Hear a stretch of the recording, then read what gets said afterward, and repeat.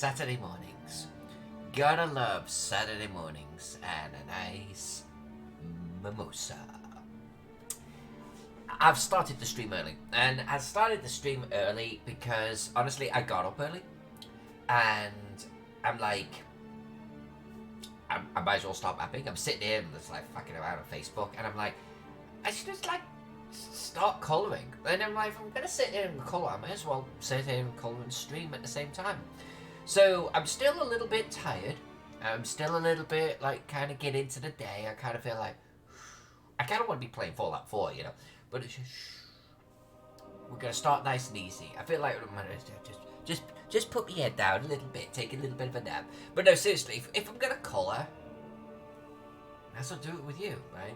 So I'm gonna start this process, and we're colouring Gaxmoor. And I've been thinking about this. And I actually read the book just before the stream, just trying to get a sense of it. And so it's on a granite mesa. It's rocky around here, but it's a fertile valley. So I think I was gonna do like the Vicodon colors, like Mediterranean, but I think we need fertile, right? We need rocks. We need it to be plenty of like stone. It's sitting on this big slab of stone, but good patches of greenery in here. Your standard European fare. I think that's what we're looking at here, and I'm gonna endeavour to not make it too saturated. That's something that I tended to do in the past, and I'm gonna try and throttle that back. I think that's one reason why Vicodon worked so well. Now, I still need to actually do the battlements here. You can see I've done them here. But right now, I kind of want to just colour. You know, we can do battlements next week, you know. I can do battlements after colouring. It doesn't matter. And I'm thinking, I don't want to go around the map finishing the trees. The trees need highlights, lowlights, and shadows. That will take all day. But we can do trees as we go. We can do these forest paths as we go. We could do the graveyard. That'd be a nice way to start. But I'm thinking about actually starting on the rocks. I'm thinking about actually getting our big slabs of granite, you know, done. Because then I could do this dirty water path that's here. Yeah, I'm thinking about doing rocks, like these big huge chunks of rocks. I'm thinking about starting there. And then we'll do buildings as we go.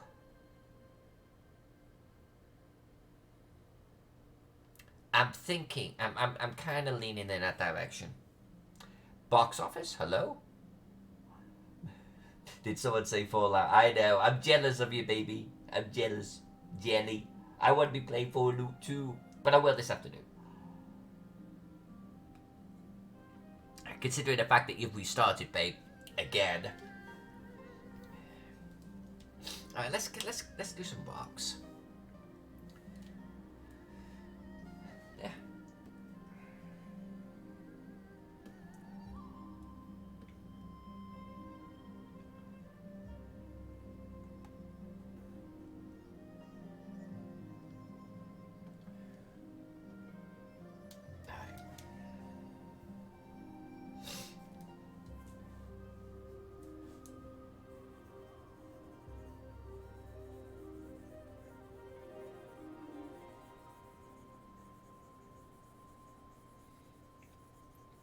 I think getting ourselves warmed up on this, on the rocky area, will be a good way to actually start.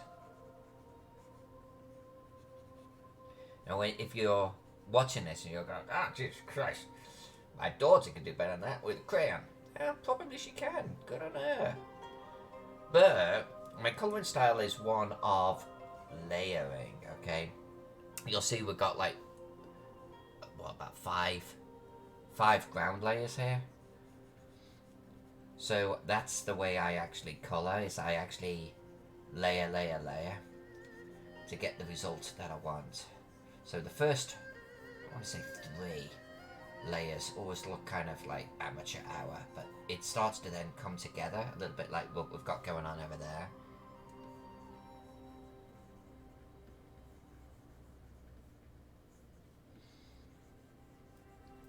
And what I'm trying to also do here is, you'll see I'm following the contours of the hill. So it helps create this sense of elevation and slope.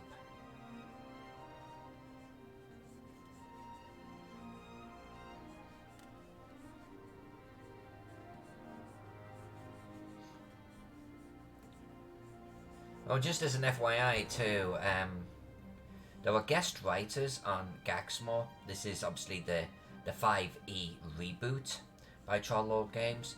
They kickstarted it recently, and they've got some guest writers. And of course I've extended that if any of those guest writers need particular needs, whether it be drawing needs or colouring needs for their locations, to let me know. For example, the pyramid is to actually be coloured like a big top. It's actually going to have stripes. Now, it's still got to look like a pyramid, but it's going to be a unique colouring pattern. So you might see me doing a little bit more ink work on this, depending what the writers have needs for. Oh, I got a little cave there. I forgot we added a cave.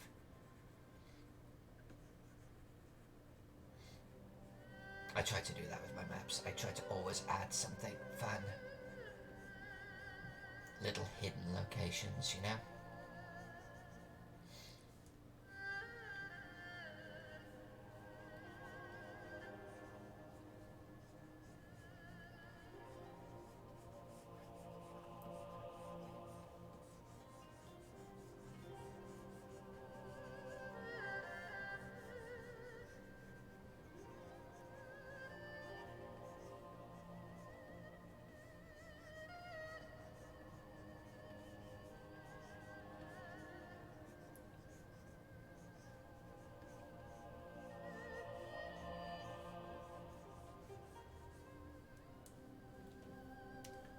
I'm going to try and stay focused in this area and not drag myself too far away. But you'll see that I'm going to call them cliffs. These cliffs, these bluffs, kind of come way out.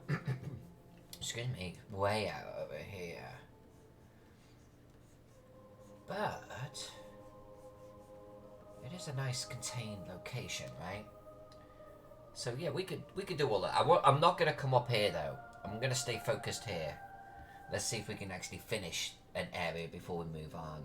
And maybe I'm unsure how to do this. Like in so much that, do I do all of the rocks and then all of the grass and then all of the buildings in an area? I mean that's kind of like progress worthy, right? You can take little screenshots and stuff. I'm tempted to do that. It will feel slower overall, but then you have these finished areas that you can like sort of say, you know, look at this is how we're doing. Or do I do just all of the rocks and then all of the grass and all of the trees? That could feel slower though too. It's like that you never get a moment where it's like progress shot worthy. Well, think about it. I'm tempted to do the complete an area. I'm tempted to do that.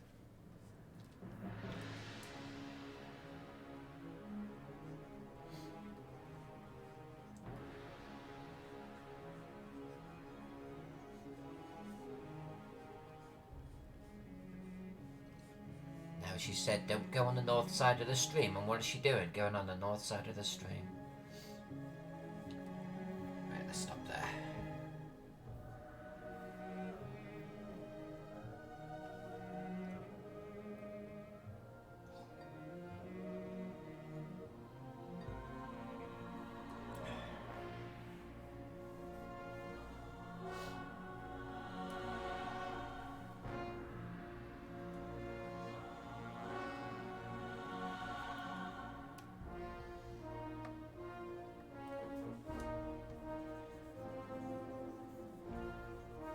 tempted to do little patches of green too, to be honest with you.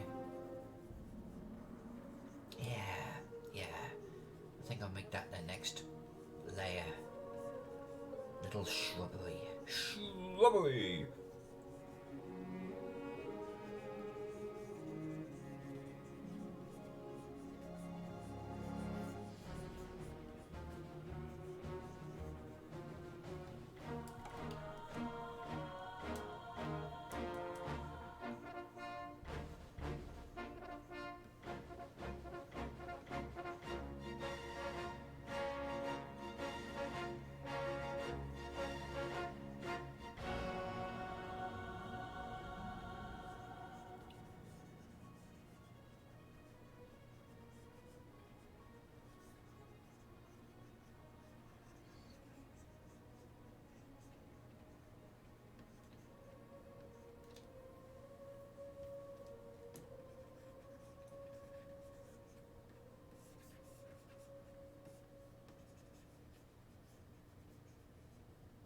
So, alright, so this is a hill on its own. Okay. It's a little tiny hill right here.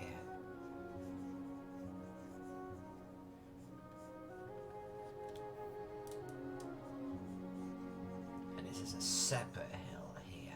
Okay.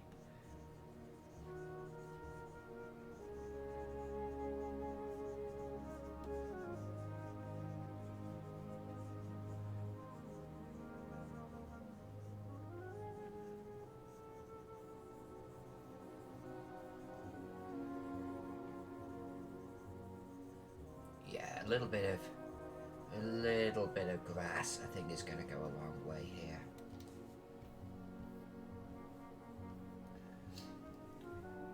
Yeah, and I think I am going to do an area. I think we're going to work this area today.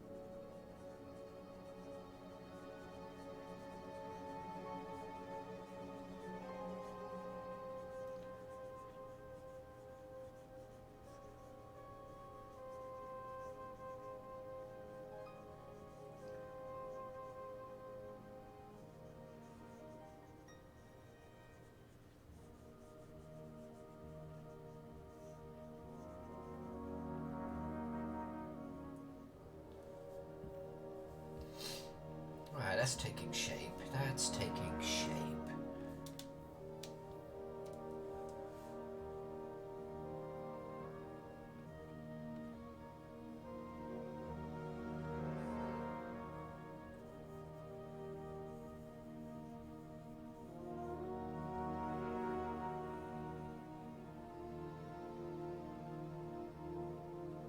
I think I'm going to do like a gravelly, sandy edge to this. This water runoff, if I remember reading this correctly, is kind of fetid and dirty. So the water itself is going to be pretty rank, right? It's not going to be all blue and shit. I'm thinking browns, greens, you know, that type of thing. So I actually want to create a nice contrast. And if we do green grass edges with green water, you're going to lose it, right? So I'm going to do like good, like greys and whites and yellows on the banks, and that's kind of what I'm doing. Then when you get to the water will stand out.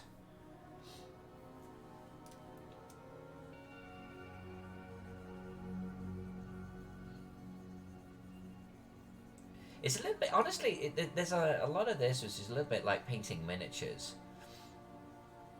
When you're dealing with color combinations and contrasts and things like that. So a lot of the similar sort of thought process goes into it.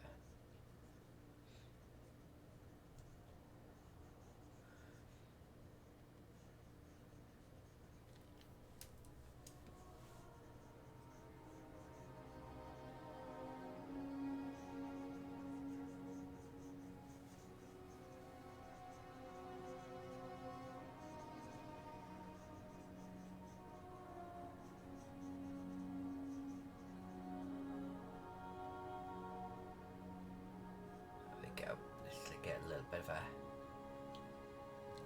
grassy area next to the road. And I think on roads we're gonna flag them. Okay, these are major roads. This is a major, or was a major sort of trade hub, so to speak. So I think these roads are not going to be mud roads. These are going to be flagged. The major ones, anyway. These minor roads coming off, those will make sort of just trails on the ground.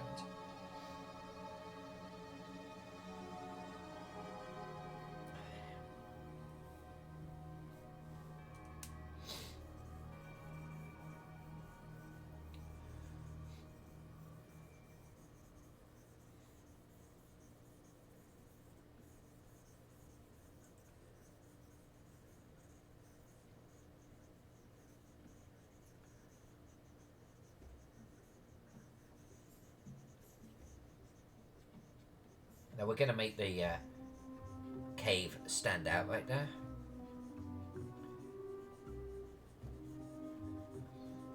Right now, we're kind of just dealing with base layers.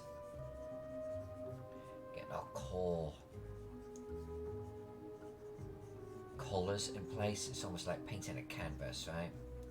Then we're going to come over the top and we're going to do our highlights and we're going to do our shadows. And we're going to do our detailing, things like that cave there.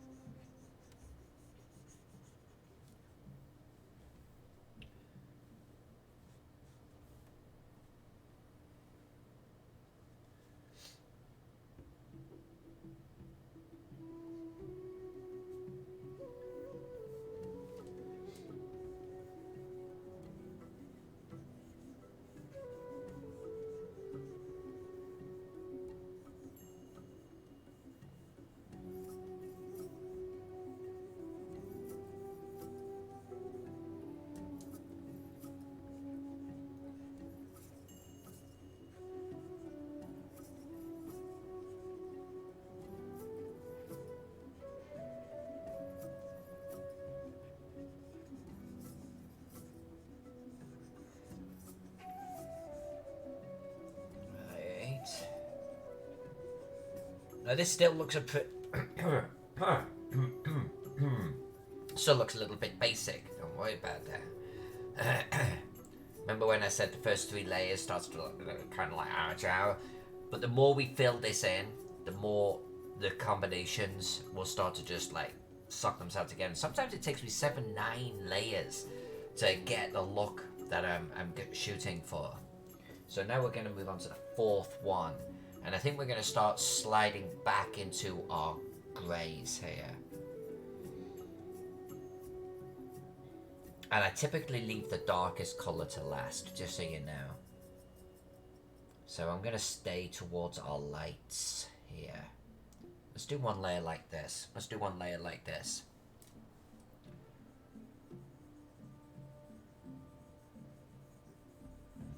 We're going to follow our ridge lines.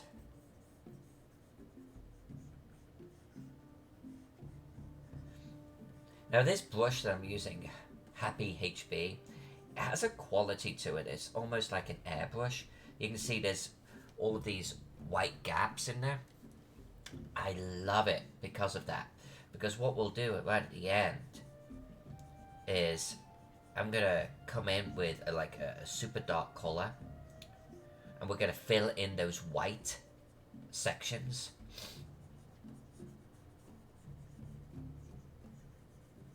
With these little tiny. Well, let me show you. So we got this sort of right there. Let me just momentarily sort of come in dark. If I come in now underneath here, you see how it fills in those little white bits? I love that effect right there. That's what we're shooting for. But we're just doing it slowly. Yeah, I think I want to come a little bit more towards the grey. Let's do that. So we're kind of just basically filling in white one layer at a time towards our green greys. And I'm not pressing down too hard because I want to encourage those white gaps, that airbrush feel. And then we're going to come over the cliff edge, we're going to come right over the top, and we're going to do our edges, and we're going to do our shadows. Those are the last two things we're going to do.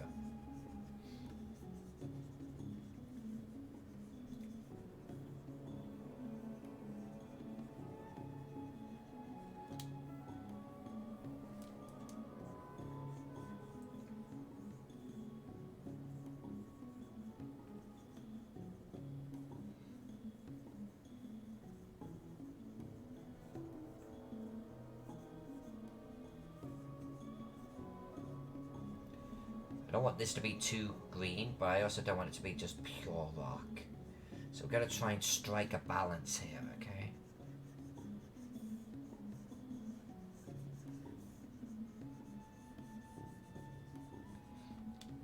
I don't want this to sort of feel like English hillside, where it's all greens, rolling, lovely hills. I want this to feel a little starker.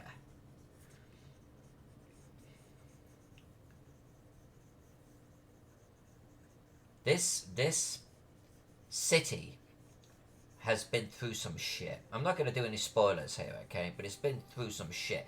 And certainly we all, I think, at this stage know that it's been under siege. I mean, this city has been attacked. There's going to be a lot of ruin on this city. You can see walls are destroyed. Buildings have been burned down. So I kind of want to bring that into our countryside to a degree. I want it to feel like harsh, you know?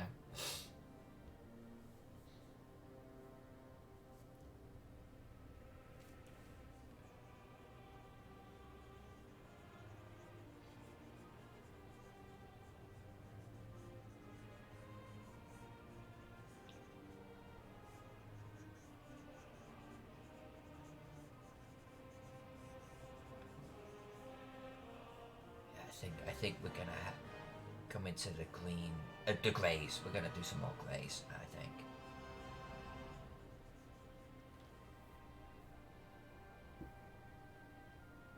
Yeah, let's get some grey going on.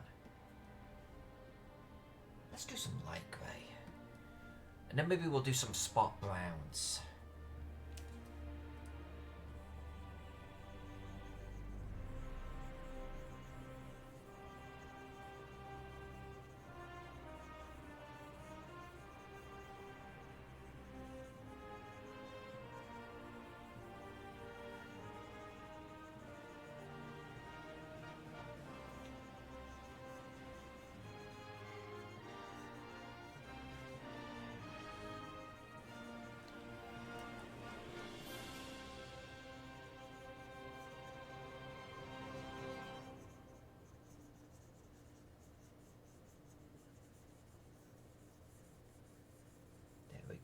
There we go. Taking shape.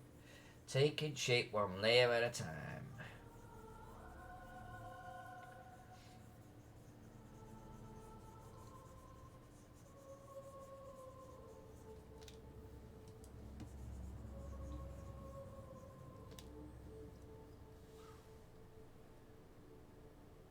Mr. Fowler says, damn, you're up early, Alyssa. Well, it's 10:15 here, my friend. It's Saturday. Every other Saturday, basically, is not a gaming day for me. And so I try to use as much of the day as possible for mapping, or mooping, as they would say. And today we decided not to go out for breakfast, because neither one of us were particularly hungry. So it ends up with me, I was sitting there like basically 9 o'clock, staring at my computer, fucking about on Facebook, and thinking, I might as well just jump into this. So hence, yeah, a little early today, my friend.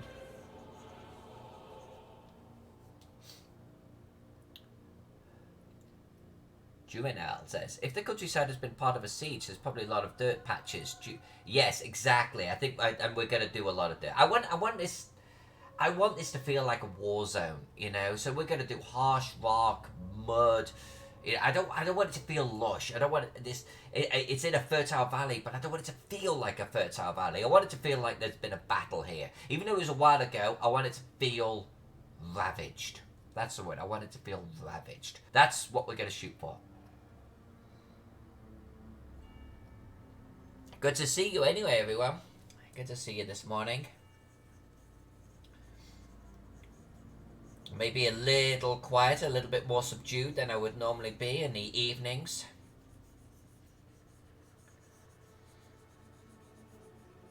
Until the coffee starts to kick in.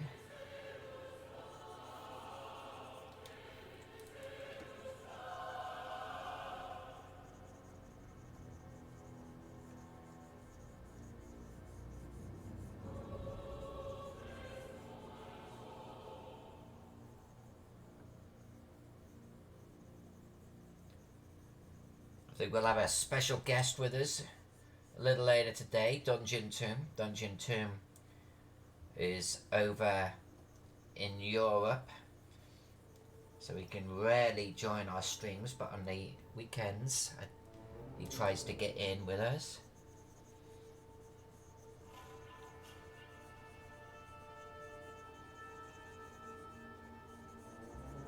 It feels like a long time since I've actually streamed on the weekend, and I think that's because of sicknesses and recent conventions.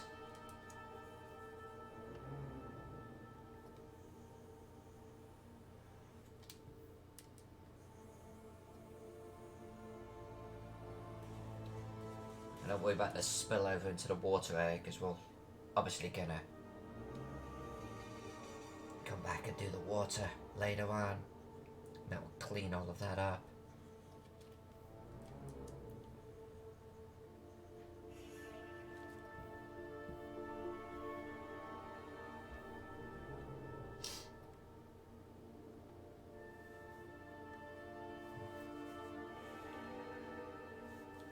Breakfast beer. Breakfast beer. And my breakfast beer is gone.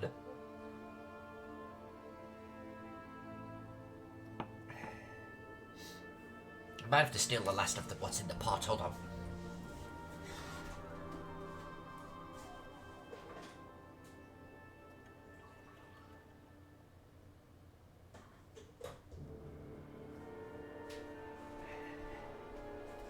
And it's only lukewarm too, which is an insult. I love coffee to be steaming hot.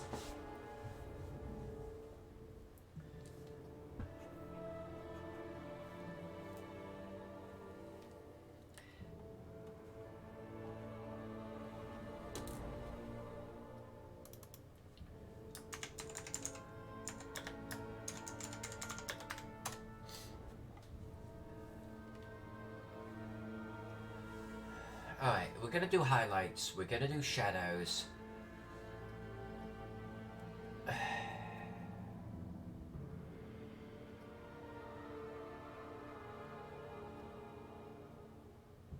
Let's throw some brown. Let's do some brown in here.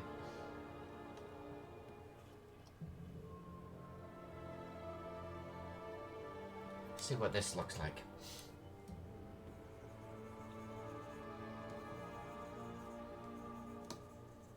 Does that do anything? go. Little patches.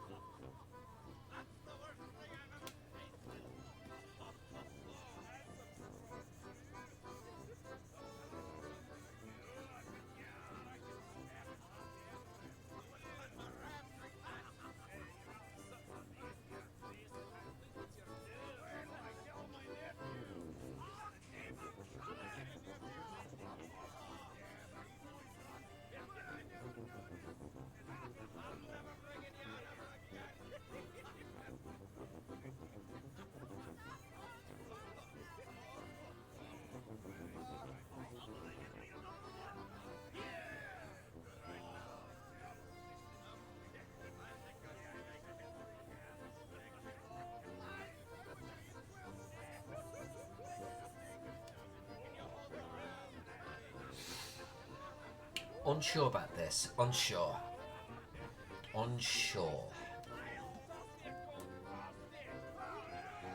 But we'll see once I do the highlights and the lowlights how I'm feeling about it.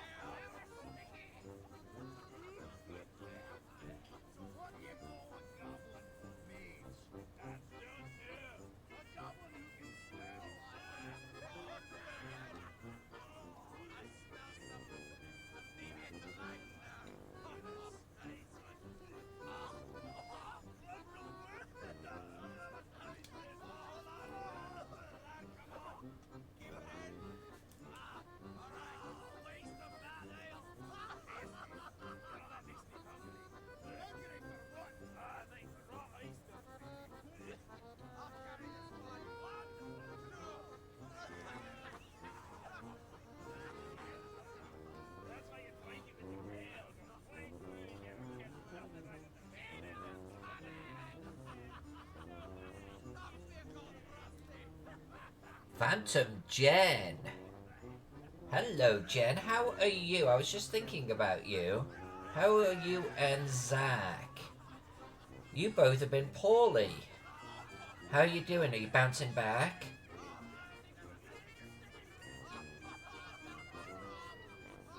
And good timing, by the way, too, Jen, because I'm about to do some shadows. Highlights and shadows. Shadows!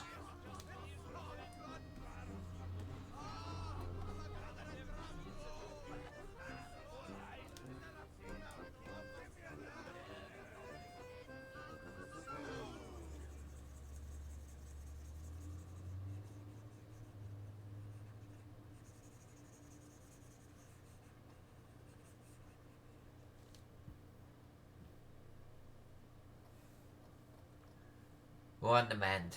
Good. Good. You two don't get sick that often, certainly to the point where you're both taken out of commission. Sorry that happened.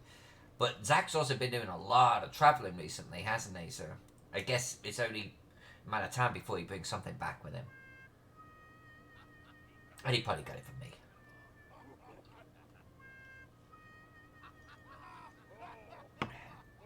Good to see you, young lady, anyway.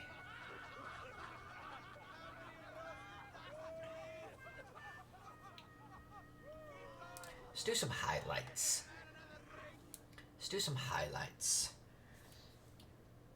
Let's get our cliffs really beginning to show here.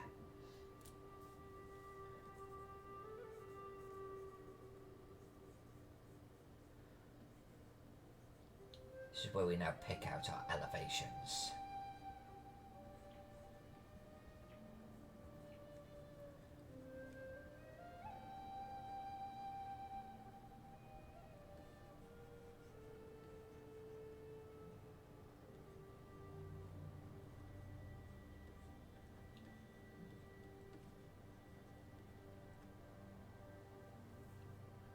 How was Gamehole? Was it my first time?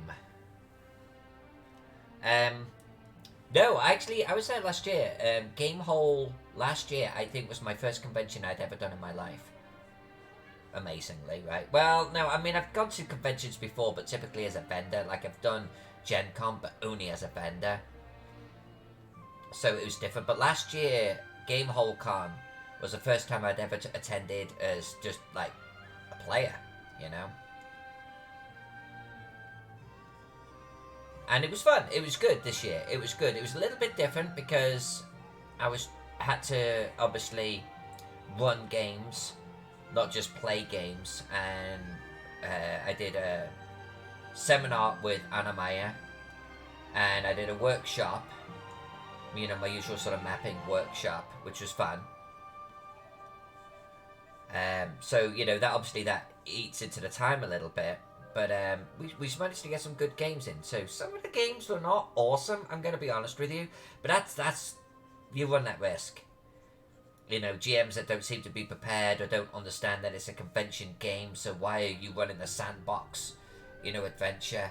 Because players are just like getting a little bit confused. You've got 4 hours, you know. Players need to know what the hell's going on. It needs to be fast paced. You can't run it like it's in your living room and you got 8 hours on your hands. So there was a little bit of that going on, but it was all good. It's all good. Had a lot of fun. Yeah.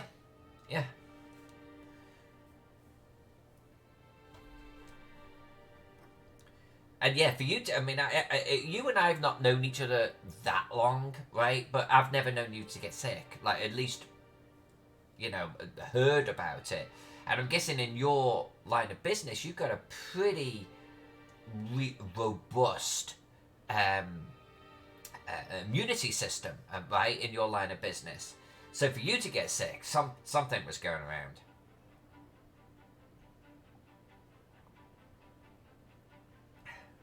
Unfortunately, I got sick before Gamehole Con, and it's still with me a little bit. And Jack didn't get it for like a week, and I thought he was going to escape it. Then he got it too. But he shook it. He shook it faster than me. For me, it's actually still hanging around.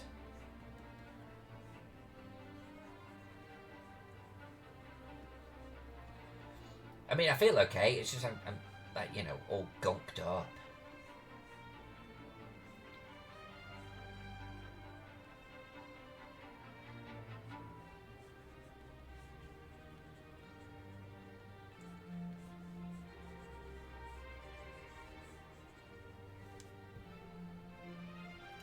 I think that's coming together. Mr. Valor says, I understand that with the con games, I only started running one-shots 3 to 4 months ago. It's a whole different thing than running campaigns. Alazilla, Gabe, Alazilla, I didn't know you were here. Hi. Gabe definitely got the Concord too. Oh, probably next. Oh, I'm sorry. It sucks. It's the downside of the con. You know, We actually tried to, we take cough drops, we drink vitamin C, we actually, use hand sanitizer, and I think it always helps. But I definitely went into the con already sick. I was one of those people that caused con crud. I was patient zero. Good to see you, Ola. Ola, I'm sorry I fell asleep during your game. The game was freaking awesome. I was having too much fun. And when I have too much fun, I drink too much. And it was late. I told you I can't hang when it's late. But the game was awesome. I was having such a fun time with everyone.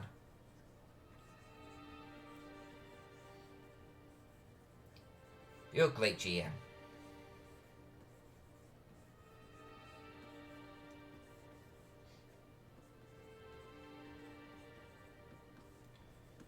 But yeah, Mr. Valor, I'm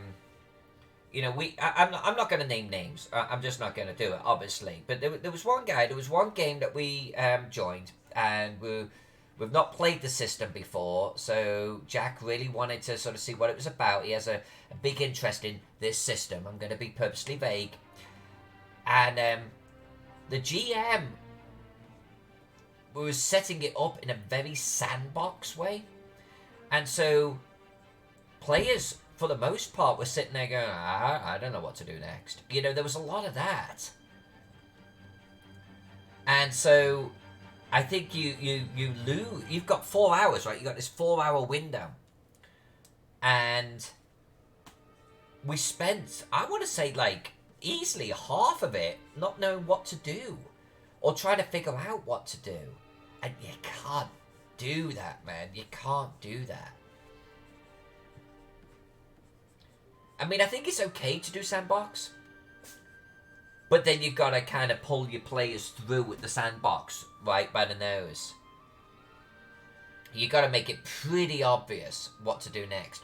Like, I ran Cthulhu Invictus, and arguably, it was a little bit of a sandbox environment because it's on, like, the border of Germany, Germania.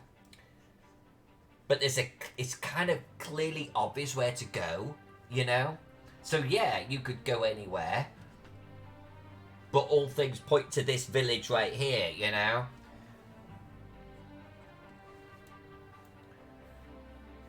I'm going to accept this. I think I'm going to accept this.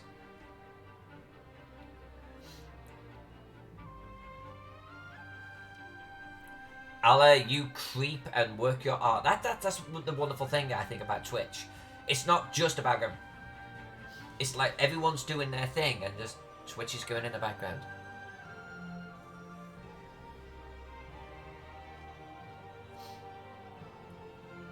Allah's, Phantom Jen, are you talking about Allah's costume? Allah's costume really rocked.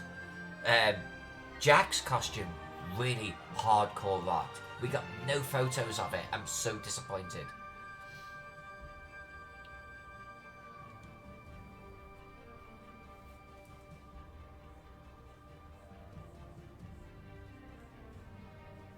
So, Mr. Valor, we ended up... so, at Gamehole Con last year, we actually ended up playing quite a bit of 5e for the first time ever in our lives. We really liked it, It kind of got us into it.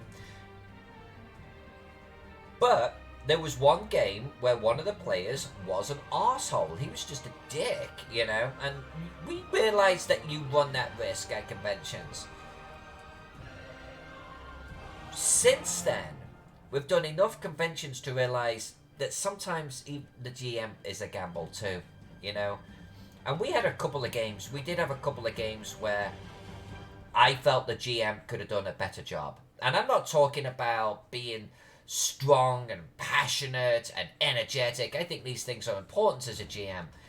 But the structure of the game, and ironically, both of them were failing, in my humble opinion, because they were too sandboxy. Like I say, you got 4 hours. Players need to know what they're doing.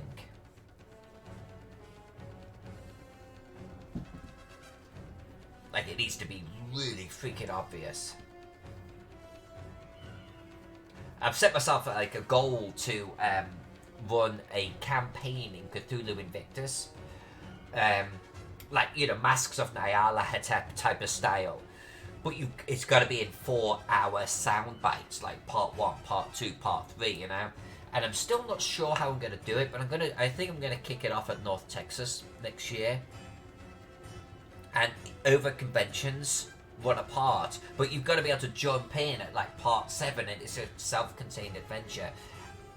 I'm really up for the challenge though. I think I can do it. It's going to be roads, but I'm still trying to get my head wrapped around it.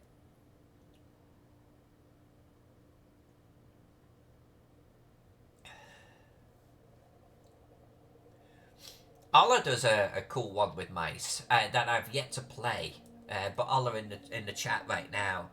Apparently, everyone freaking loves it, and I really want to play it. 5-room dungeon. Yeah, 5-room dungeon for one shot. It's almost like 5 rooms, 5 encounters, right? I mean, thinking about mine, Cthulhu Invictus, there was the intro and investigations, forest first village, second village, and finale. So like four locations in mine. Any more than that, you're probably pushing it for time. Oh, and there was one guy too. Honestly, I mean, again, I don't mean to bitch, but and I couldn't say anything at the convention, but you know, all GMs get like this little instruction packet that basically says, "This is your table. You got 4 hours to run. Be packing up 15 minutes before end of time, right? Because there's another guy wanting to come in afterwards." All right, that makes total sense. For one of our games, some arsehole, like, we're still running his game, and he's got this big, huge 3D dungeon set up, and it was like, so he wasn't like anywhere near rap, to the point where like all of the players are sitting around, like of the players of the next game, we're sitting there going, "Are we at the wrong table?" And this GM was oblivious, and then the new GM comes up and he's like, "That's my table." And this other group just kept going for like 15-20 minutes after the hour before they even started to pack up. And like, how could you be so unaware that you are now disrupting the game after yours? It's like, dude, I wanted to slap him. Ah.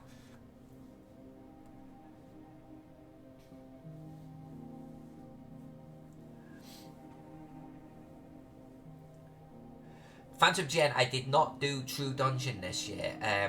I was actually invited to the guest one after, you know, the VIP party. And I had an intention to do it, but we had travelled in that day. We were tired, and we just wanted to sit around and hang with people, you know? So that's what we ended up doing. I forget exactly what we did, but, you know, that's the first evening, and, like, you know, everyone's there, Zach's there, and I just want to chill with folks. So that's what we ended up doing. And I didn't end up doing True Dungeon at all. I'll run it at Gary Connell. Planning that this being the mouse adventure that she does. I'm planning on running it Wednesday night at North Texas for the girls. I would play. I've heard nothing but awesome things about that game, Allah. Everyone talks about it.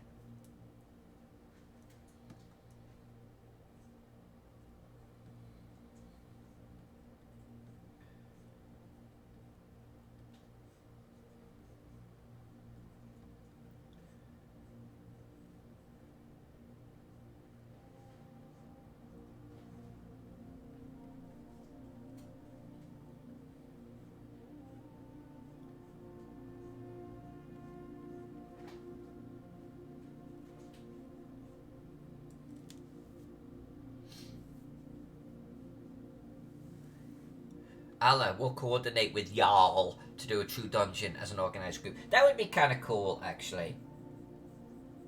That would be kind of cool. I always want to do more with you and Gabe, you know? So, any opportunity for that is fine by me.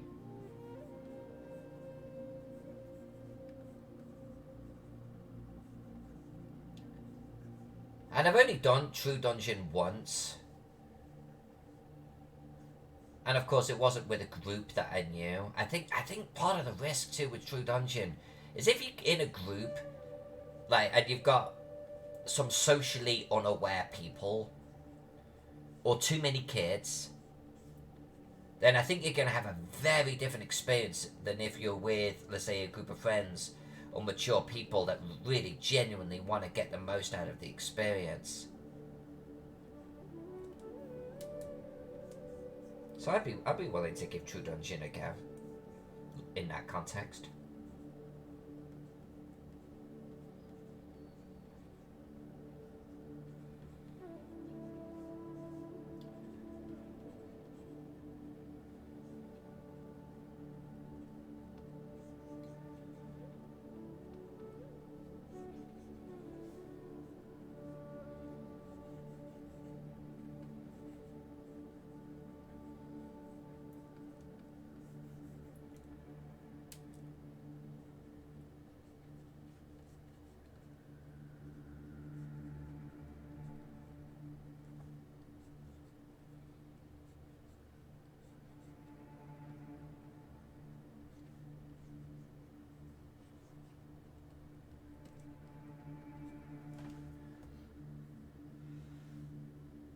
I think I'm okay with this. I think I'm okay with this.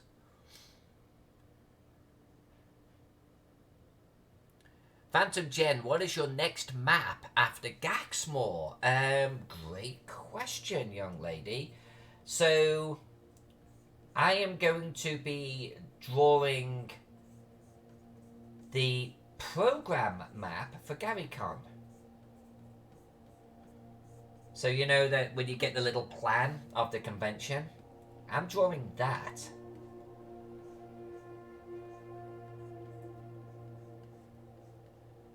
That's kind of my end of November, December project.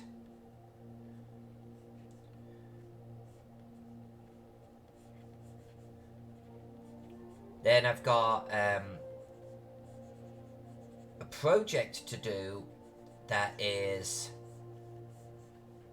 I don't even know the name of the project, okay? So I'm kind of a little low to sort of kind of get into it, but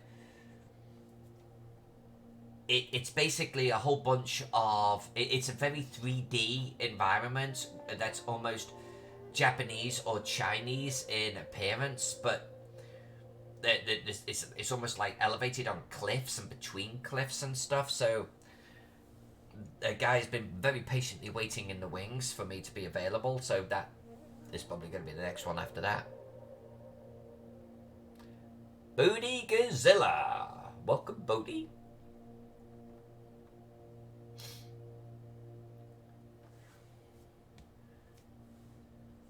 But yes, the next project confirmed is GaryCon. Get the words out, Phaeton. The GaryCon guide map.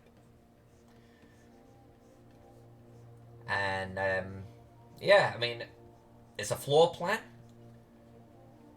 and I want to make it obviously fit in with the theme. And I don't know what the theme is yet. I've got to go talk to Luke here in a couple of weeks.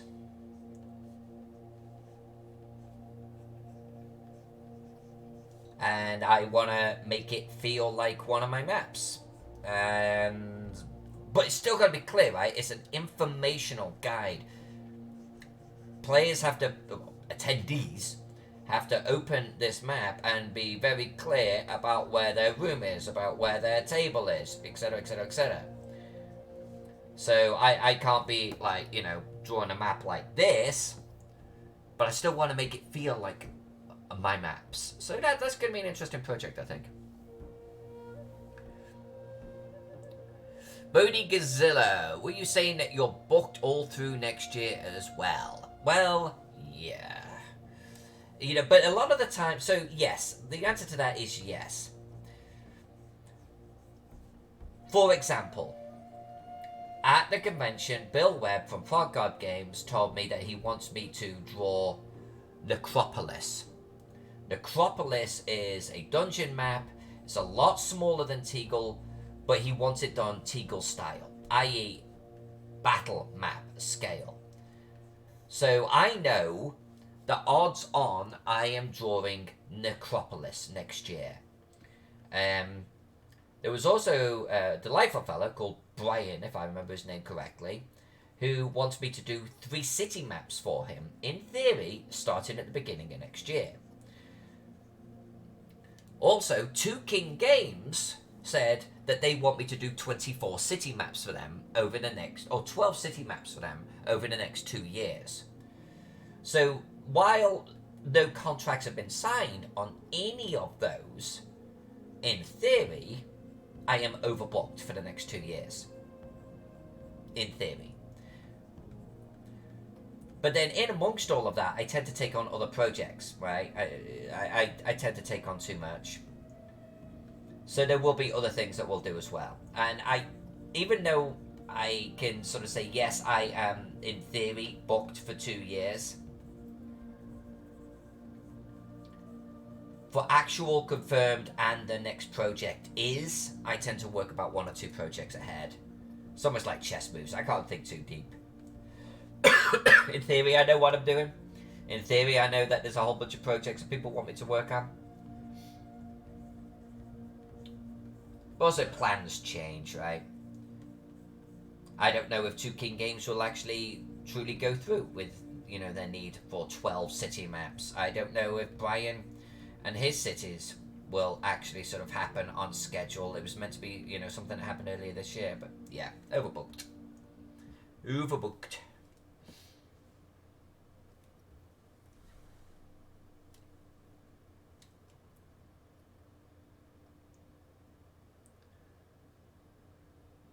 So Bodhi Gazella, honestly, the best bet is just to hit me up and, just get yourself in the queue.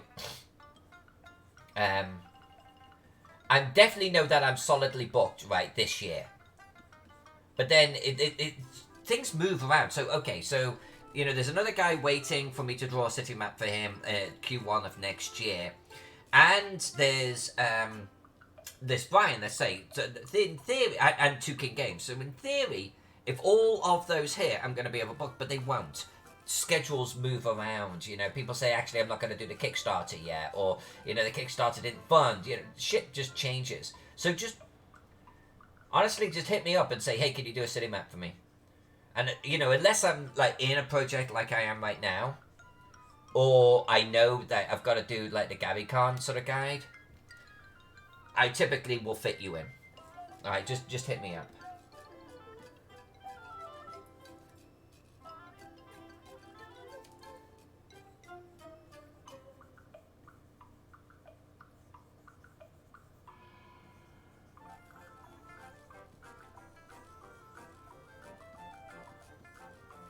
But it won't be this year, because I do know that I am definitely booked right now.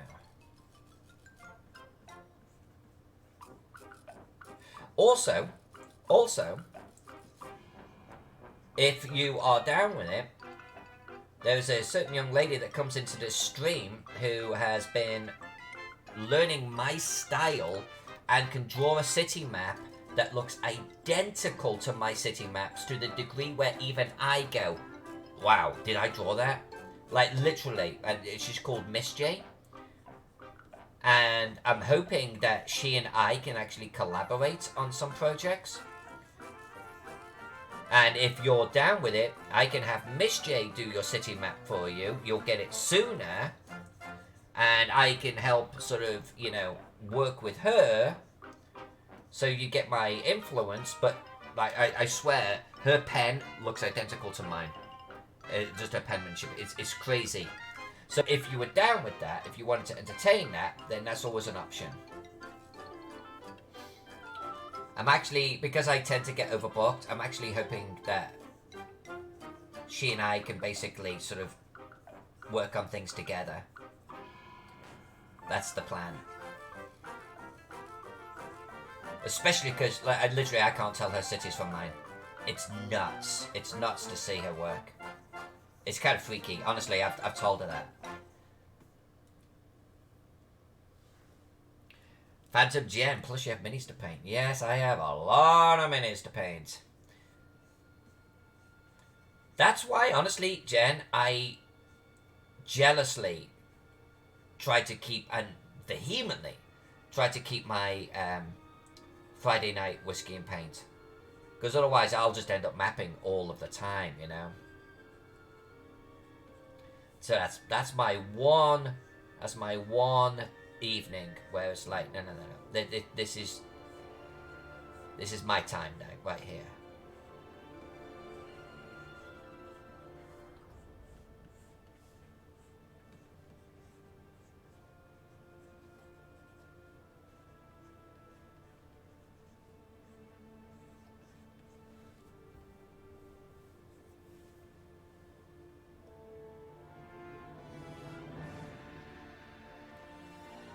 Yeah, let me bring up Miss J's city map, just so everyone can see this thing. And I mean, look at the colours. Even the colours look like mine. This is, I mean, it looks a little fuzzy, but like, I mean, yes, I can sort of see there's some difference, let's say, between our trees, but that looks like my hand right there. That looks like something I have done. I mean, look at this thing. It's nuts. Even down to the little flagstones on the bridge. That's my hallmark. That's how I draw my bridges right there. Exactly like that. I mean, I'm stunned when I look at this thing.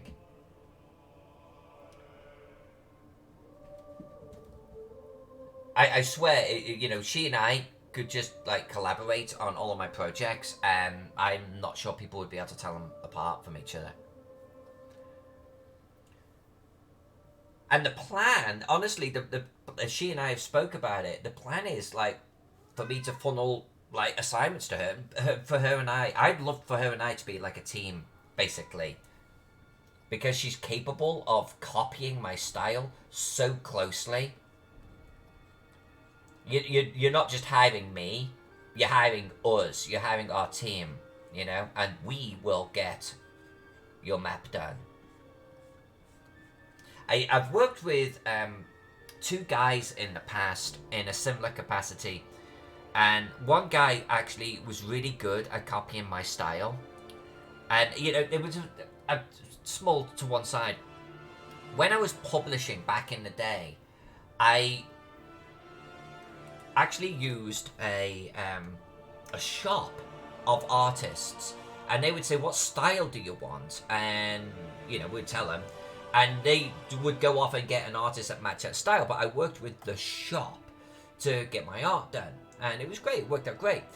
So I always thought I could form a small cartography shop, because I always have more work than I can personally do. And years and years and years ago, I had a guy helping me out with that. And then he just decided he was going to drop out, like in the middle of a project, and it really kind of fucked me over.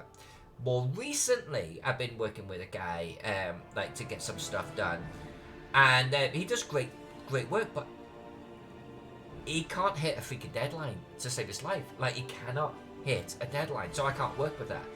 Miss J, I'm hoping is the one, you know, that I can partner with, and she and I, Miss J and Faden, will do your maps.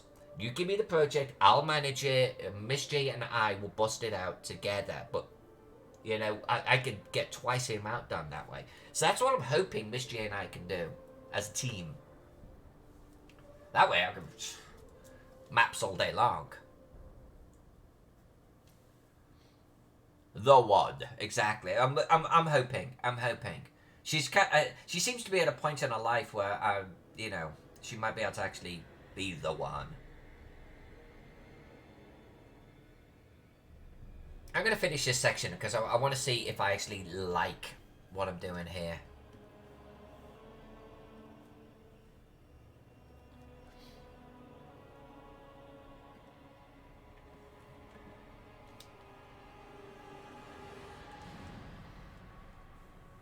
I'm hoping I can get a map along the lines of the 1800s Bacon travel map of London.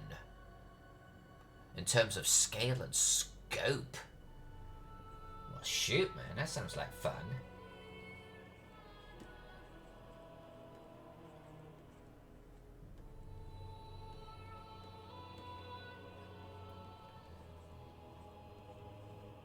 I'm still waiting for someone to come up to me and say that they want me to draw Ancient Man. I swear I will die when I get that project handed to me.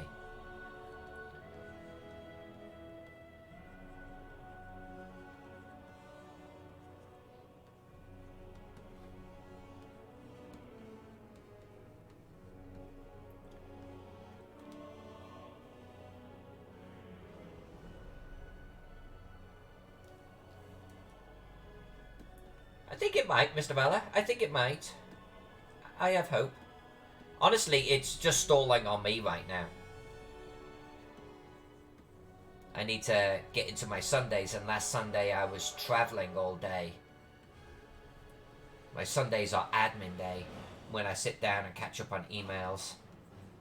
And I owe her an email.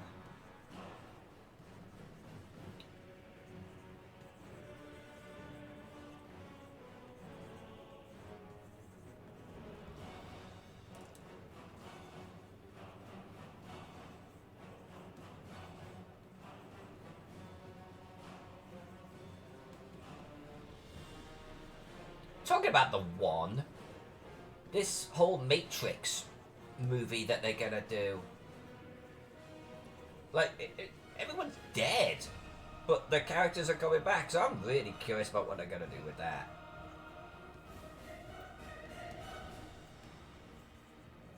I mean, I love the Matrix movies, but I gotta be honest with you, when I heard that announcement, I was like, what?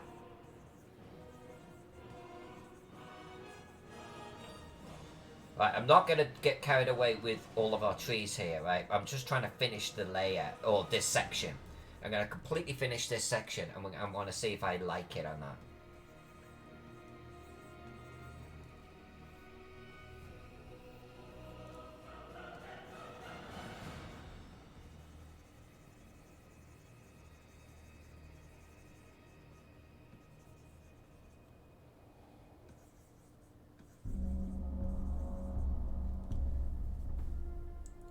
Dungeon Tomb is here!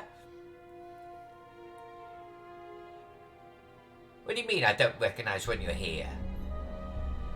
What?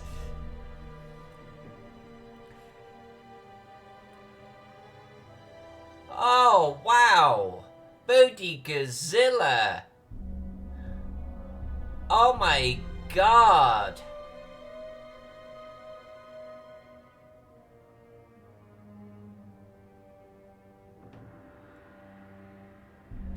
Wow, Bodhi. Bodhi.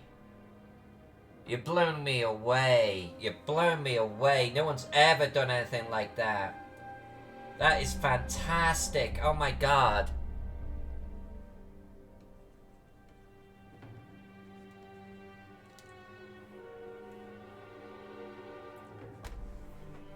Thank you. Thank you for doing that. That is freaking awesome. That is freaking awesome.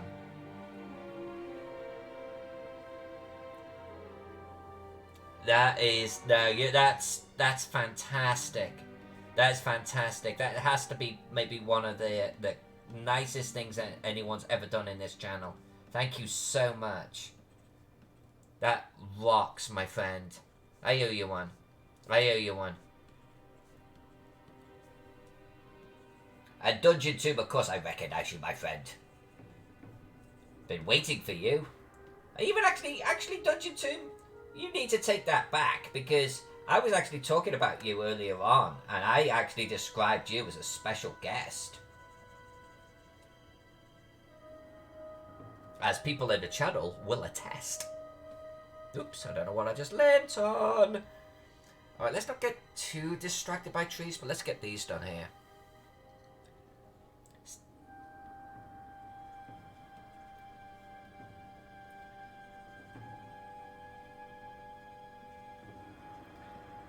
I was even going to go so far to say he's just walking his dog right now, but I didn't get into that level of detail.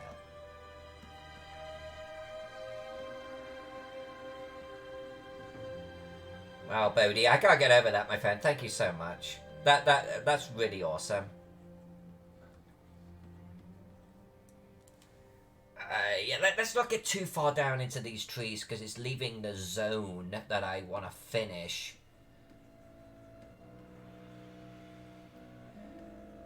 But I do want to get all of our ground and our buildings and everything here done. Because then we'll be able to sort of take a step back, look at it and go, yeah, that's working. Or, it's kind of not.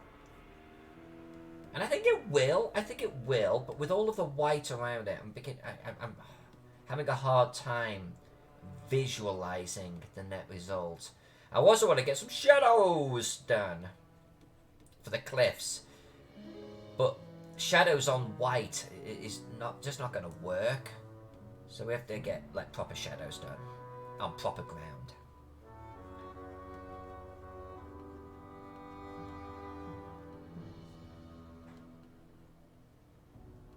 I need a shadows emote in the channel.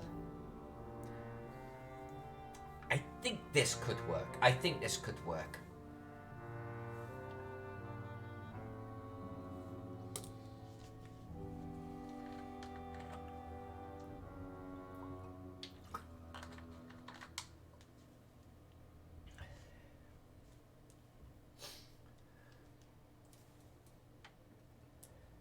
So Dungeon Tomb, haven't seen you in forever. How is life? How is life treating you, my friend?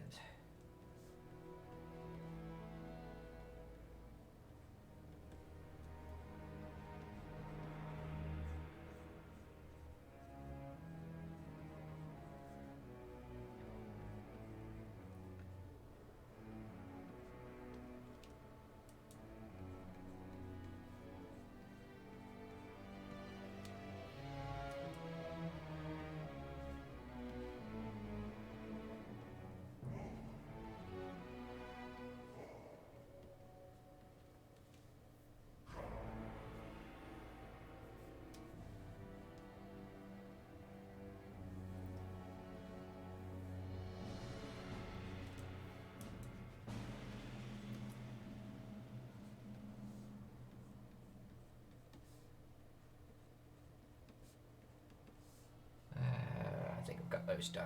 Right, let's do a little bit more here. Doing highlights and I'm doing shadows on the trees. And then the trees themselves are actually going to cast a shadow. This is why I want to kind of get all of the ground and everything done in this area.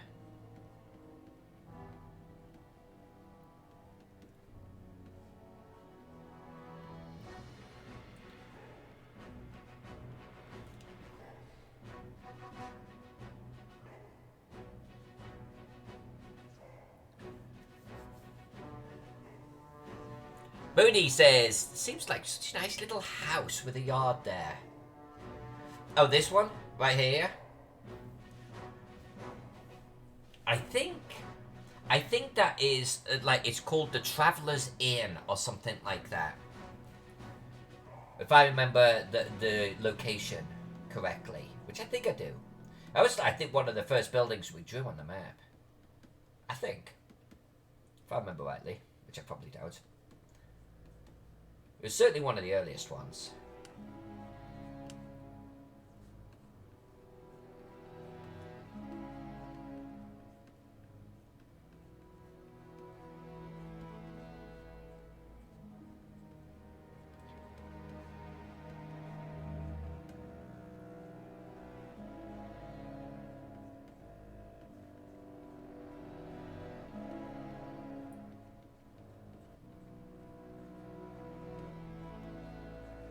This colouring on the trees that I'm doing now, what is it? It's going to be about 3-4 layers of colouring on the trees.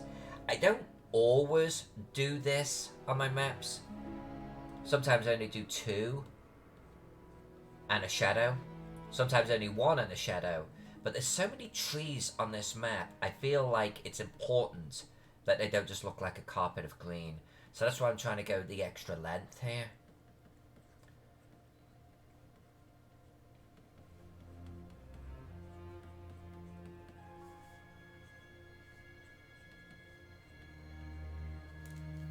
And I'm going to just stay in this area primarily.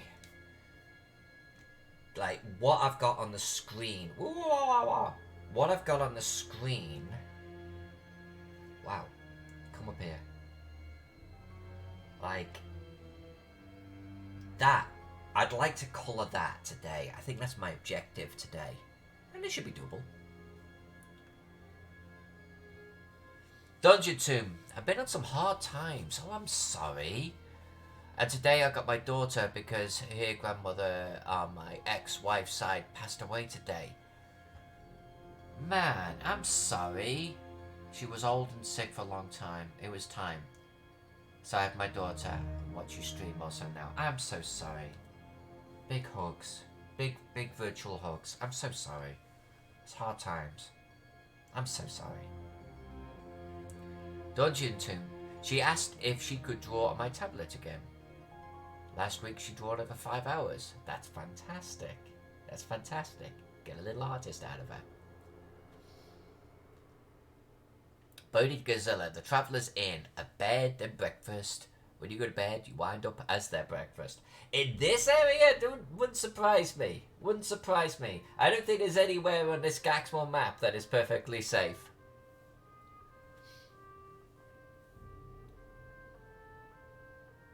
Urinal. Ever had the idea of making black and white maps and then putting them in a book? Urinial. I called you urinal. Urinial. You know, I think that's actually a really good idea. And Two King Games, their main audience is children. Because they try to get children actually to play. And so if Two King Games really do move forward, we're doing some city maps, like to the tune of 12 to 24 city maps over the next couple of years. I think that would be a great idea, because the maps have to be simpler than what we've got right here in front of us right now. I think that could be the perfect project, or projects, to create a colouring book out of those. So no, I hadn't thought about that before, but I think that's a good idea.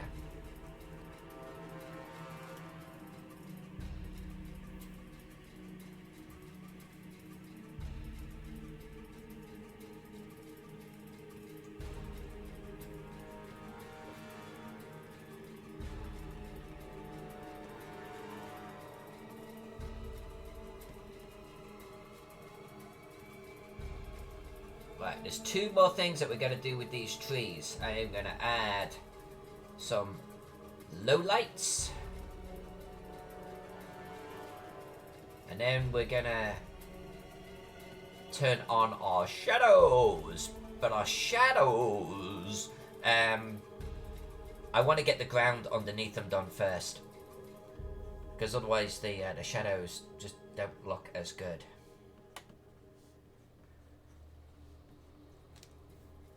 We're also going to do some shadows on the hills and such. So I think what I'm saying is, after I've done the low lights on these trees, we're going to work the ground.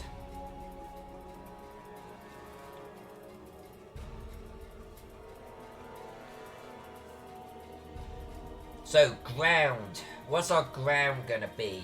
Mud. A lot of mud. Patches of green. Maybe some gravel.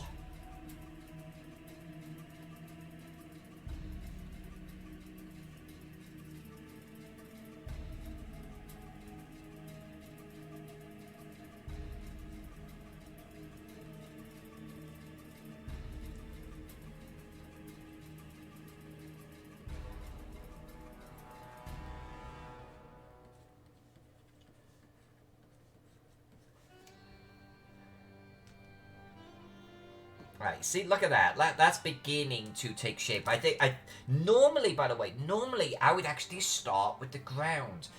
But, I don't know, just mixing things up a little bit here. And I think I wasn't sure about what I was going to do with the ground, too, to be honest with you. Juvenial. A friend of mine got his 6-year-old into D&D pop-out colour book by Watsy, and the kid loved it. That's a great idea. It really is. That really is. And I actually have maybe a dozen maps that would be very suitable for a children's colouring book already. If I add in another dozen by Two King Games, I think that's a great stretch goal for one of their projects. I'm going to talk to them about that. Dungeon Tomb. Have you ever seen any of the many videos out there on the all new features of Photoshop 2020? No, I haven't. Some very good tools will be programmed. Like now you can hold one key down when you paint and draw just to erase. Okay. So you don't have to pick out the eraser. Oh, that's a cool idea. I've not seen it. I do the whole monthly service with them, you know, so when new software comes out, I automatically get it. I didn't realise that 2020 was going to be so kick-ass. I look forward to that. It's kind of cool that they're innovating, you know. The last few versions, I think like since 2016, have been kind of, nothing really revolutionary in there. So that's kind of cool. I'll link you on Facebook, says Dodger Tube. Thank you. I look forward to watching that. Very much look forward to watching that. What's our ground gonna be? I don't want this map to be too green, and I feel like our hills are already too green. Which is okay on that side, but I want this to be more grey and stark.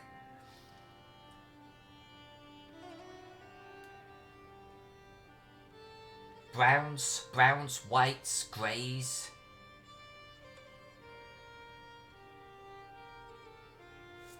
Let's try it. It's ruin, right? And then our buildings are going to be burned out. So let's try it.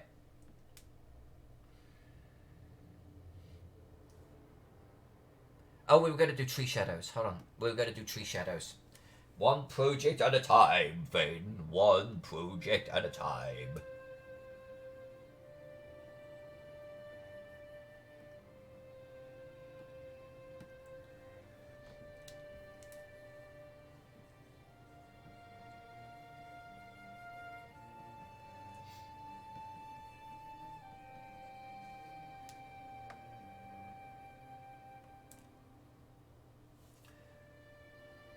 Journal says there's also stackable layers now for drop shadows, outer glow, etc. So one layer can have 10 outer glows. Wow, okay. And Journal says around the houses probably lots of black burned out. There'd be exactly what we're shooting for here. So I want burned out houses and ruin to have good contrast, right? And I don't want the area to feel too lush. So I'm thinking more of a grey, stony ground, maybe with patches of green. And that's kind of where my head's at. Mud, you know?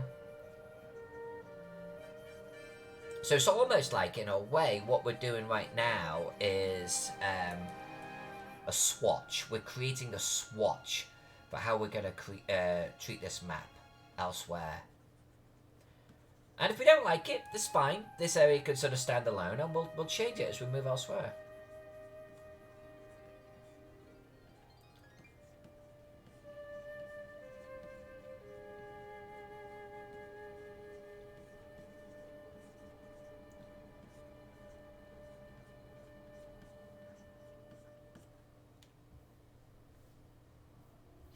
I do like colouring trees.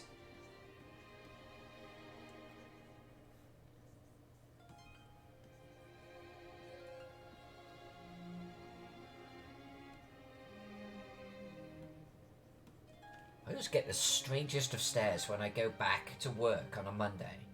It's like, well, what did you do this weekend? Because my response is always, well, play games with my friends, Dungeons and Dragons. Or, yep, spent Saturday mapping. What? It's like, what do normal people do with their days? I don't know.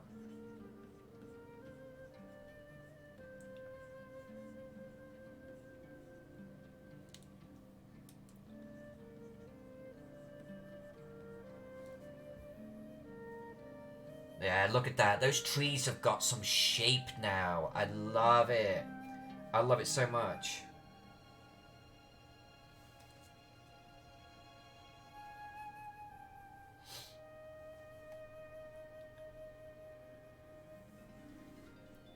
Phantom Jen says, don't forget the shadows.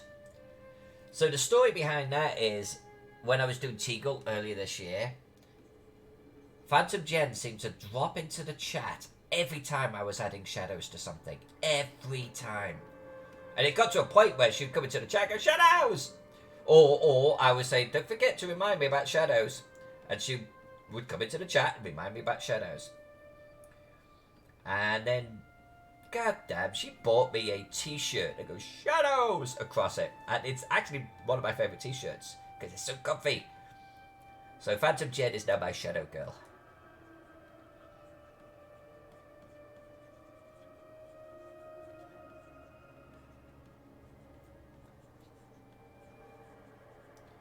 I love these trees. They are looking pretty damn good. I haven't hit save this whole time. I just did it. Bodhi says, I've been really considering getting a new drawing tablet. Yeah. You know, so this is a big, huge Wacom monitor, right? It's 80 pounds in weight. I really want to get a drawing tablet at some point. I do. You know, something about so big, but just portable that I could draw on. I really want to get one of those. It's just trying to justify the expense to myself, but I'd love to get one. Bodhi says, for my next D&D character, I've decided to play the fighter archetype. 3 halflings in a coat. What? What? 3 halflings in a coat. Okay. Phantom Jen, did you see the preview for the Colorado Space? I did. I will be watching that. In fact, honestly, if I'm going to be really honest with everyone, they do a HP Lovecraft Fest here in Portland, and it was about a month ago, and I had tickets to go and watch Colorado Space at the actual, I'm going to call it convention, and I didn't go. I just couldn't be asked leaving the house, because it was going to be like at 7 o'clock at night on a Sunday, and I'd like going downstairs and watching films on my own TV on a Sunday evening, and I've had a few drinks during the day. I don't want to go anywhere. So I didn't go. I had an opportunity to watch it and I didn't. But I will be. I absolutely freaking will be.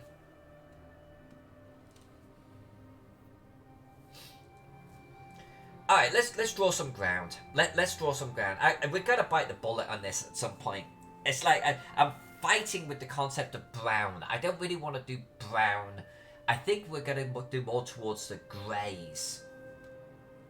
So let's do grey-brown, right? Like, if I come in around here, and then we start here, we'll have... Let's come in lighter to begin with. Let's do something like this. Let's start there, and let's just see how this sucker looks. Allah says, have you ever considered an iPad for art? I've played around with Procreate and it's very robust. I haven't, to be honest with you. I'm not saying that I'm anti-iPad and anti-Apple. It's just my life has never been in that camp. I think because of cost. But, you know, I hear such good things about them. It's like, I would love to be... So here's the deal. I want to get one because I want to be able to draw on something like the iPad, and have this broadcasting to a screen in my workshops. That's what I would love to be able to do. Draw here, carrying it around in the workshop, you know, just... Because I love standing up talking to people, right? I don't want to sit down. But so I'd love to carry it around. So that means having something portable to take onto a plane and do this in a workshop, in a seminar. That'd be freaking awesome. And have it streaming behind me. That's what I want to be able to do. I think I'm convincing myself to actually buy one.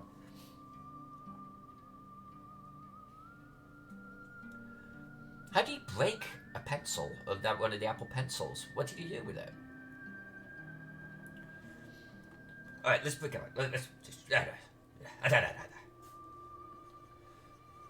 Alright, I'm gonna do this around the trees, and we're gonna see. We're gonna see if this is gonna work or not. Again, I'm not saying that we're not going to do a little bit of greenery here and there. Of course we're going to do some greenery. Greenery! But I want it to feel more desolate. I want it to feel gravel, you know? Gravel, mud. That's the feel that I want for this. With patches of green. And I know I'm coming a little further south than I intended, but that's okay.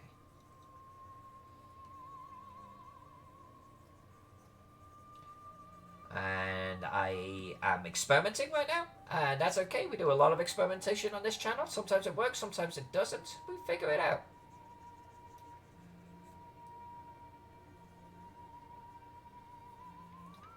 I think the grey browns will be a good contrast to burned out buildings.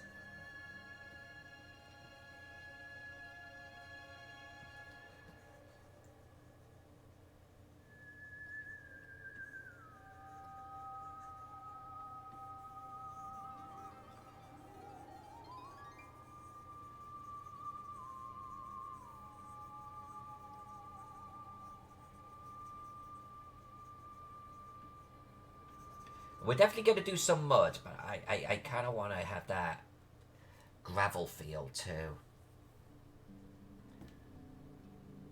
Yeah, I think this could work. I think this could work.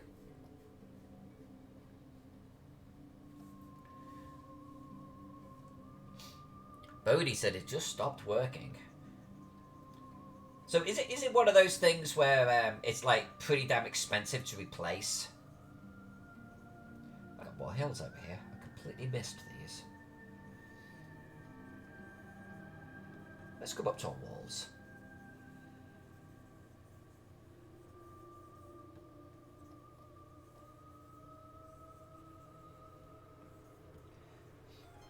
What about, you know, I hear about these Chinese cheaper alternatives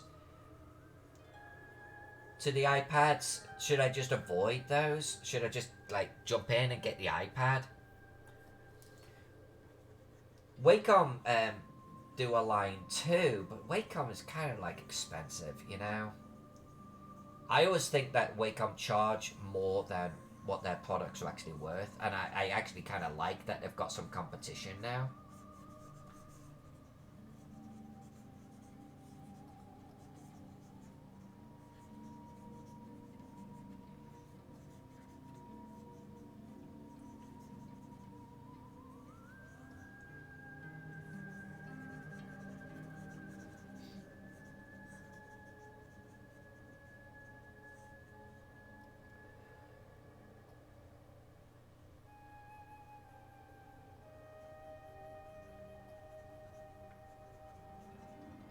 Oh, there's a lot of burned out buildings here. Holy smokes.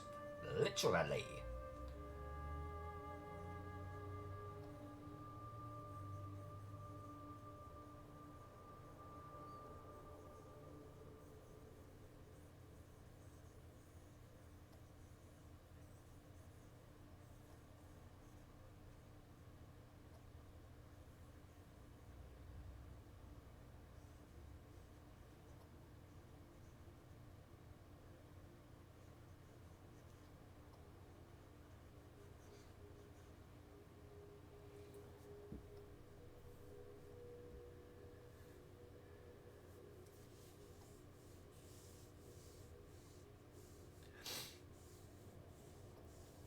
Oh, Joanel says, yeah, for Apples hates to repair, they just want you to buy new items.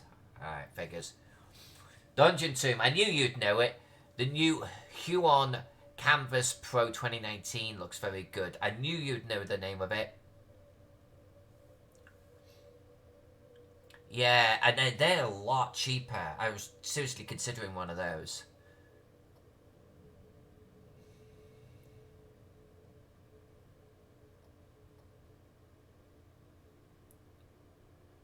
A lot of the Chinese things is cheaper due to lacking luxury stuff, like the cheap Chinese Samsung 10 doesn't have fingerprint or iris scanner and the animated emoji thingy. Right, and for a tablet, a drawing tablet, because okay, so I'm drawing on this. I'm always gonna draw on this Wacom right here, but having something that I could carry around to conventions is very appealing to me. And for that, I'm not sure, you know, I care about things like iris scanners and shit like that.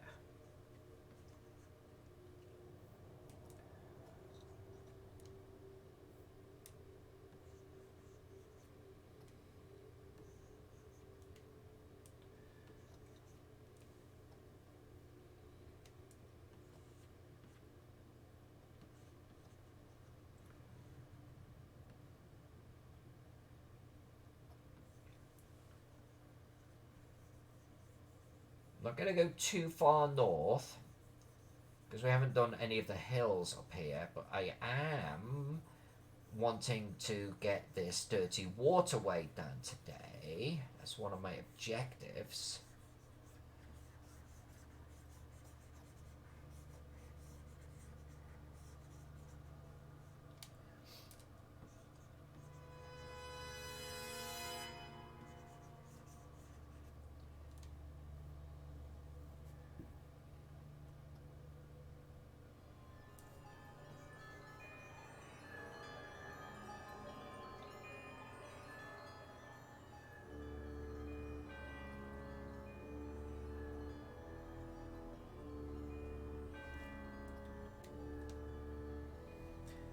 Alright, baseline of Greystone. Let's hit save.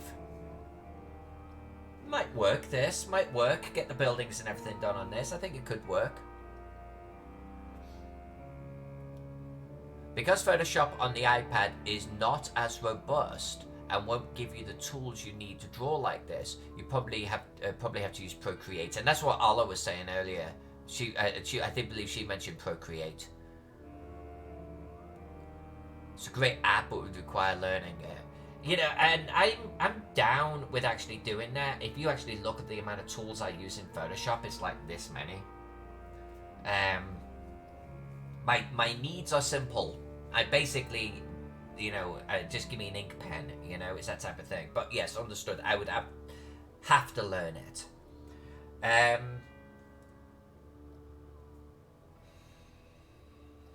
Let's come towards our mud a little bit.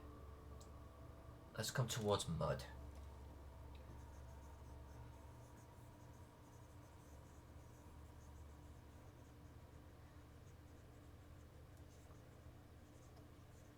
We're going to do some little forest paths here too.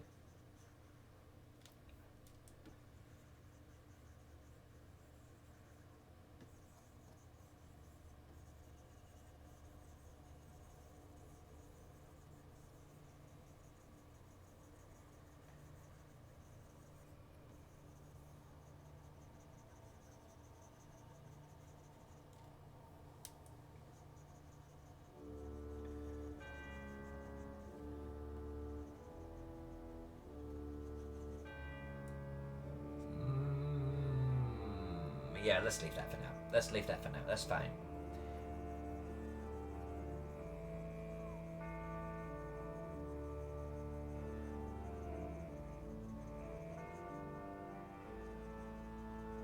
See, now the reason why I didn't start on the ground is because we've got so much detail on this map.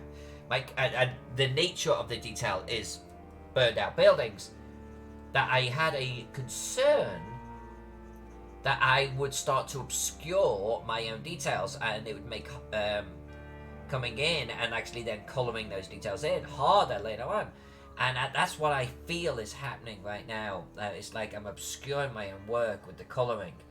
But I'm not sure there's any way around that, because I don't really want to colour, at least initially, our burned out buildings until I understand what ground they're going on. So we're just going to have to do a little bit of sort of picking around the map, sort of understanding or taking close looks, and then sort of picking out, oh, there's a ruin, you know?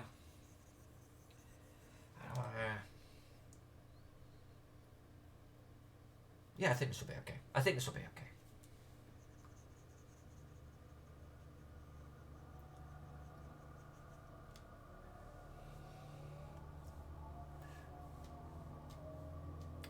Dungeon Tomb, Do you have to do heist, space, and any amount of gold that you want to do?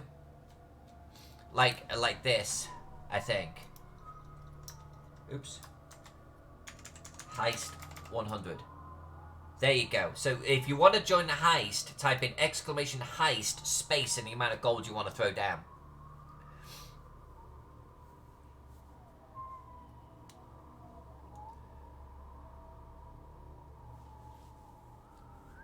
Actually, Allah, you raise a good point. It's like, if I am going to invest in anything, I should probably, like, try and actually go out there and use some.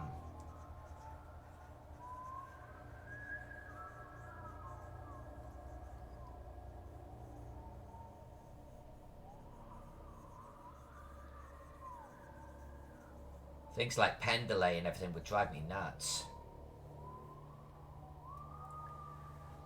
Dungeon, you could do heist 10. You don't have to use what I just did. And if you leave me on this on my own, I'm going to probably die. You can do heist 5, you know? The amount that you actually put down is entirely down to you.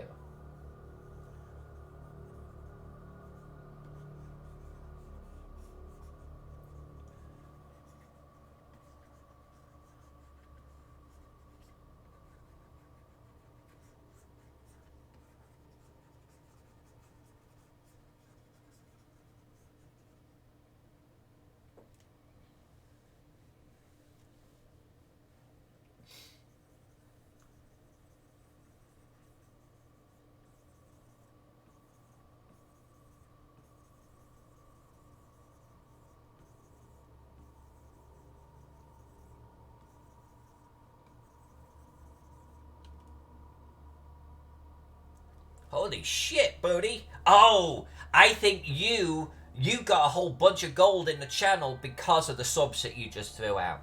Because each sub gives you gold. Thank you.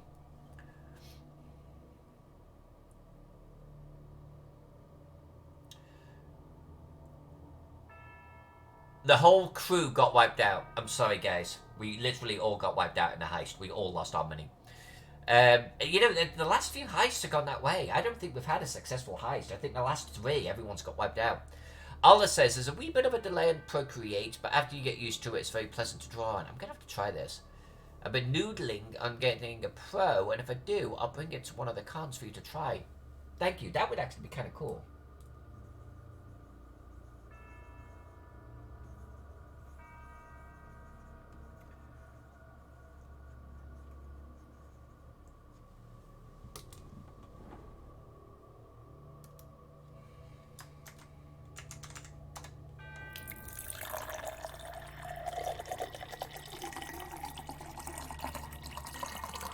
You're not coming over here. No. You cannot literally get on my knee. Come on. There you go.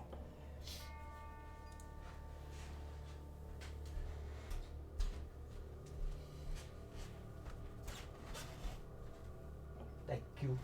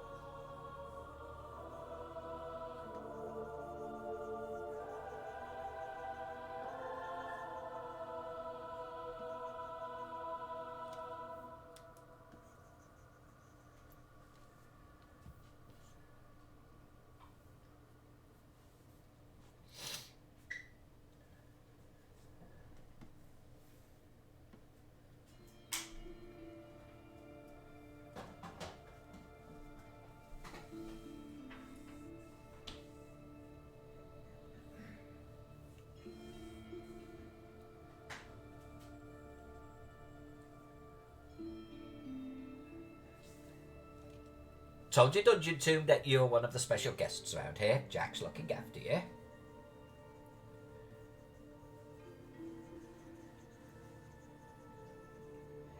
Anyone that's gonna get up at or be up at 2 o'clock in the morning watching one of my streams, we're gonna throw a little bit of coin your way, you know.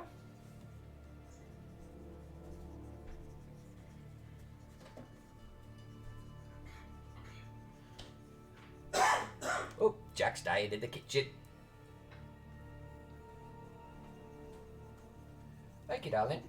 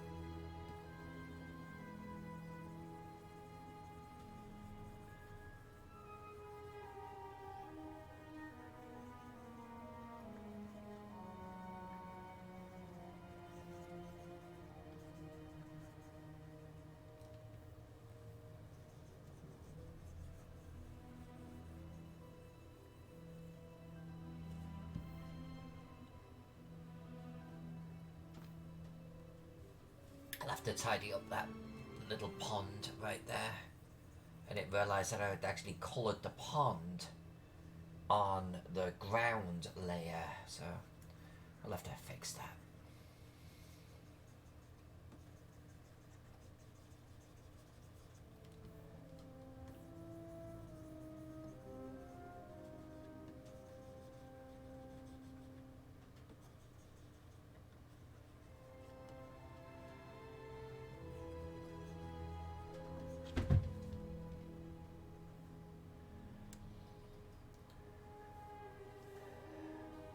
I think this will come together.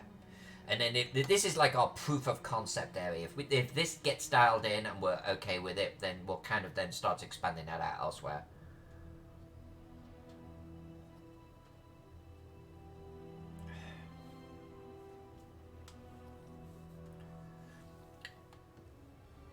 Now the question is, let's do mud. Let's do mud. We're gonna do mud, right? This is a war zone here. So let's get in some darker little patches. There will be some little nuggets of green here and there, but let's not do green yet. I think it's going to be a situation where the less green we have, the better.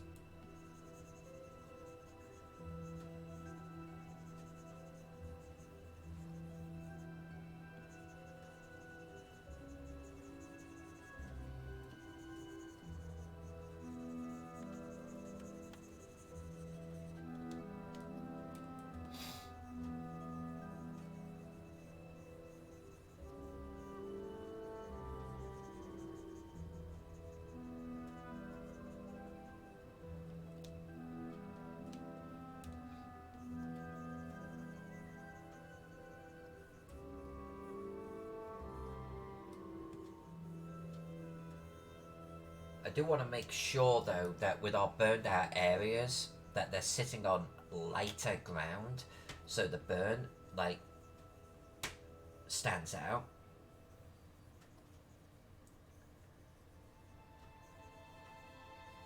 So I might have to come back through and lighten up some of this.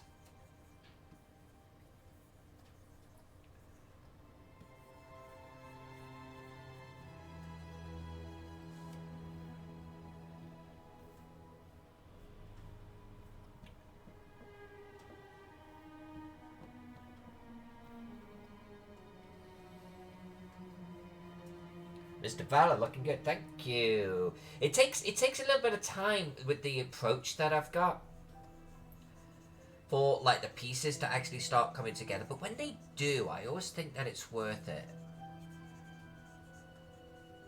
Like 9 times out of 10, I'm always happy with the result. But getting there can be slow.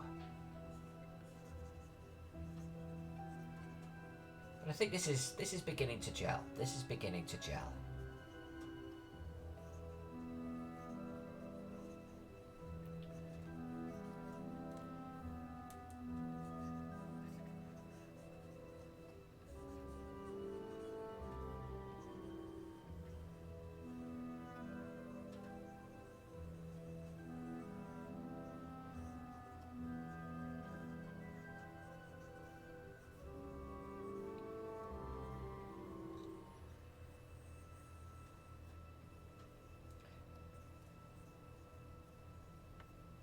Actually looking forward to actually getting in and colouring these buildings. I think they're going to be so darling and actually really help pull this map together too.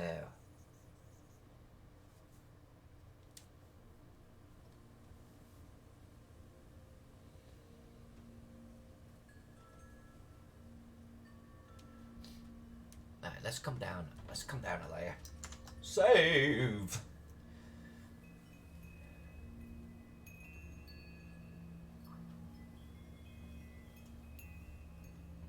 Actually really quick, so the reason why I'm colouring the trees on their own layer is so we can actually then add a drop shadow to them, like so. Our angle will be more like this.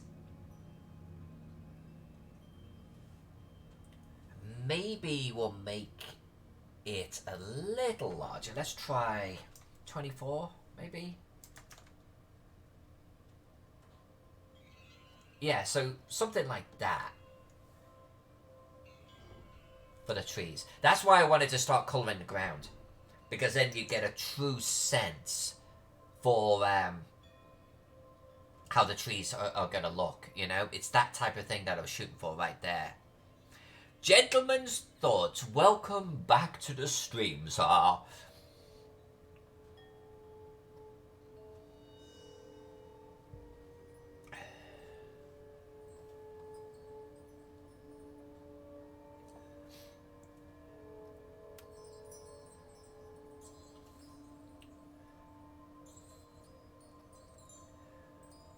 Mr. Valor, what map is Dungeon Tomb talking about? Is this a new one that we should see?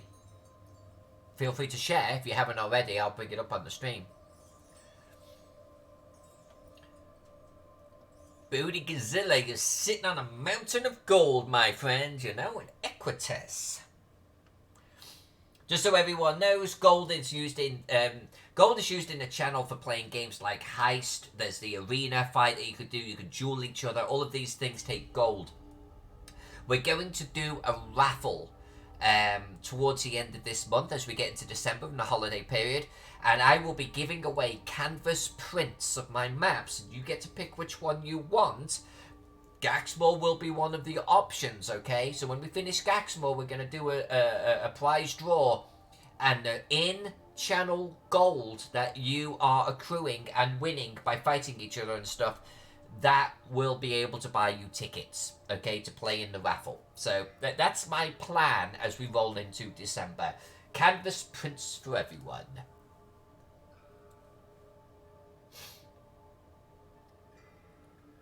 Gentleman Thought says, I'm only passing by very quick to see where you're at with the map and to say hello.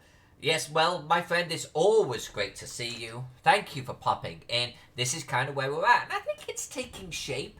I'm trying to stay more on the grey end. Greys, mud, grey and mud, stone, you know, that type of thing. And we're about to actually start colouring in some ruined buildings in that area. So this is kind of where we're at. I think it's beginning to take shape. We're doing a proof of concept right now, like a swatch. If this area works, this is what we're going to do elsewhere. If this area doesn't work, then we're going to change it up.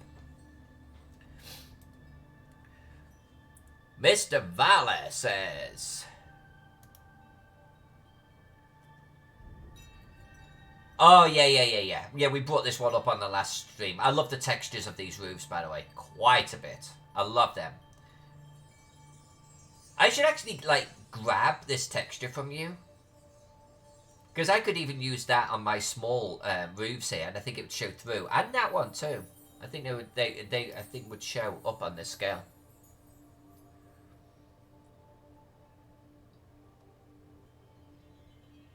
Still got a ways to go, gentlemen. But it's taking shape. We're going to do Flagstone Road. We're going to do the paths. We're going to do the buildings today because it's not even noon here. We're doing the muddy waters of that water runoff right there, and it's going to. I think once we do the buildings, the water, the paths, we'll be able to really sort of take a step backwards and go, is this working? And I think it's going to. Then this all over is just going to rock. I want this city has been under siege. This city has been destroyed, so I want it to look like that. I want you to look at this map, see patches of green, but ultimately war zone. I want this to feel like a war zone. And I've not done that before, so this is going to be interesting. I love how that little tiny inn right there is standing out. That's fantastic.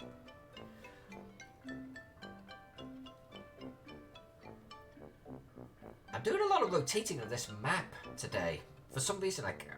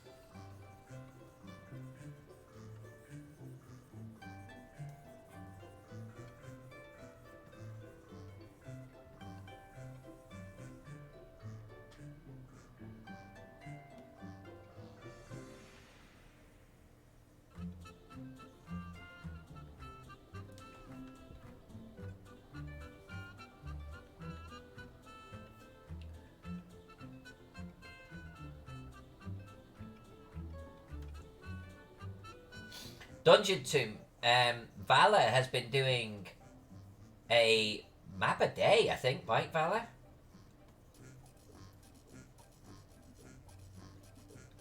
He has been a very busy little bee.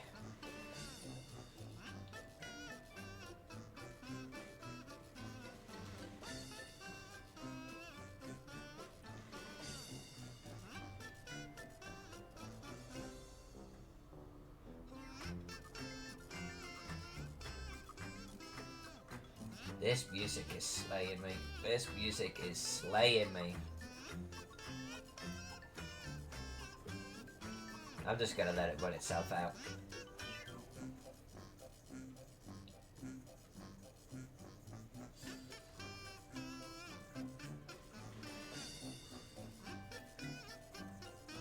No, no, I can't do it anymore. It's like it sounds like a kazoo. It sounds like when you're at school. Oh my god, I gotta get rid of that. Jesus Christ. Oh, this is like the other one that I hate. Back to backs. There we go. Mr. Valor says I've been releasing one a day. Been going a little nuts. Only 21 more days left. You're doing great. I know, my Dungeon. So the music I play in the background is from World of Warcraft. It's actually copyright free, and kudos to them for making it so.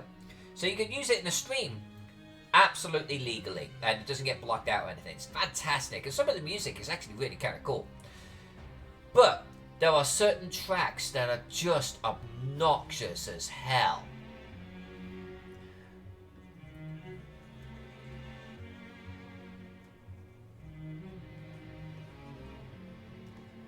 And there's actually no tools in my Streamlabs OBS for deleting music that's playing right now. So I would have to go through my entire playlist, and there's hundreds of them, to find that particular track to delete it.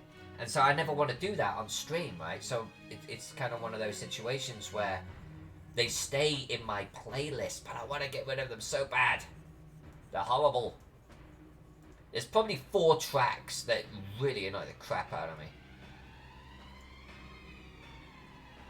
But conversely, there's a hell of a lot of tracks that are actually really kind of cool.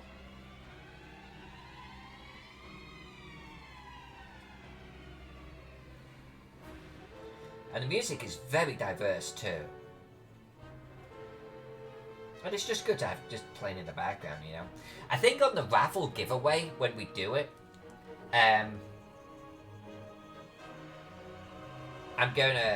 we're gonna have an open music night. We're not gonna care about whether it's copyrighted or not. I won't be able to sort of save the video, but we're like on Facebook, etc., or YouTube, because obviously would frown on that. But I'll open up like song requests, so we'll have fun that day, you know. I'll probably make it a Saturday. We'll do a long stream. We'll do giveaways all day. And we'll just play music. It'd be great.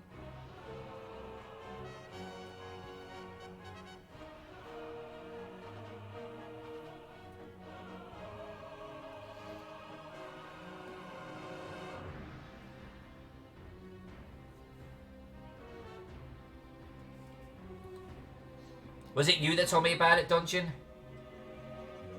Yeah, it is honestly one of the best recommendations you've made yet.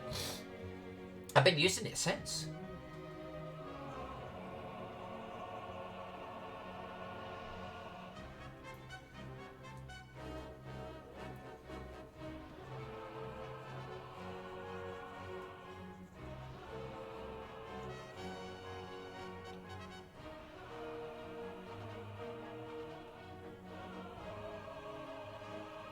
Now we're gonna come in and do some highlights and everything here, but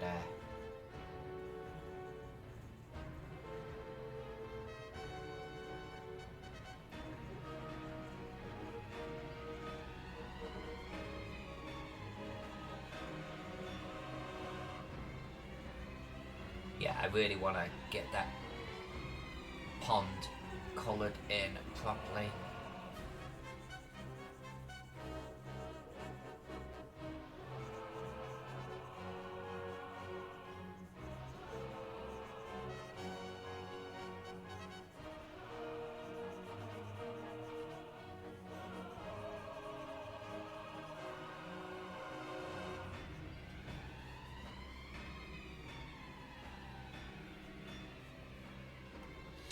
Alright. Let's go with something like that for our ground.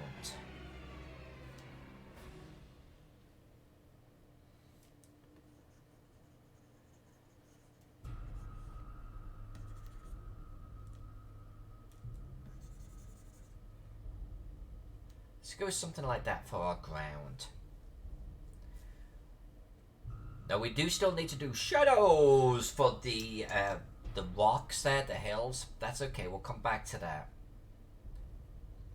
Did I turn my shadow off on my trees? How did I do that? It's weird. Let's put this back. Okay, so because it looks good. Drop shadow. That direction.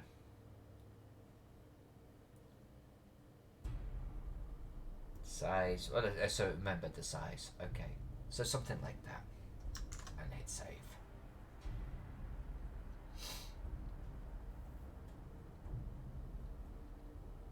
Yeah, something like that. Okay.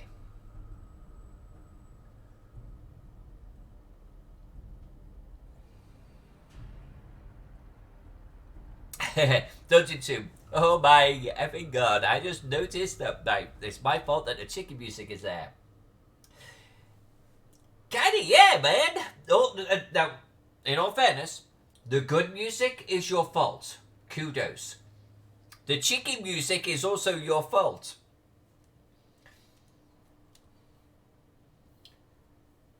Let's do a road, guys. Let's do a road.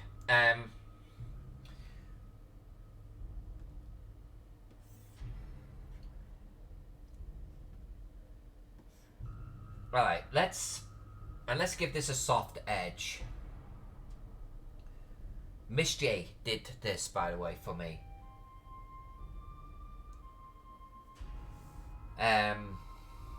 Stone feather edge. Let's try this one.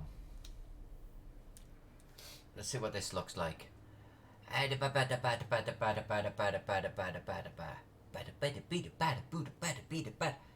Let's do this color road. Alright. Not used this before, so let's give this a whirl. Yeah, I think that will work. Alright, so let's change the color. What color? Actually, hold on. What's this one look like? That one looks better. I'm going to use that one instead. And let's make it fairly dark, right? How does that one look? Too dark. Too dark. We're going to colour in this sucker.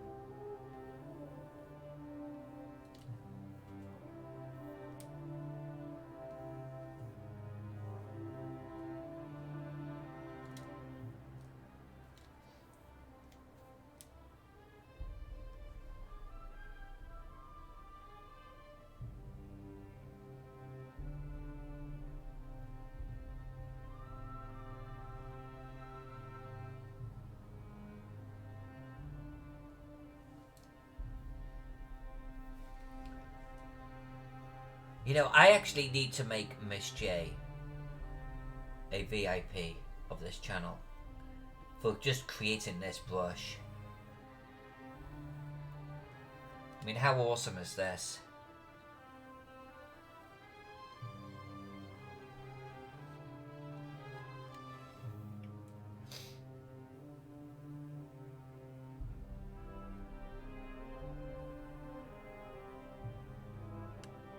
I'm still kind of unsure on the colour of it, but what do you think?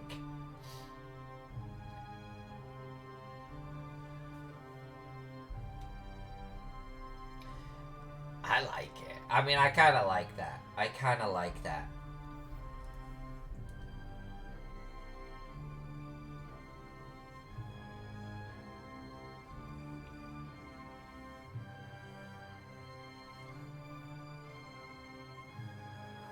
I'll probably slide it towards a grey in colour once we get into the city proper.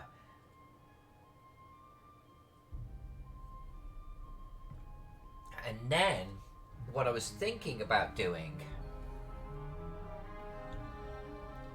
was something like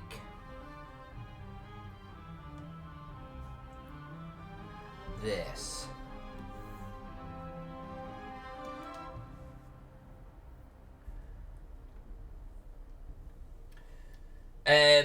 All of the music is from World of Warcraft.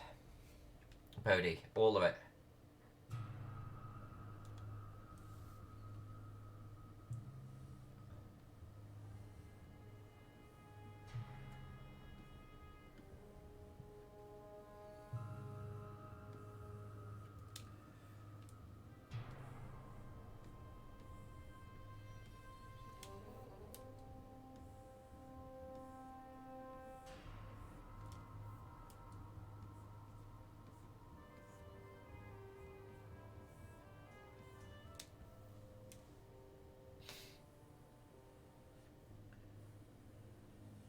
And you probably didn't miss it because when it plays, there's about 4 tracks in 200 songs. When they come on, I skip them real fast. But Dungeon Tomb, because he's been in the channel before, he's heard them a few times, and he's heard me raging. He watches my videos after the fact a lot of the time, and he hears me raging against certain tracks, so he knows the ones. Alright, what do we think about that?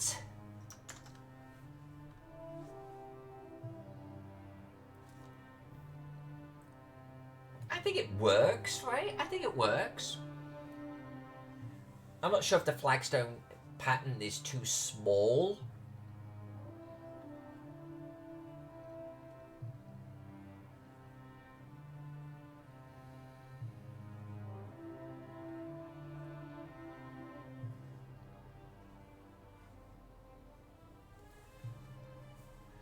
You don't need to do the video on demand for the chicken music. You do not want to be part of the chicken music.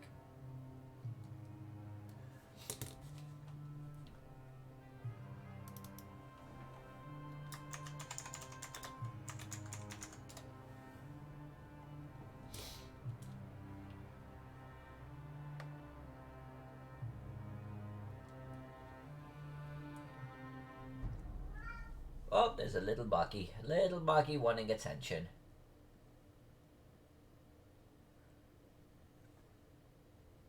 Aha, no. No, draw straight.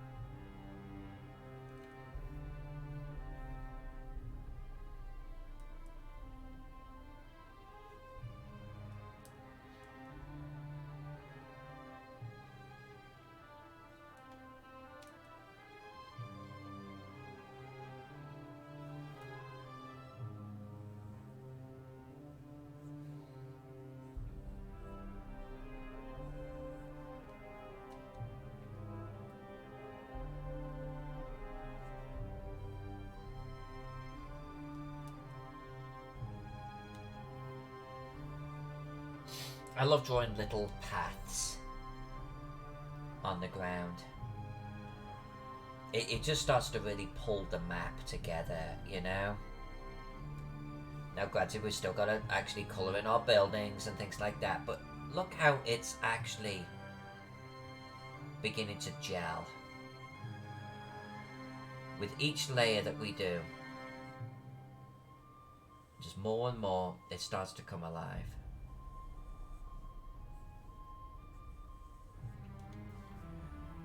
I mean, look at that. It just the addition of the paths. Just make it just that little bit more. I love it. I love it.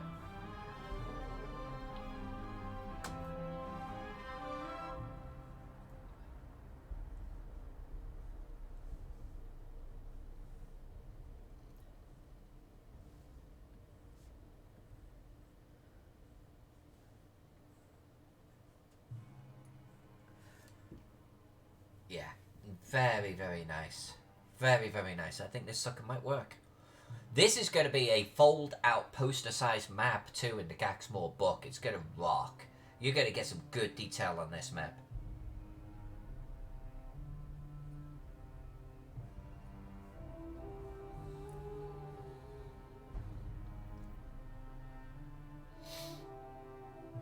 Is that all my roads? I think it might be.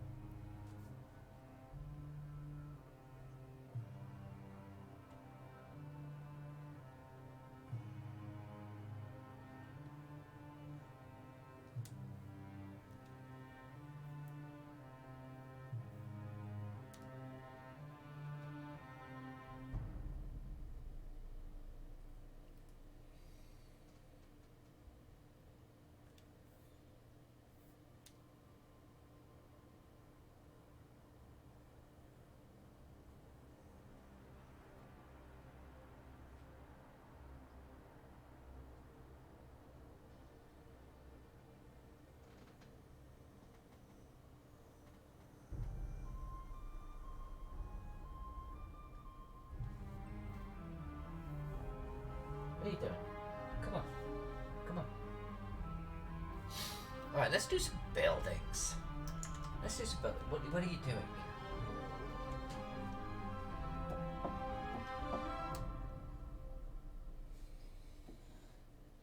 So I got a cat. Got a cat wanting to hang out. Let's do some buildings. Let's do some buildings. Now, buildings are also gonna have this drop shadow effect going on.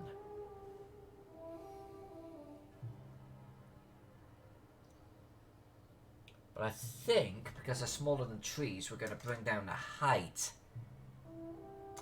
a little bit.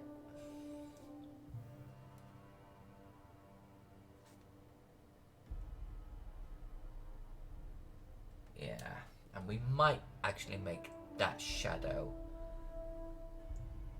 a little darker. Where's my opacity? There we go. Let's give it a 60. Yeah. 60, size 18, distance 8.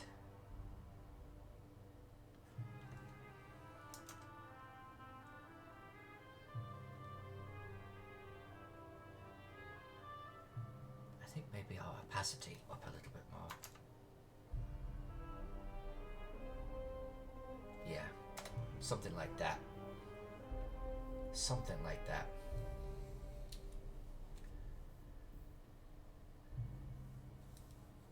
Alright.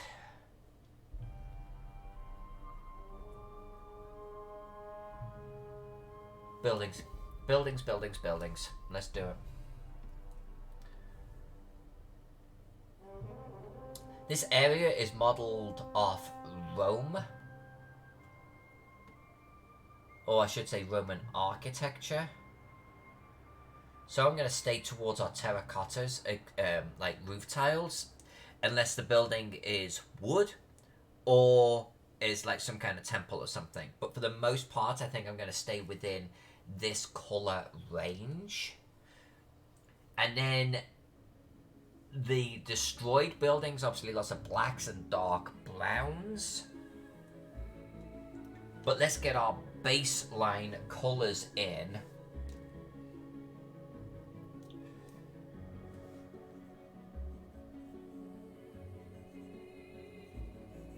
Well, you're kind of a wood roof, aren't you? So you just made me a liar. Alright, I think we're going to do wood for you. We'll do wood for you. I think most of these are actually on the outside should be wood. Yeah, yep. Let's slide towards our wood instead.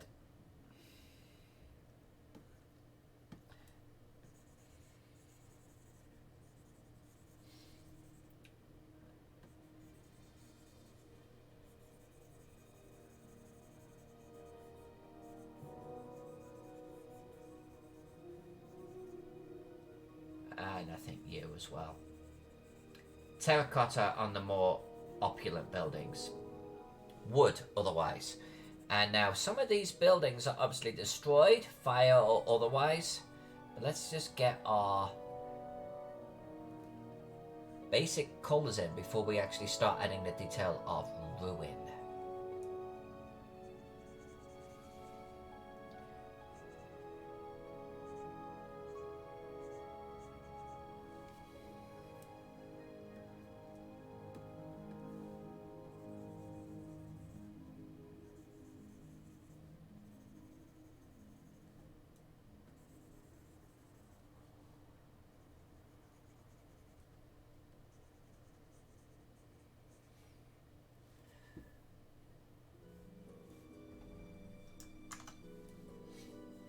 Something like that, I think, is taking shape.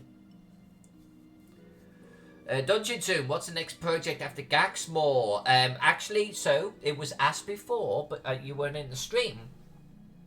The next project is the program guide for GaryCon. So every time you go to a convention, there's a map of the convention floor plan, right? I'm drawing that. And there's going to be a theme. I don't know what the theme is yet. I've got to talk to Luke Gygax. There's going to be a theme, and I'm going to draw that. And that will be the project for November, December of this year. The guide for GaryCon 2020. Is that going to be cool? I'm actually kind of really pumped. I feel so honoured. And it's just a program guide, but we're gonna do that little bit of Alyssa Faden in there. Like, there's a lodge area where there's a bar and a big fire and that type of stuff, like right in the heart of the convention. And I actually fell off a chair there last year, almost really hurt myself. I'm going to draw me falling off a chair on the program guide. You know, we're going to do these little details. That's what we do, right? We do little details on this channel. So that's the next project, my friend. So really, like, you know, the last part of this year, the last 3 months of this year is all going to be Luke Gygax. You know, this map is Ernest Gygax, Luke Gygax, Trollord Games. And then we're going to do the guide for GaryCon. I mean, life is good. The fact that I'm drawing maps for these people just makes me so happy.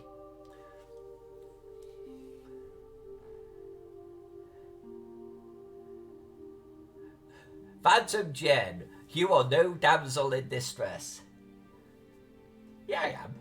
I'm a wallflower. I'll have you know. I'm a dainty waif.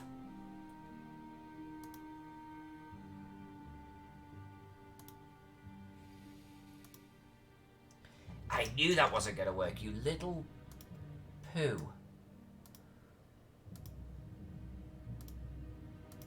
Alright, so the reason why I drew roof details on a separate layer is so I could do this. So I am going to do this. Should enable us to more quickly paint instead of doing each individual one. We'll come back to the graveyard. The graveyard would be kind of cool to actually work on a little bit today. Ah, yeah, you just screwed yourself up right there, didn't you? Let's not do that one. No, you're not going to work. Alright, well, let's just work with that. Select layer, modify, expand about 2 pixels. And then we do a fill on the color buildings. Shkapow.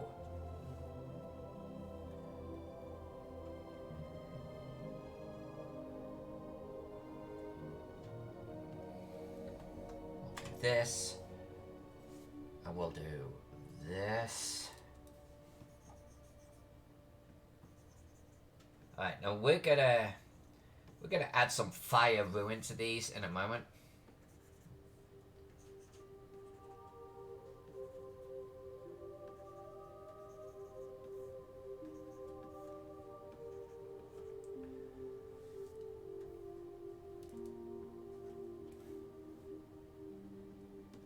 There we go. Alright. I think it looks okay, right? Phantom Jen. Not that night. Most people walk around chairs and tables. One does not go over like you did. In my defense, Phantom Jen, I was boxed in, right? We were all sitting around the table. We were all like this, and we were all having a good time. And because I was a little bit inebriated, I thought it would be great to climb up and step over. I will never do that again. It was a stupid, stupid move. Apparently, I nailed the climbing over the chair. It was the lamp cord that then got me. Two, I don't know what to say to you, man. I mean, what do you want me to say? That I'm not going to draw the Gary Con guide? I mean, do I want to work on Keystone? Yes, I do. And I did about a week or two ago. I spent a day with it. And where I can insert it in and colour, I will. I will. But I mean, what else am I meant to say, you know?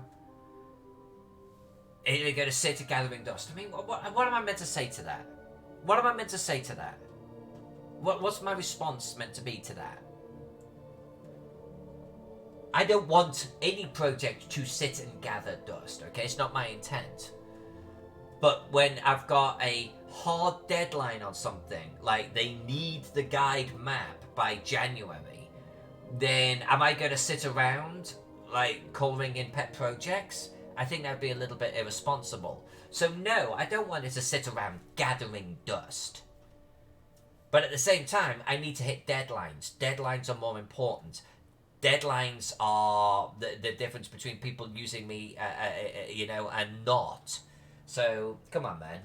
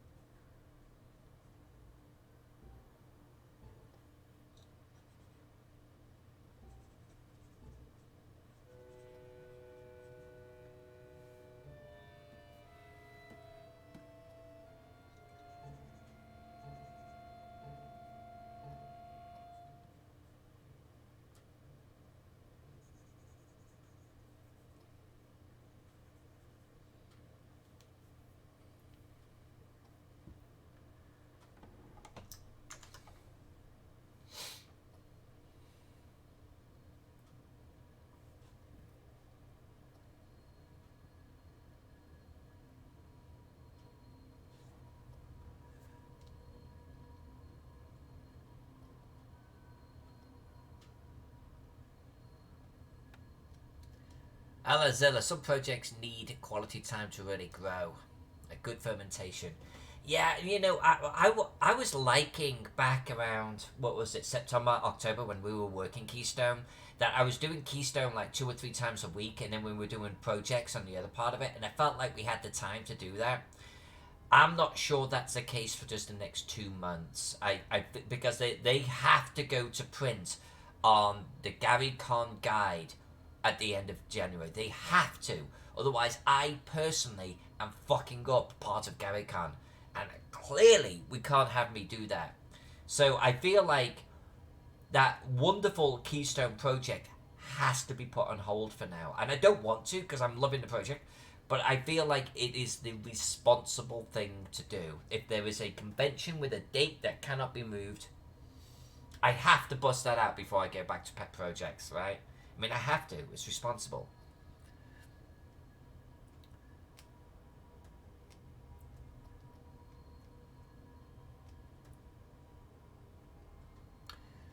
Phantom Jen, why don't you tell Cave Geek all about it? By the way, Cave Geek, the truth is, to this particular lamp cord story, I literally was about 2 inches away from caving my face in. Like, seriously. It was this close to a very serious accident the night before Gary Con started this year. It was irresponsible for me, of me, and I feel ashamed, honestly, in all truth. I it was not a great move. I mean, it was a stupid drunken move, climbing over a chair. It could have ended so badly, so badly.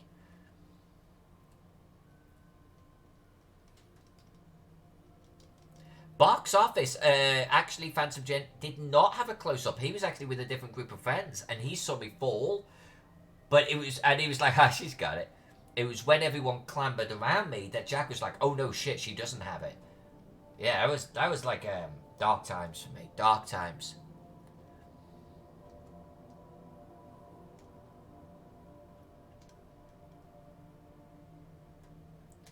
Mr. Valley, you sound pretty fun to hang out with. I like to think that I have a good time. Yeah, I'm certainly no Stefan Picorni, okay, and he scares me. I never want to hang out with Stefan Picorni. I love the man. He would kill me with drinking. But I like to, honestly, I mean, when you get to a convention and you're all hanging out, we're all saying, crowd, right, this is our tribe. And I have a blast hanging out with fellow gamers. Oh my god, yes I do. At Gary Con, I drank too much. But I had Two King Games plying me with drink. Plying me with drink. And in my defense, I was right ass drunk when I decided I was going to clamber over that chair. And I missed a fireplace, man, like this much. No, I was this much. I almost caved my face in. It was so close. So close. I literally could have ended my convention right there. Not good. Not good.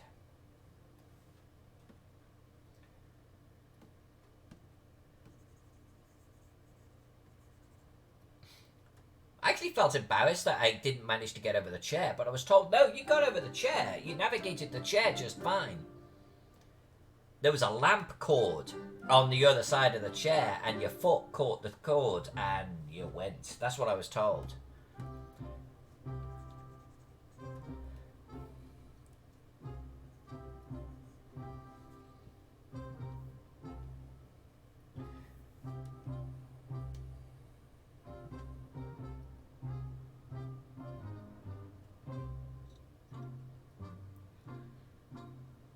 Cave Geek, I wish folks clapping around me when I'm older one.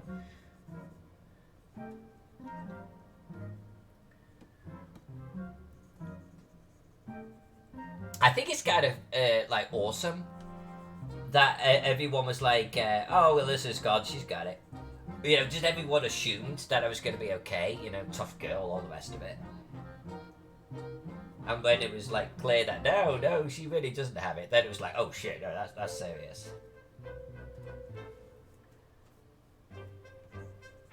But it worked out okay. It worked out okay. I didn't seriously hurt myself. The convention went ahead just fine. but I am putting that episode on the Gary Con map. It is going into the map. Alright, I think my plan is to start drawing these ruins, okay? Or colouring these ruins. And I'm going to start from up here, and we're just going to come down.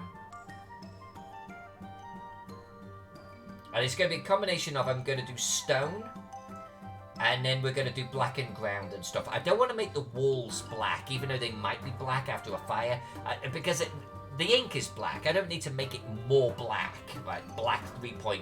I don't need to do any of that.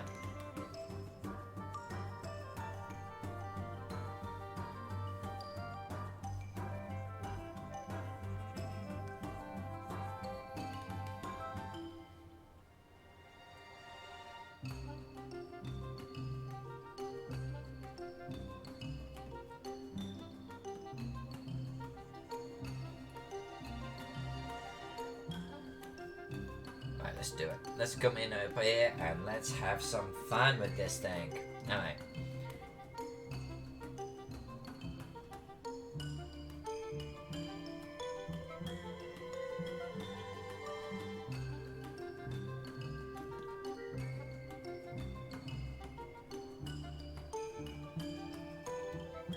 It should probably be wood, really. Yeah, it should probably be dark wood. You know what? Let's shift this. Let's shift this to a dark wood. These are shacks, right?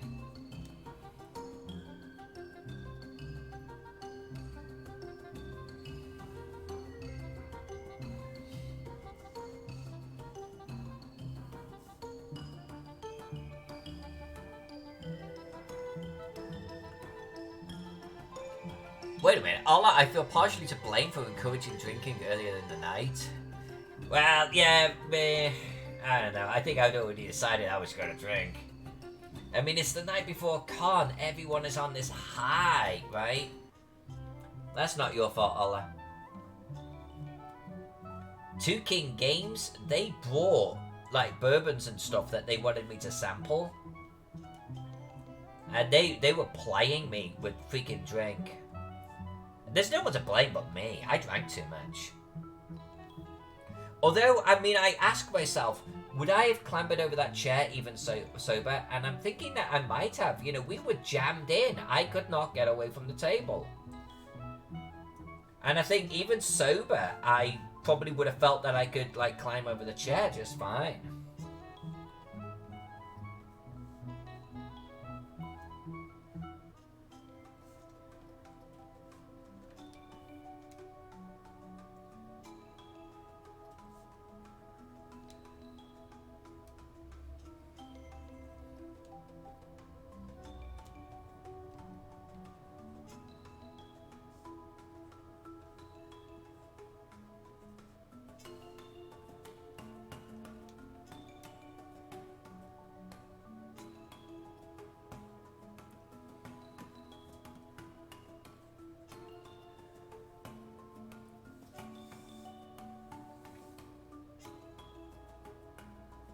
Are Two King Games the guys that have a massive drinking party on the second floor? No.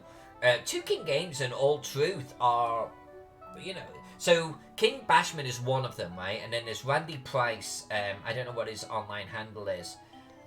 And, like, Randy Price is, like, one of the quietest, sweetest guys you'd ever meet. And I don't think that they do these wild parties or anything like that. That's more Stefan Picorni's style.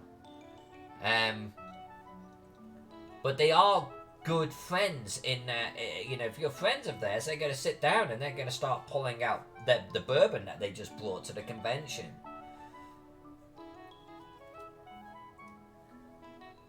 Like, if they're at GaryCon, they're going to do the same again. They will sit down with us and they will pull out bottles of bourbon that they've brought, that they want you to sample.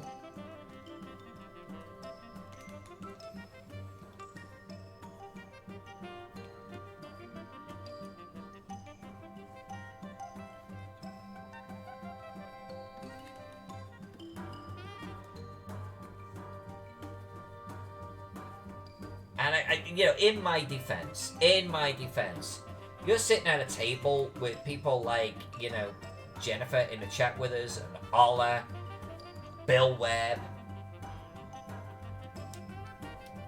You know, you're basically with extended family at this point.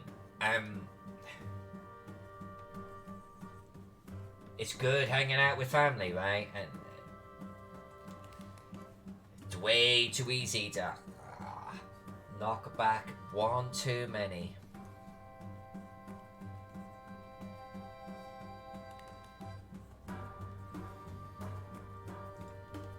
There's no one to blame for that other than me.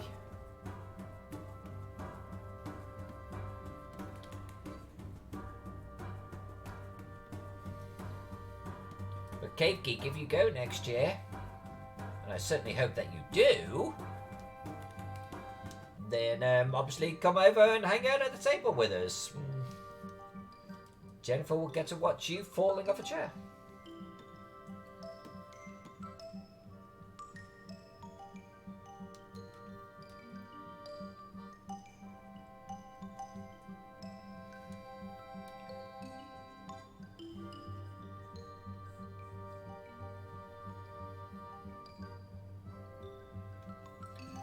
Alright, is that my core ruins done?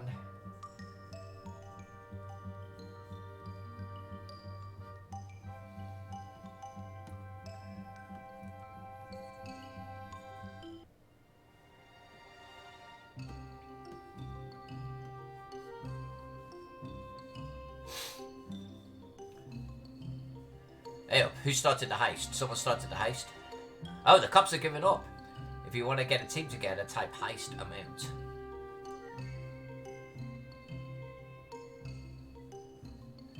Of course you're going. And we're meant to be doing a seminar together that I still haven't booked yet. I'll try and remember to do it tomorrow. You'll know where the table is. It's Bill Webb. I mean, Bill Webb has always a throng of people around him. You'll know the table.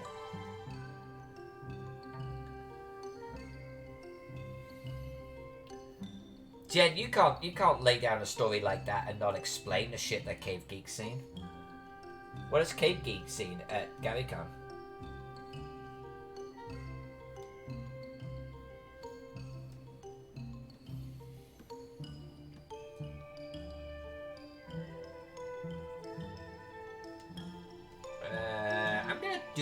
I'm gonna actually do debris coloured separately. We're gonna do that differently.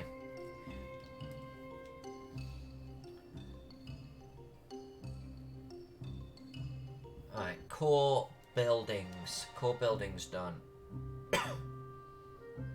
Let's get some scorch on marks on the ground, shall we?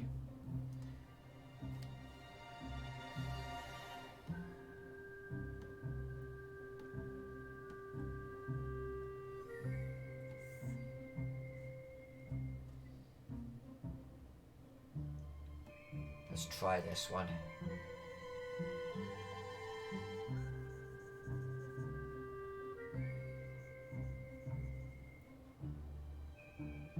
Yeah, I think we can probably do it this way.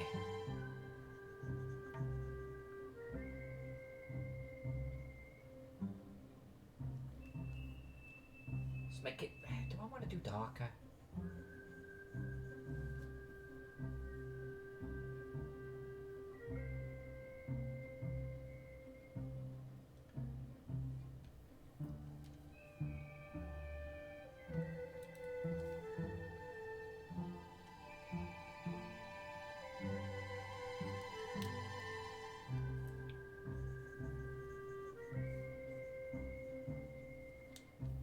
That's better.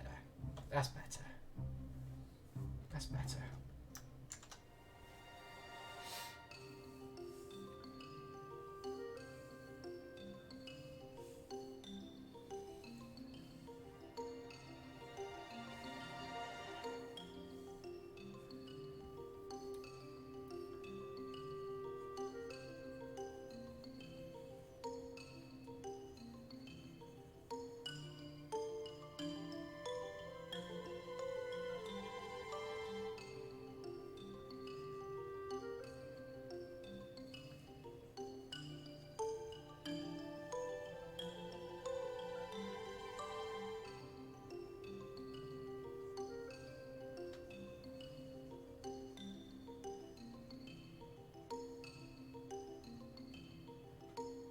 This brush I'm using is by Dyson Logos. No, it's not.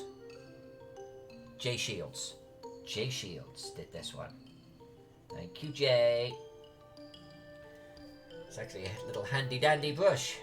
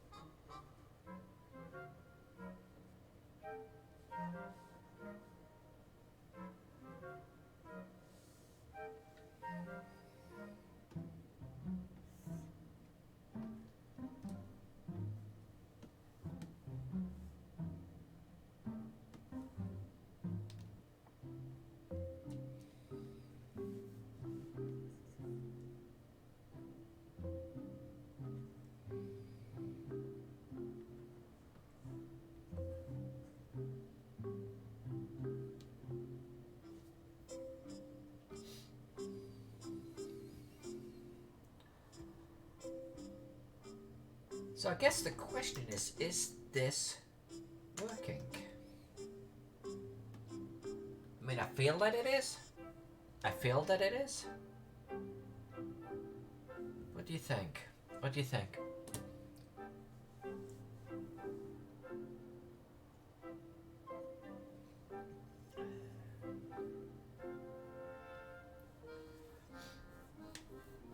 I'm only about 2 hours into the stream.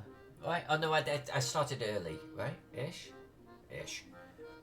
2.5 hours into the stream, something like that.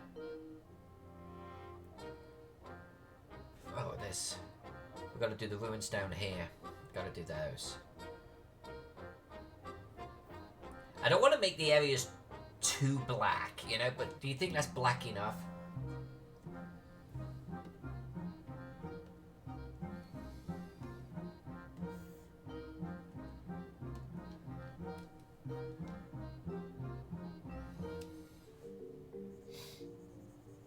Oh, no, don't do it on that. Do it down here on the ground, this ground cover.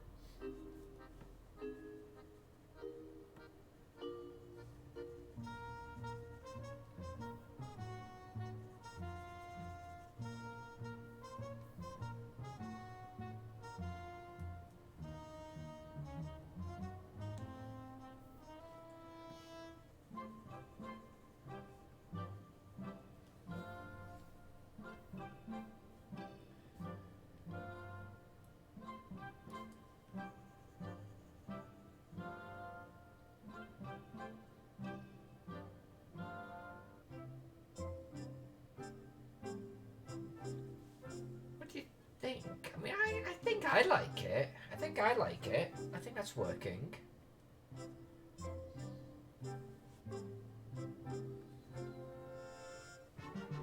Let's get rid of that. I don't like that one. We'll get rid of that.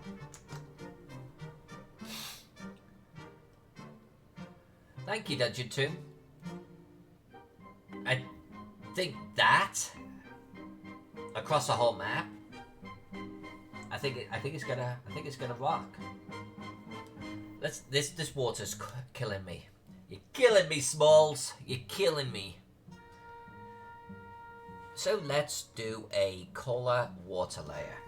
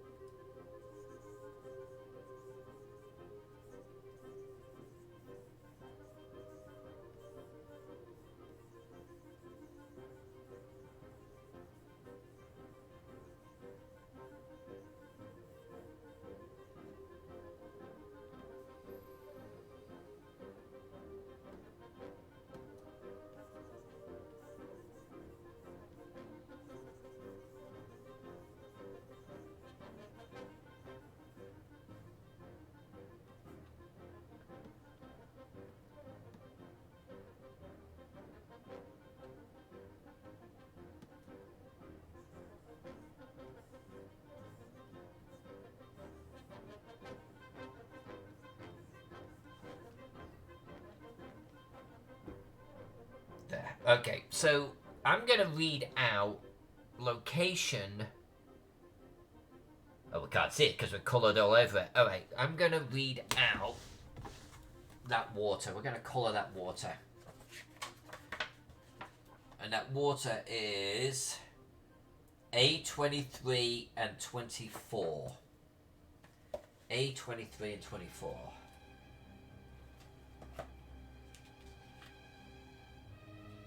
Drainage from the city. And that's like in this area right here. Alright. A large culvert pierces the ground near the city wall, bringing sewage water from the city out into a large canal. Alright, so we're doing mucky water here. The canal is lined with a smooth grey stone blocks. Is it now? Is it? Alright. And appears to be quite deep. The whole system is undamaged and well maintained.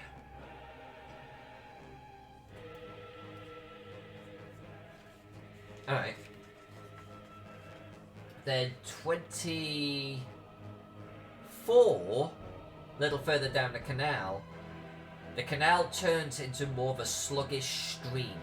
The banks are not lined with stone as they are further up towards the city, and the bend in the stream has formed a blackish pool. Alright. The pool has a spongy marsh beneath your feet. Tall reeds and willows. Alright. So we got like a marshy area here, and we got poo here. And I think I'm gonna line the edges first with some flagstones. Let's do that.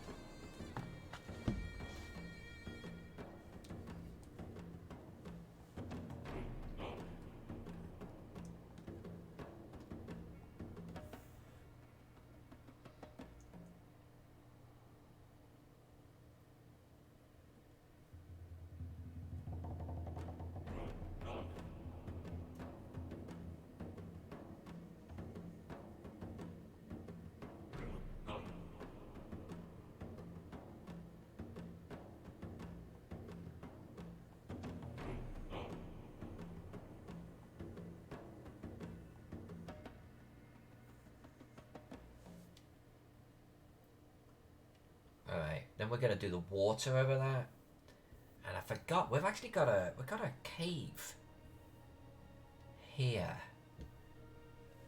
I'm actually gonna really quick get this cave highlighted.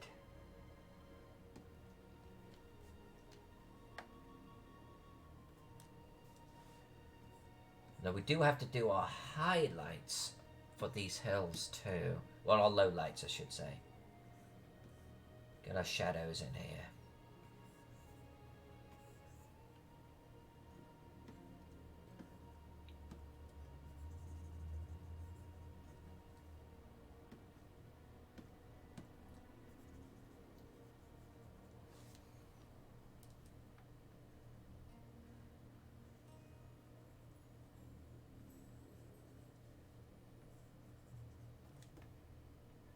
There we go, that sticks out a little bit.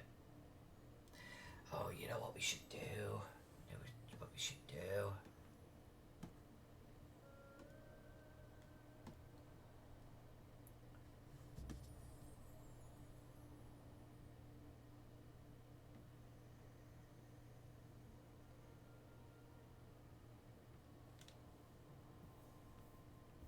we go.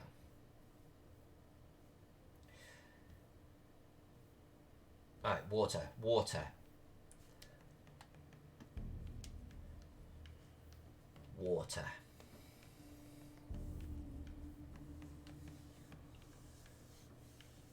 So what is Gaxmoor? A living city, abandoned, I know nothing about it. Well, so I don't want to do too many spoilers. There was a whole intro, though.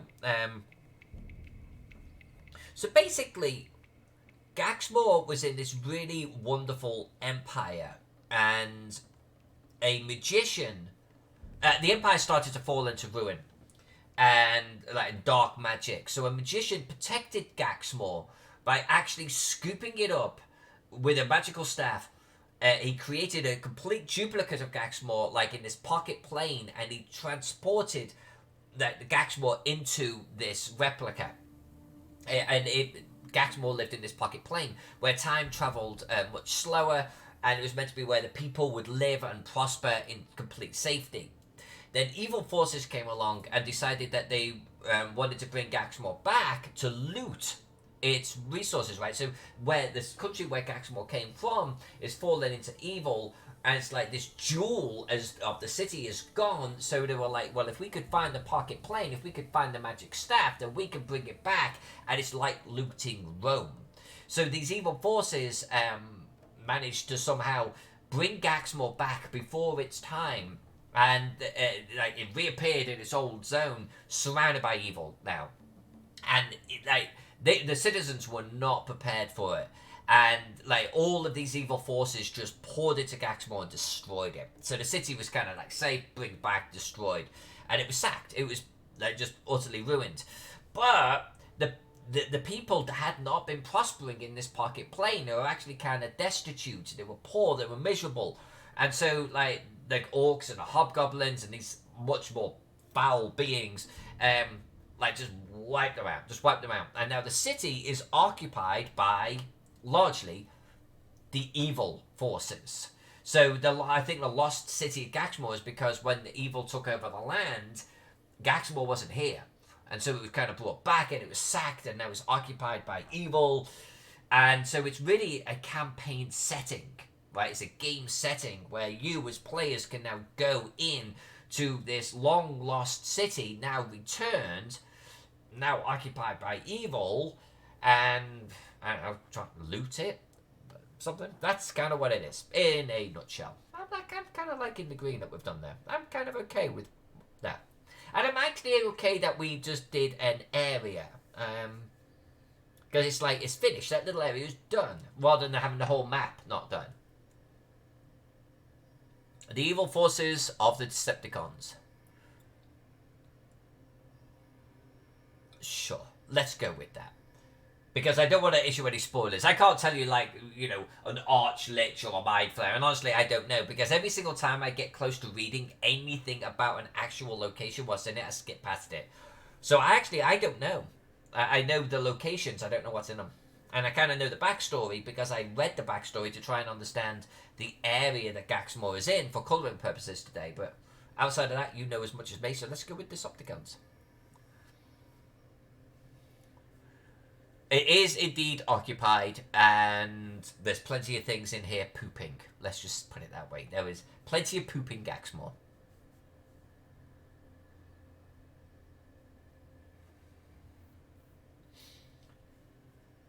And I think what I'm gonna do is I'm gonna, because I want it to feel like water. I'm gonna give it a baseline of blue, and then we're gonna colour over the blue with our brackish, pooey elements. No, I'm not. No, I'm not. I'm gonna start brown. I'm doing brown.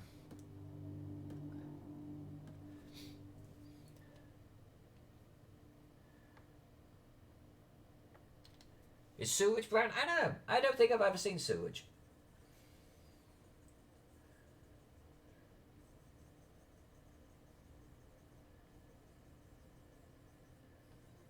We'll do highlights of our whatever to create a water flow. I might do little rivulets of water in here. Just a hint.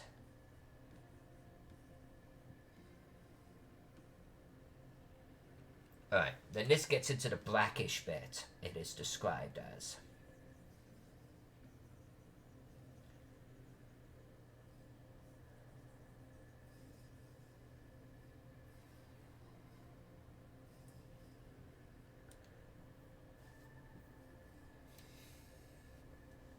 And I think as we get further away, then I can start hinting in a little bit of water. But let's have a stream of poo going all the way down it.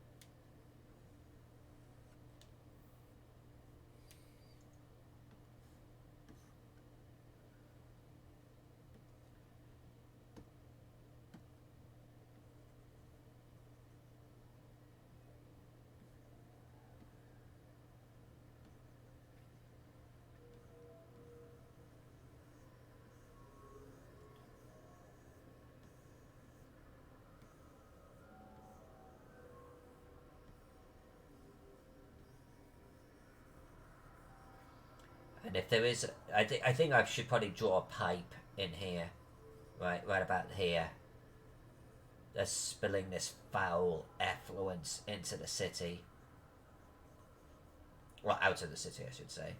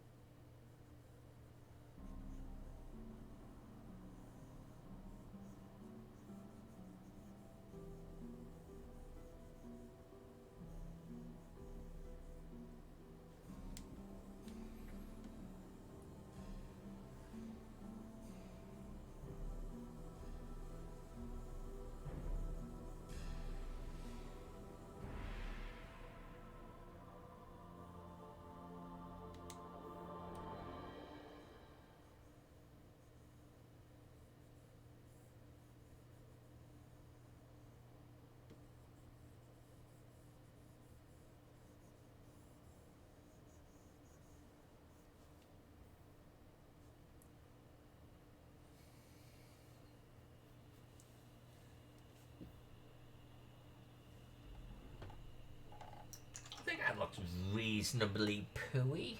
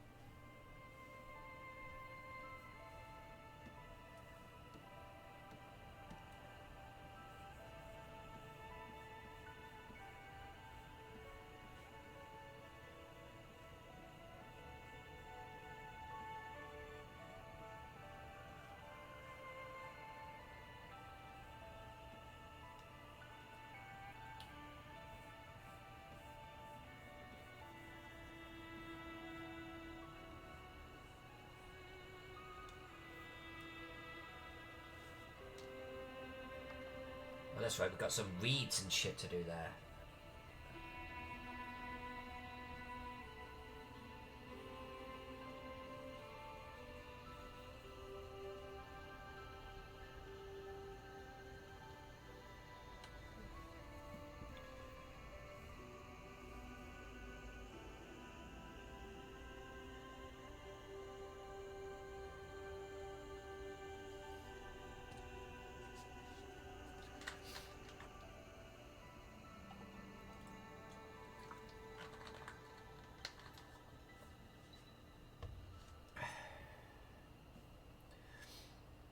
Alright, time check. I'm probably going to stream for about another hour, I think.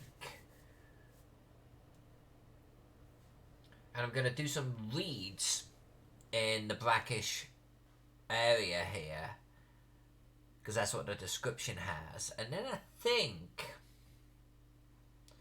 we might head south to the graveyard. I'm thinking.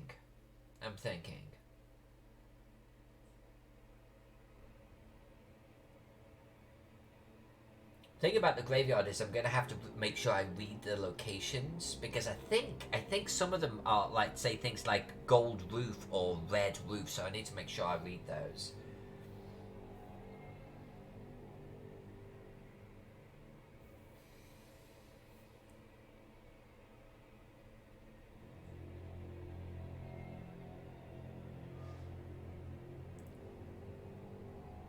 All right, let's do these.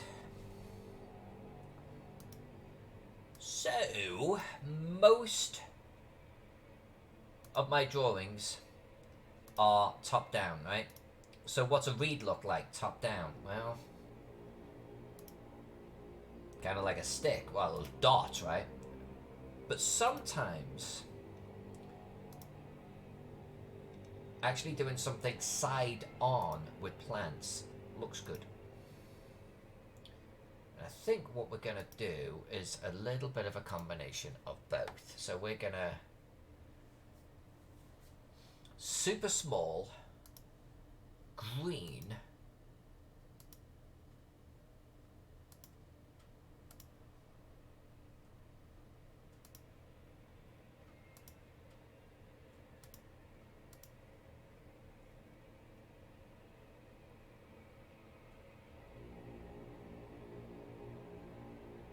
actually, let's put these on the road layer, because I want to Oh, this isn't beneath my ink. That's what it is. Okay, it's fine. It's fine. Okay, where are my reads?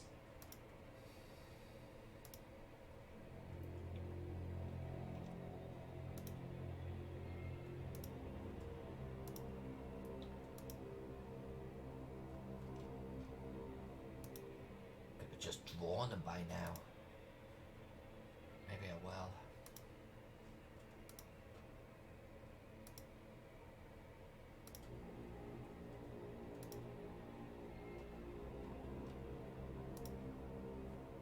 It's gonna be the last freaking one I look at. Just draw the damn thing out. That's kind of what I was looking for. Alright, let's do it.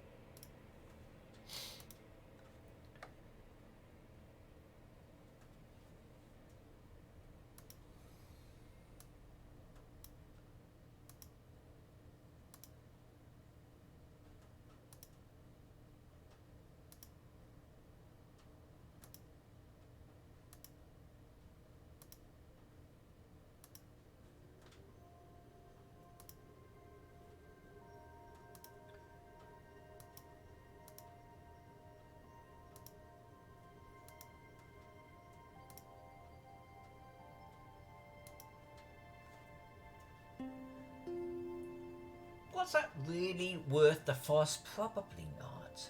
Probably not. But it's fine. Okay, alright.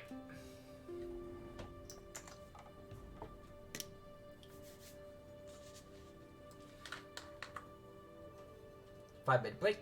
I'll be right back.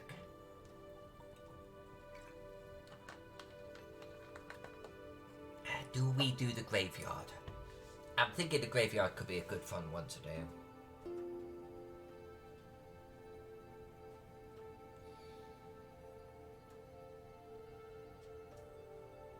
I think we're gonna do the graveyard. I think we're gonna do the graveyard.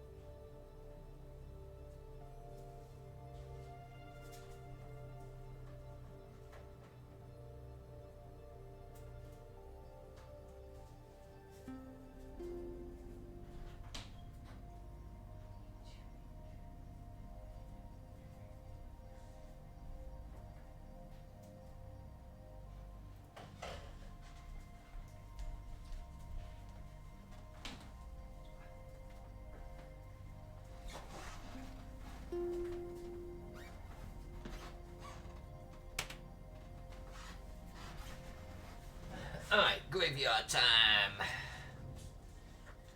A David Plass. A David Puglass. That first one looks like Pikachu. That first one what? What looks like Pikachu? What looks like Pikachu? Oh, the first read. Oh, oh, really? God damn it, does. Yeah, it does. Now I can't unsee it. Alright, that becomes a little Easter egg. I love our Pooh River. I think our Pooh River came out looking pretty good.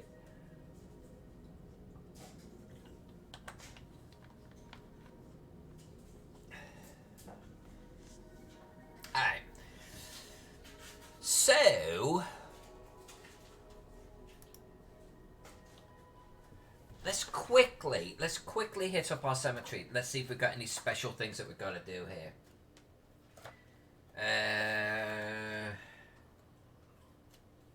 Here we go. C50, and you know what? If we do, I'll actually do the colour, and I'll mark it as we go. So C15.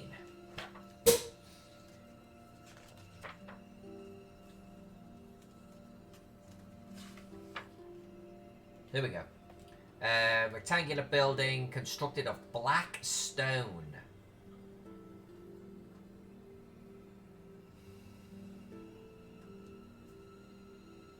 Alright, so this one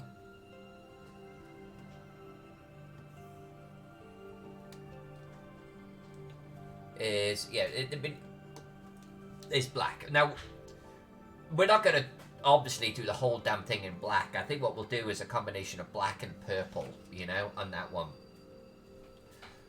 And then 11...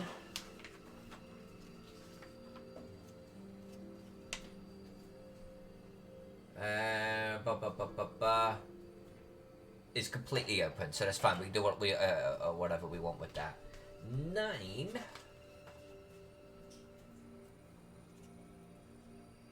sturdy stone, less ornate than many of the ones around it. Plain grey. So what was that? 9, right? That was 9. So this one is plain grey for that one. Okay. 14. Think it, darling.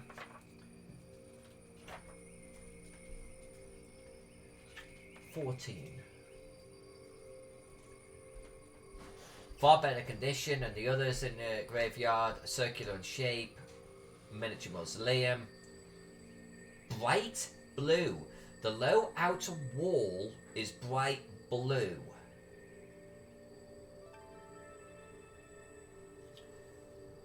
Interesting. Okay, so gotta be careful this one doesn't end up looking like a pool, right? But alright, bright blue on that one.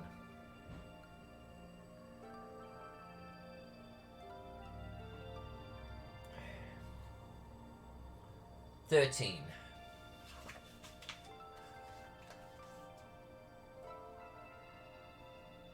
Ancient structure.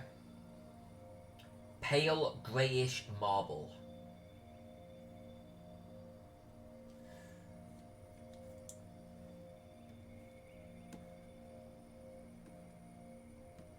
Greyish marble. Alright, okay, I can dig it. 7.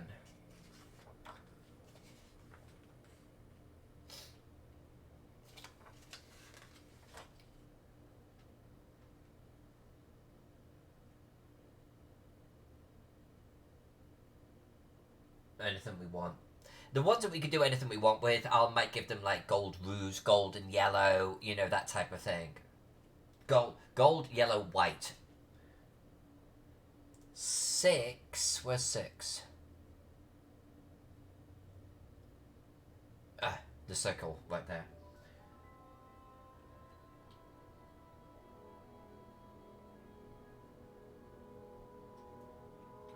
Anything we want. So I think with the ones that we could do anything with, just to make sure that I know that I've looked at them, this could be anything we want. This could be anything we want. That's such a pretty roof. I love that roof.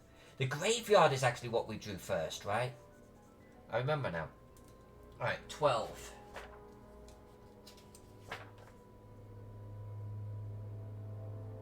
Far older than everything else. Deep green colour of the grate and the angle of the doors. Oh. Well, maybe we'll make it a green roof. Maybe.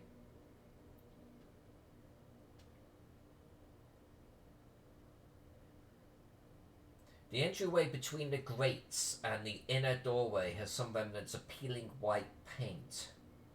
Did we do peeling white paint on this one?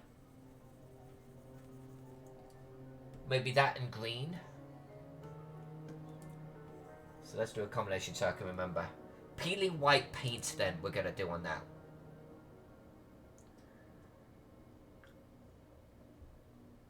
That'll be interesting. Alright, C5. The only time I've done peeling white paint was actually on the Tico map. On the gazebo. Never done it on this scale before. Crypt 5, the Xerxes Dicus. Ebon-hued building.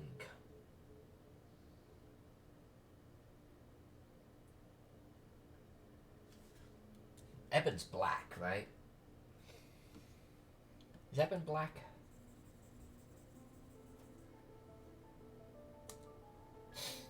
Four.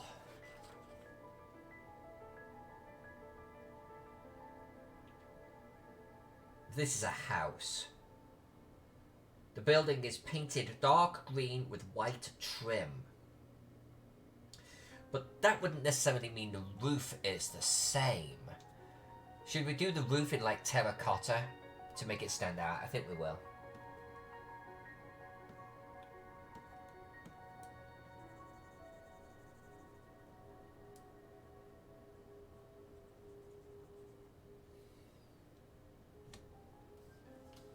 Two.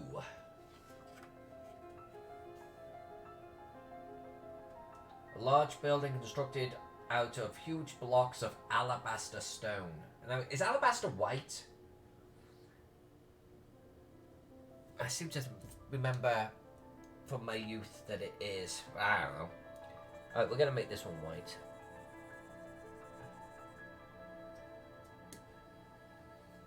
Three.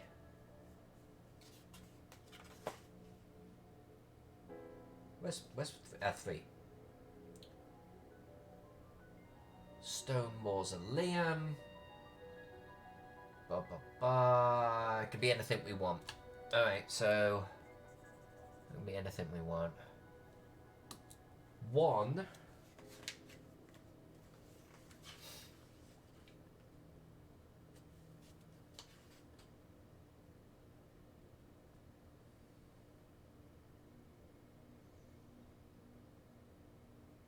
Can be anything we want.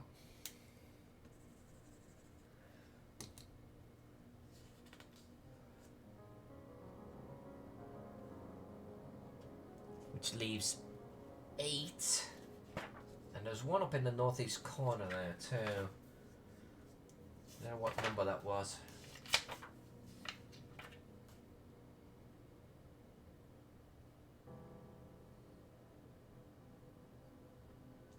Broad red marble steps lead up to a breezeway lined with columns.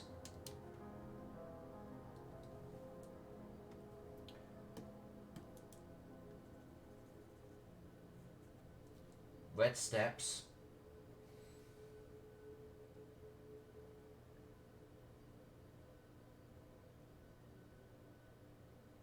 You know, let's just make the whole thing red. Let's make that one red. So what is that number there?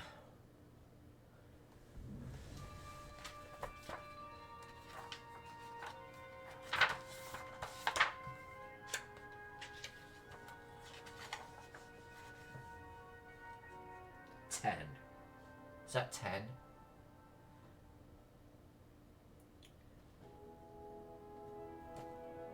That's 10. Alright.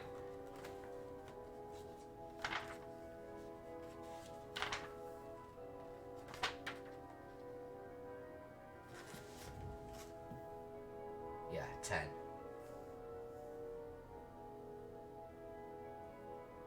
Odd-looking mausoleum. The building is constructed of black-stained wood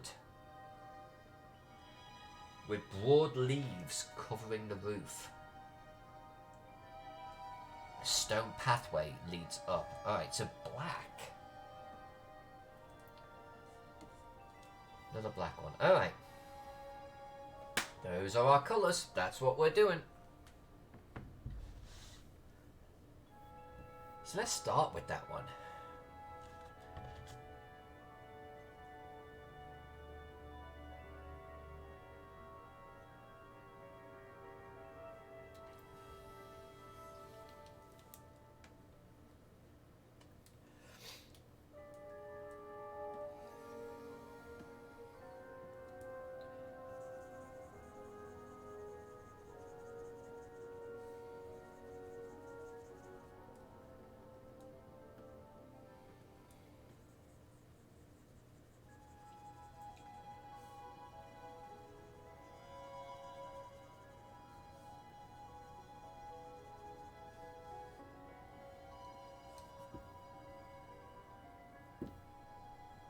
Yeah, I don't want to get it too darker than that because I've done black actual leaves on it. I think that's dark enough.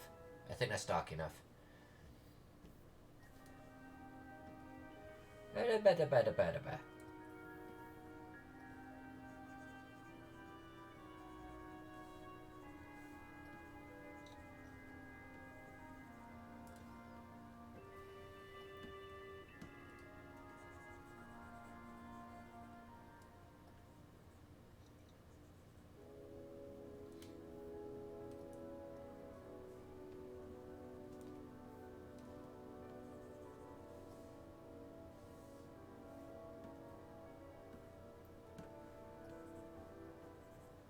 Okay.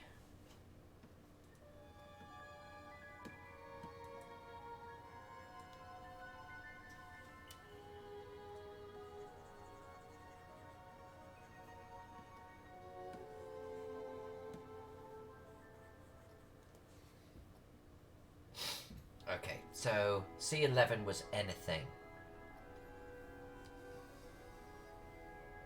Well, we didn't do any gold, so let's do a gold roof on this one.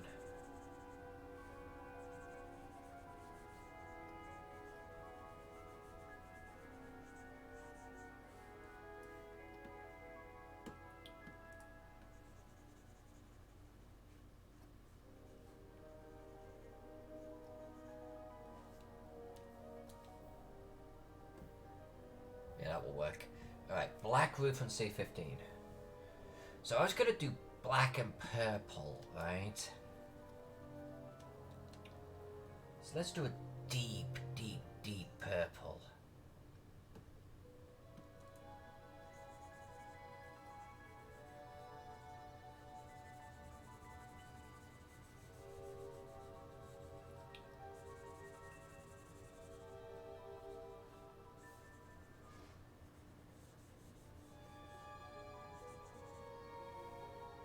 Maybe some smoke on the water too.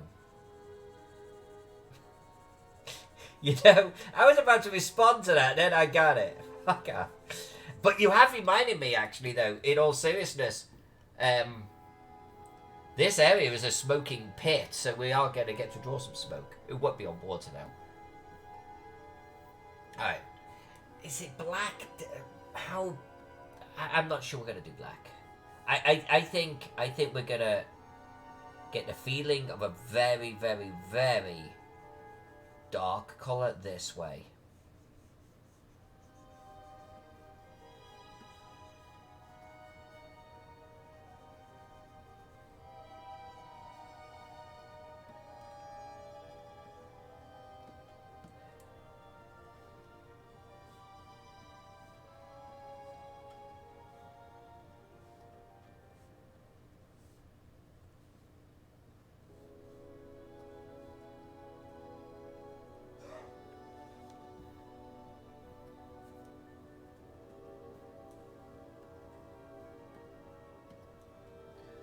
Okay, Geek, did I ever tell you the story about how I ended up taking a poop in Ian Gillian's toilet while reading his copy of Tom Clancy's...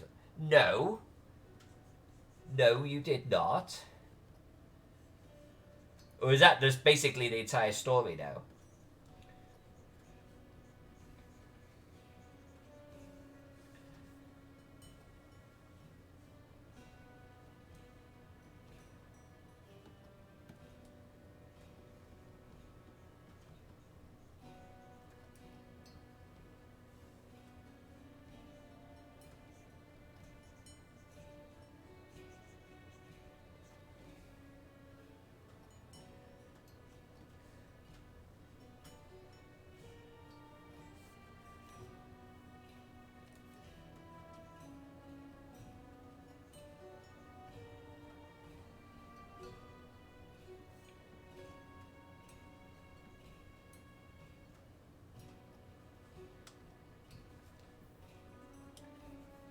Yeah, I think that's a nice dark colour, right?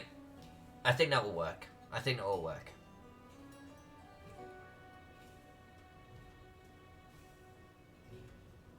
The next time we meet, Cave Geek, I will hug the crap out of you, and then I will sit you down, give you scotch, and say, so tell me about that time you shitted. But yes, I will.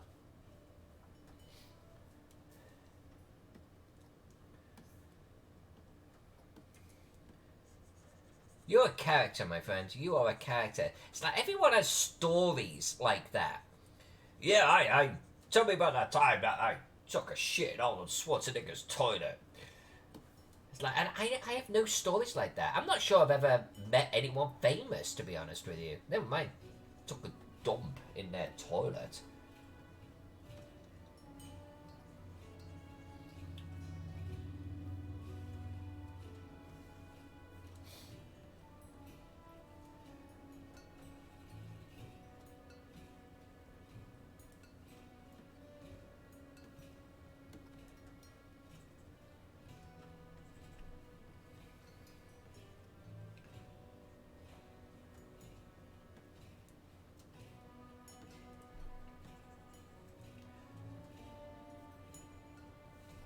You've met Tom Tullis. I've never met Tom Tullis. I've never met him. And he's certainly not famous. Like, he's a hack. And you take a dump on him every day on Facebook. Yes, I do. That I do.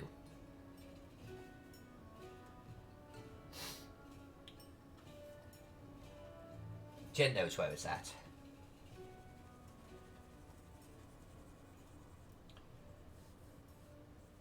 Tom Tullis is an evil man, and I will be the end of him. I will destroy the legacy of Tullis. And he knows it too. I think he's a little bit scared because of that.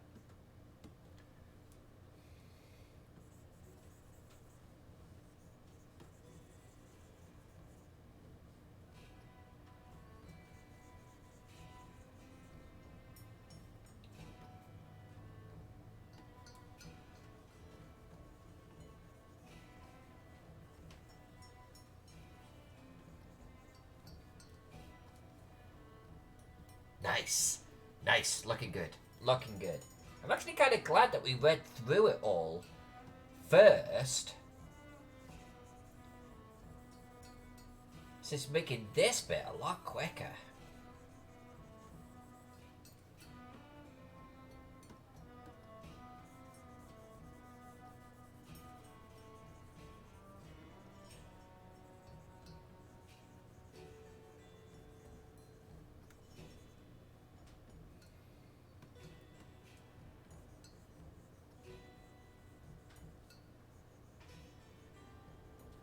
Right on, right on, right on. Alright, what do I want to do the entrance out of? Yellow? Yellow entrance? Maybe this should be blue. Let's just make it blue as well. So blue outer wall after all. Let's not get all fancy dancy.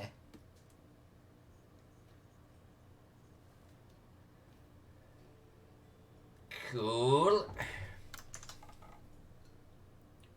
Phantom Jen, I would like for you to throw a net over this Tullis and stab him with a trident. Jen, I think if I did a Kickstarter for I will stab Tom Tullis, I am pretty sure I will make bank. But I will actually do it for free. So agreed. Agreed. It's probably a good job that he didn't attend Game Hall Con, because I had a Gladius.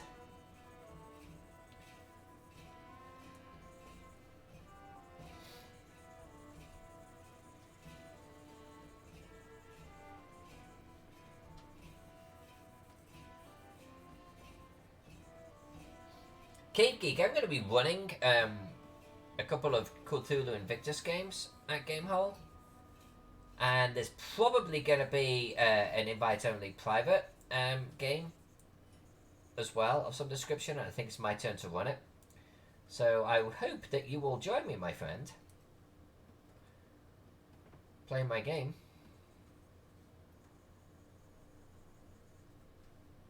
Did I say game hall? Gary, come.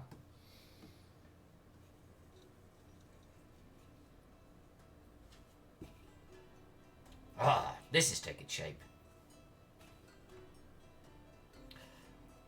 Hashtag GoFundMe stab Tullis.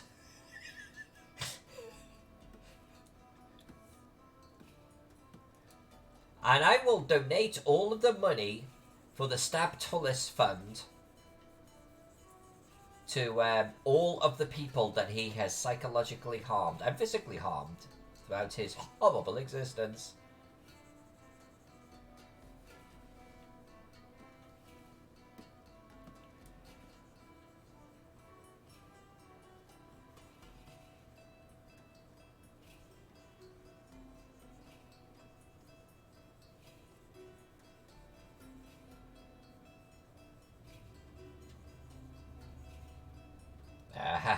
Photoshop is beginning to choke. That's always an alert that there's a little bit of a memory leak going on. We'll just keep going. I would like to see how close we can actually get to being done with the graveyard. If we motor here, we might even finish the sucker, which will be more than I was planning on doing today. To date. It's a word. Oh, I've got to do the center here. What's the center going to be? Am I going to do the whole building blue? That's kind of like... No.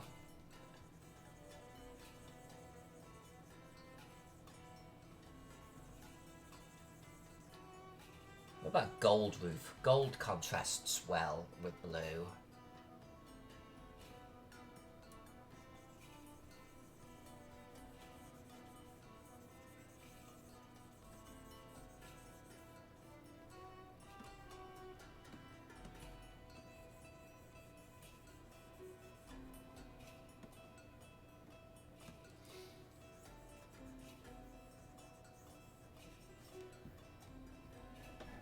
Cool.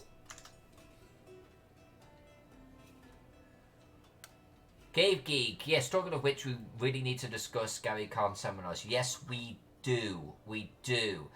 Tomorrow's admin day for me. Ping me, and we can always chat, okay? And then I will actually log in and get something booked. I'll get it in the calendar.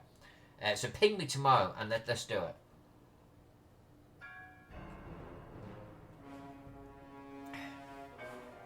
Phantom Jen. Is Jack my... Yes, you know, is he my convention manager? Yes, he is. He always has where I'm meant to be, when I'm meant to be there. You know Jack. You know Jack. Of course he's my convention manager. He's my life manager. So anything that you, like, you know, feel like my convention manager should be coordinated with, anything in my life that should be coordinated with, talk to Jack. I'm loving these buildings. These are awesome.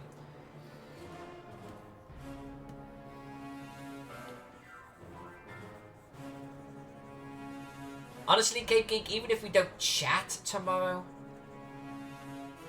I tell you what, Cave Geek, I tell you what, because I won't go near my phone for the rest of the day. While we're talking about it, send me a message right now on Messenger that just says Gary come. Okay, that's all you have to do. Because the first time I will look at my phone will actually be tomorrow morning. And it will be a reminder to me to actually coordinate shit with you, okay? I want to make sure that whatever time I book you, like, you're running a stall there, so whatever time I book, I want to make sure fits in with you. But yeah, just ping me right now. We'll get that thing locked down tomorrow, okay?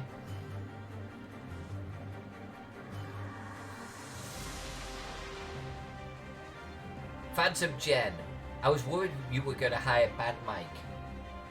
Look, Bad Mike may be the most organized man in America, if not the world. But I think Jack has assumed the mantle of being my manager on all things, just by de facto knowing what the hell is going on way more than I do.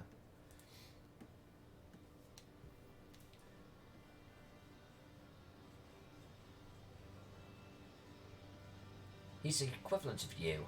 Right? As you are to Zach, Jack is to me. And I think we all know it.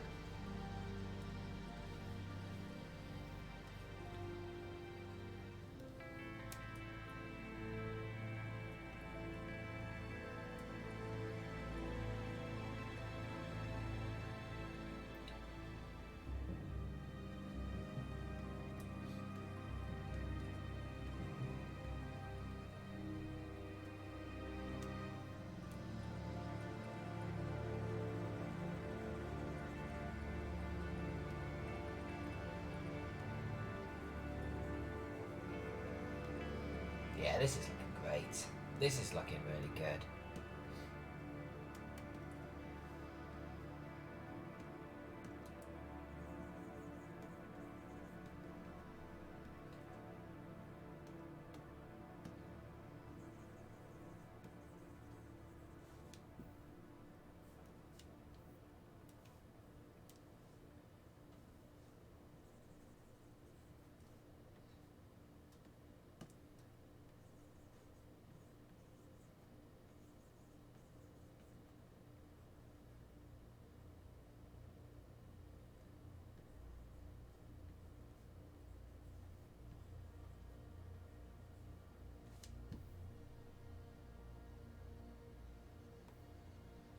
Ah, that's why my ink has to come up higher. Oh no, you're dope, girl. You're dope. Hold on. I'm drawing over my fucking trees. Hold on a sec.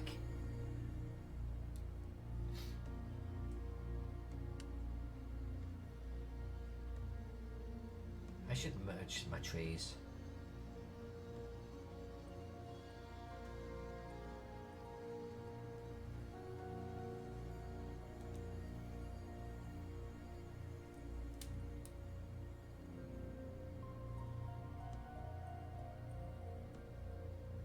There we go.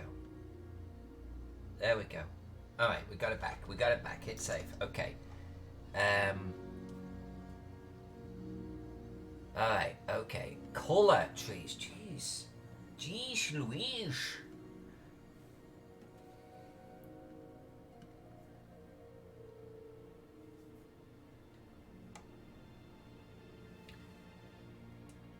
Bodhi Gazilla understands that every map needs a ski ball on here.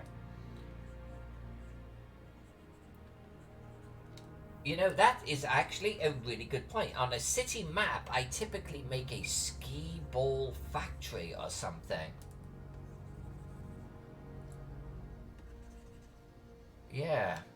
We will have to make sure that we have some kind of ski ball on this map.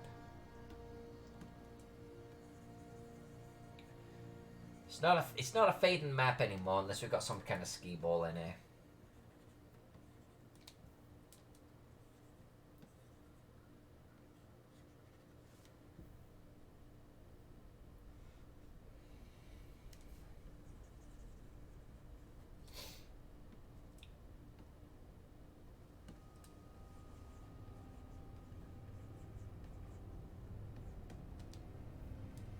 Right, let's not get too distracted by trees. That's not what we're here for.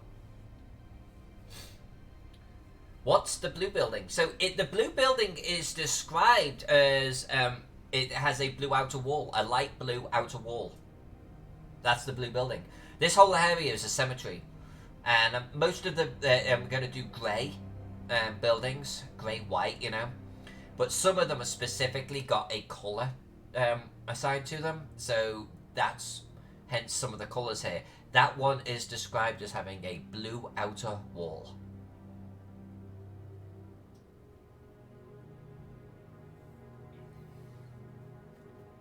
And one thing the fading factor does, when I'm colouring, when I draw a map, or I colour a map, if you've got a description, I am going to match it, okay? That's what we do in the fading channel. I don't look at a cemetery and go, okay, so the whole thing's a cemetery, and then just like draw the shit I want. No, that's not what we do. My next question is always going to be, so, what are there, do we have any numbered locations? Named locations in here? Why am I doing this? Why am I doing this? Are we doing two? Are we doing 2 gold? No, we're not doing 2 gold.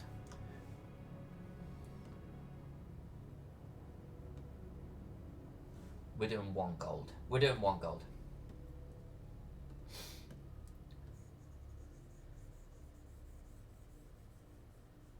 And that's something I said at the beginning of the stream too, is we've got Troll Lord Games reaching out to the guest writers of Gaxmoor, and if they have specific needs, we are going to accommodate for them.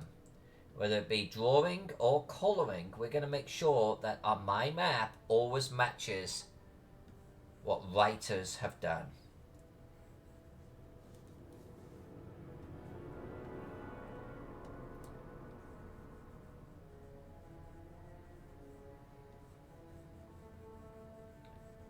What a cute little building. What a cute little building. Lovely.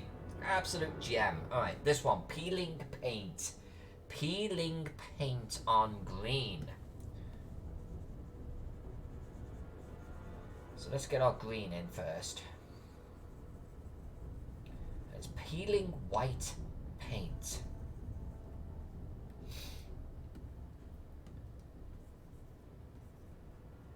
Alright.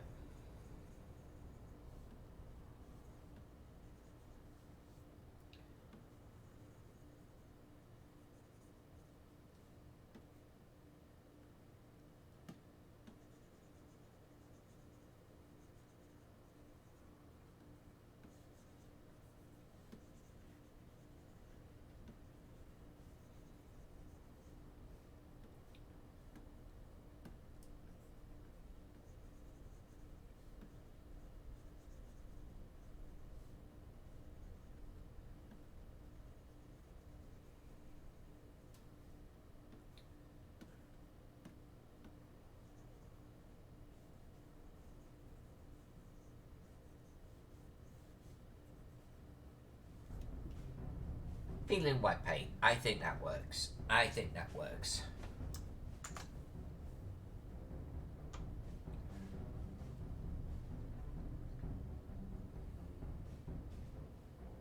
Right, black building.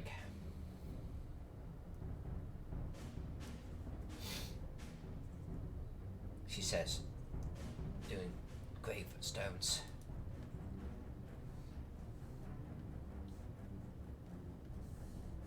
Yeah. In fact, let's do the terracotta one first. Let's do the terracotta.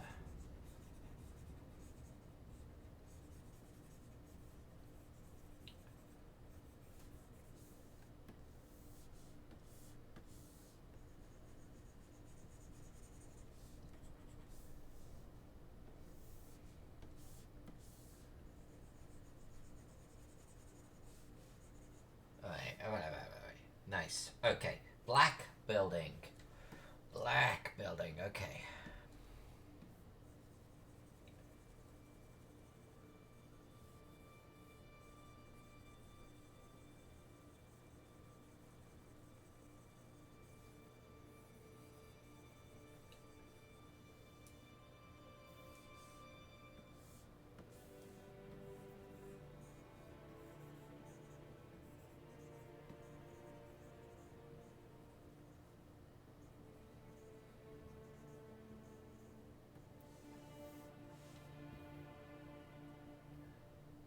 Kind of tempted to leave it like that.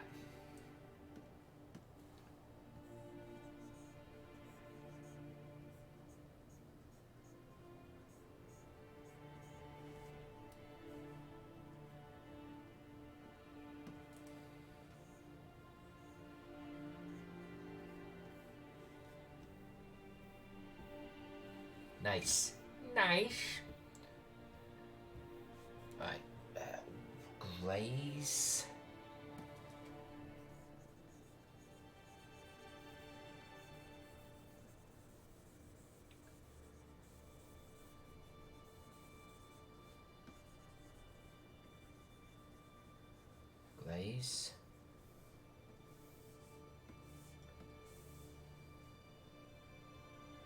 Bodhi says, given your expertise in all things Cthulhu, what do you think might happen if the US government had a secret program aimed at waking up? Oh, that'd be kind of cool, man.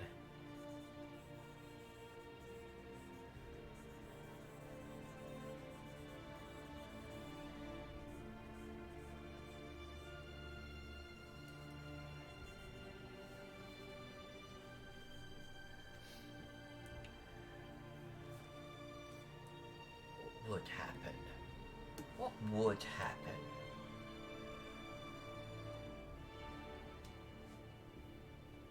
What would happen? Well, any government, really, right? But US government waking up the old one?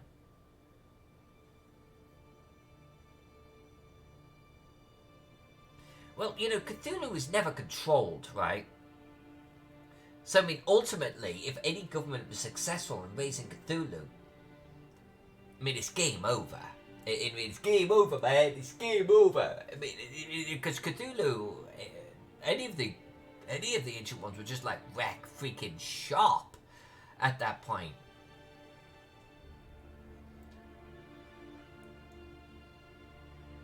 But I think the US, any government, would have the arrogance to think that they could control Cthulhu, right?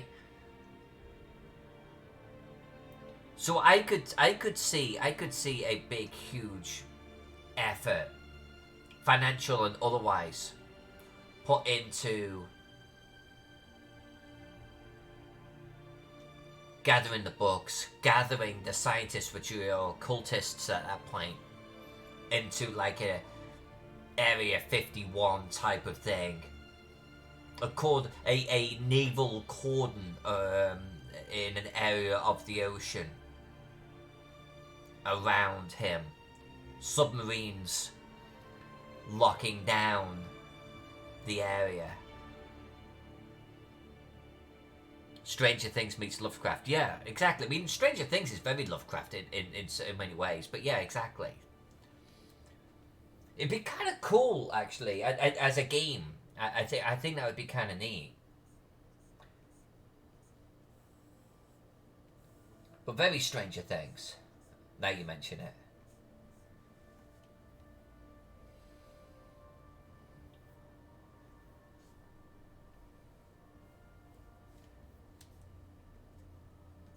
I mean, Stranger Things is, I mean, they have, like, you know,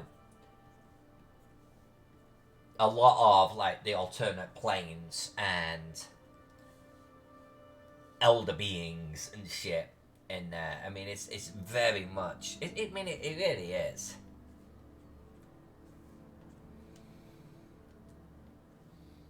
Probably explains why I love the bloody show so much. This has got a path coming up. C3. I wonder if there's a particular colour to that path. If I drew a path, it's in the description.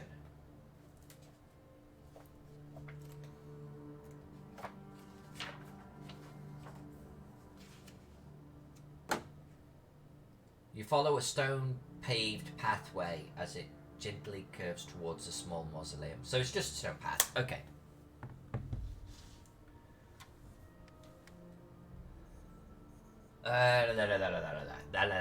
No, don't do that. There we go. This is a road. Okay, there we go.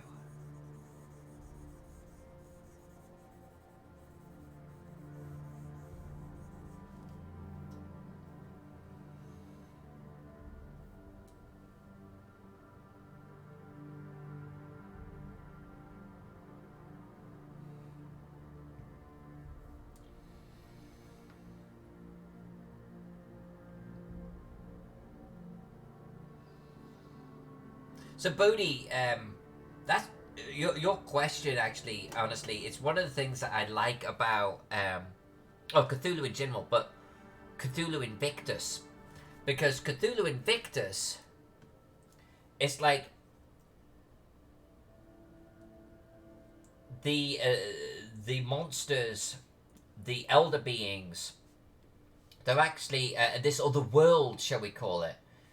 It's actually known, you know, to certain people, let's say in the Roman Empire, and you know they seek to harness it or to protect the empire from it or to harness it, and I kind of like that. It's kind of like, no, the Minotaur is real, hippogriffs are real, fucking, you know, all of the myths, the legends, they're real. They're actually real, but Cthulhuized. And Atlantis was real.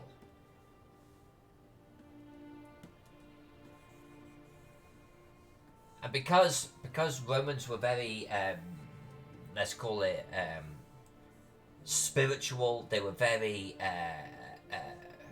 what's a phrase when you're superstitious, I suppose, in a way, but, you know, revering the spirits of the forest and all the rest of that shit, and omens and fate, it just fits, man. If you then say, well, yeah, and actually, Cthulhu is real, and, like, the gods are real, and, like, I kind of like that aspect of it. My God, this is looking good. Alright, let's throw some ground underneath this bad boy. Let's get rid of you. Oh, I've got water down here. Because I actually did water up here. Huh. Well, look at it. Well, whatevs.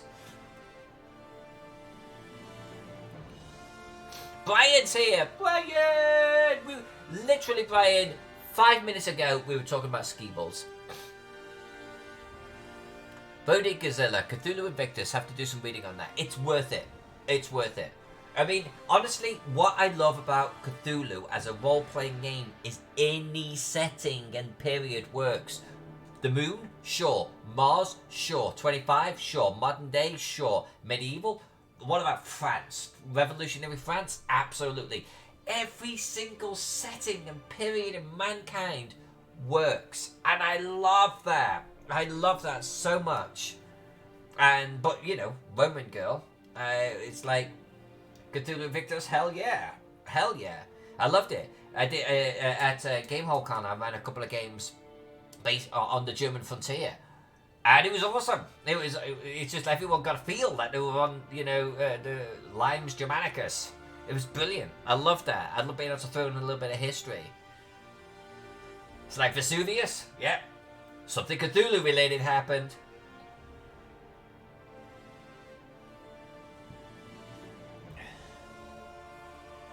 I wrote a novel that was my take up. Actually, Bird of Gazilla, I'd love to try and get a copy of that. I wrote a novel that was my take on Lovecraftian mythos with government intervention.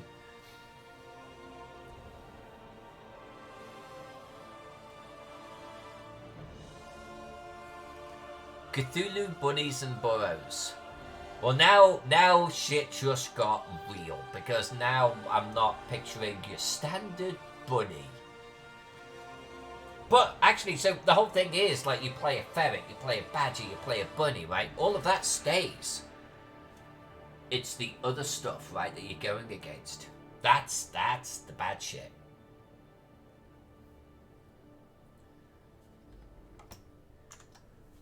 Alright, let's draw some ground. Let's draw some ground.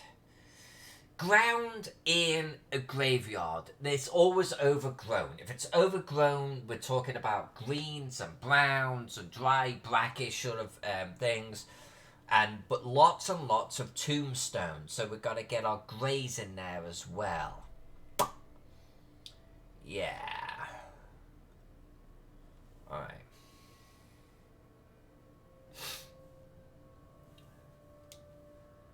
Beta Gazella says, would you prefer an ebook or a paperback? I wouldn't mind a paperback, because... No, ebook. I've got a tablet. Ebook would be awesome. I'd read it on my tablet.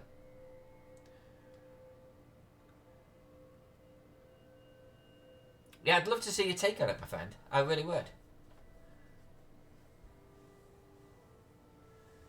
Allah Zilla, I'd play the shit out of a Call of Cthulhu Bunnies and Bunnos. Actually, Allah, seriously? Maybe it should be your shtick. Although then you're not playing it, but I would love, that would be kind of a wonderful twist, right? I'd love to see your take on that. That'd be fantastic.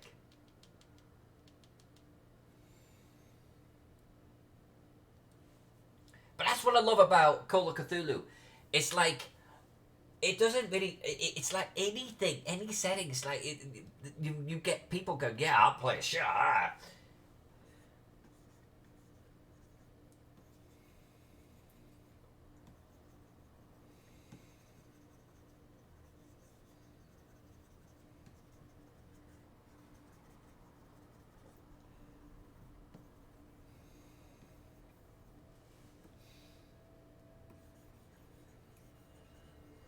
So okay, the challenge. Is there a setting, a period, a place in the world, a time in history, or a role-playing game where the Cthulhu mythos would actually make it worse? I think the Cthulhu mythos is like bacon.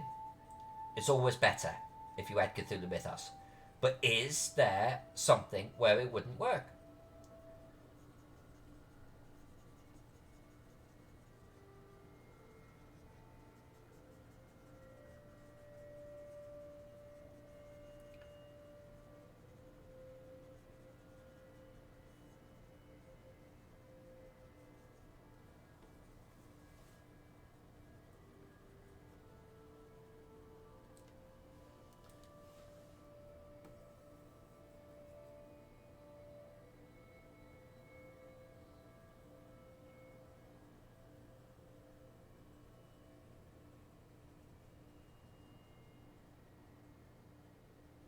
So I used to play, like, okay, so I'm going to even go back, right? Boot Hill, better with Cthulhu. Deadlands, basically, better with Cthulhu. Paranoia, better with Cthulhu. The James Bond 007 game, better with Cthulhu.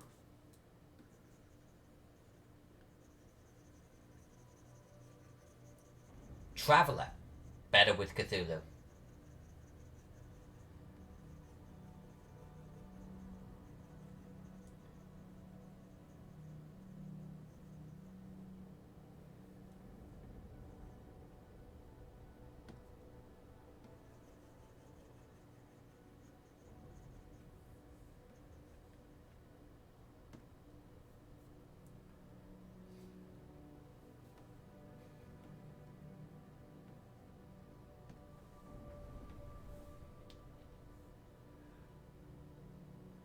Bodhi, you have my email address, right? You can send it to that. Or my instant messenger on Facebook. Either one. I can PM you my email address if you need it. Although I think you'd run a fantastic game. Bunnies and Burrows meets Cthulhu. Bunnies and Cthulhu. Cthulhu and Burrows. Teenage Mutant Ninja Turtles. Wow, man. Good one. Good one. A friend of mine had that one. I don't think we ever played it. How could that not be better? I mean, like, was it the hand? The hand? Now they're cultists, right? Shredder's the chief cultist. I think it could work. I don't know. I think it could work. D6 Star Wars. Star Wars. I know, I didn't mean that. I think it could, because was it Azathoth? Like Azathoth, bigger than planets, eats world, eats galaxies, right? Yeah, I could run a D6 Star Wars Cthulhu game. I think I could do it. You get in your ships and get ready to rock and roll.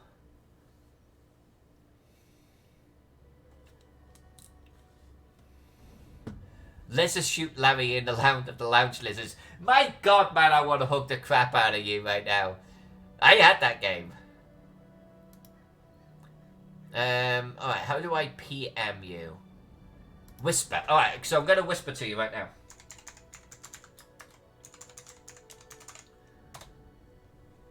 I think I sent that to you. What? I might have actually just put my...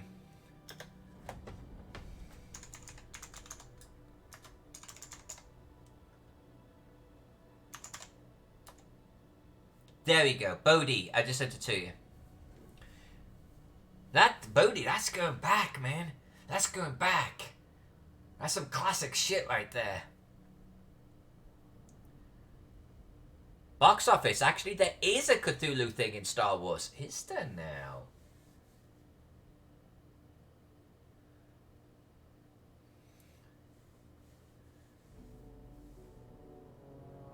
Wait a minute. Cape Geek. Cthulhu is an elder god, right? That means at some point he was young.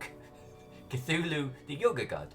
What if, when he started his god career, he worked with buddies rather than humans? Yes, I suppose that's one angle. But if you think about it, I mean, buddies and burrows is pretty horrifying anyway, because, like, even the human beings, these big, huge giants, that actually, if they capture you, they skin you, and they throw you in a pot, and they eat you, and... I mean, there's a lot of potential horror in something like that. But, you know, if you make, like, the falcon, or the eagle, or the badger be Cthulhu-ified, there could be some nasty shit going on, I'm sure.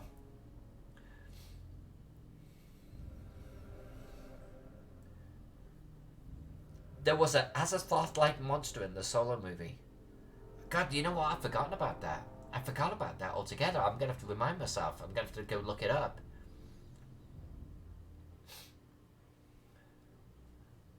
Young Cthulhu, the early years. Now I can imagine Cthulhu with a rattle.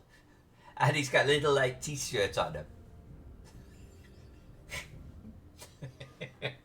There's probably a game in there. There is probably actually money in that. Young Cthulhu. I think there's money in that.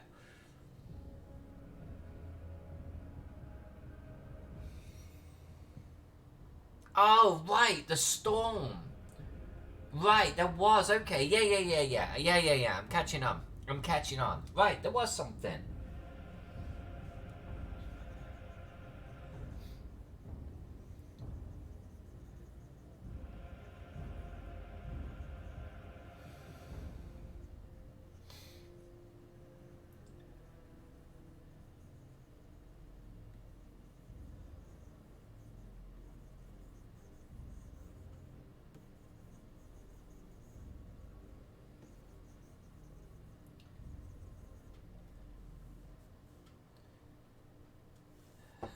Cthulhu 2, Electric Horror Galoo.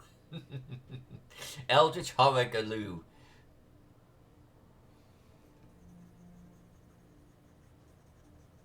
See, Cthulhu even makes this stream better.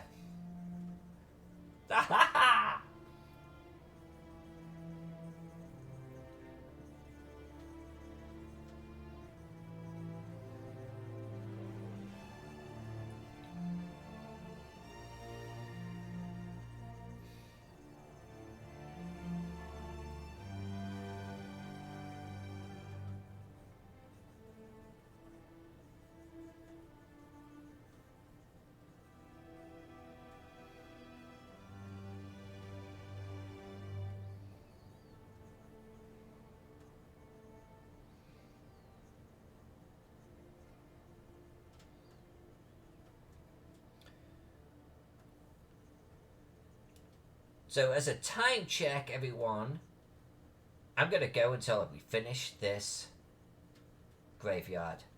I'm thinking it's going to take us another half hour.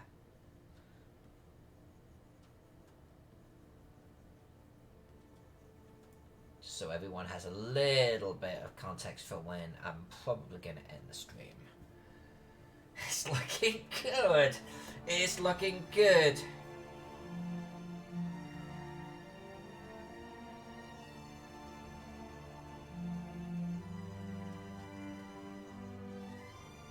want to get to the... Why am I down here in the forest? What am I doing in the forest? We are literally not doing anything with the forest right now.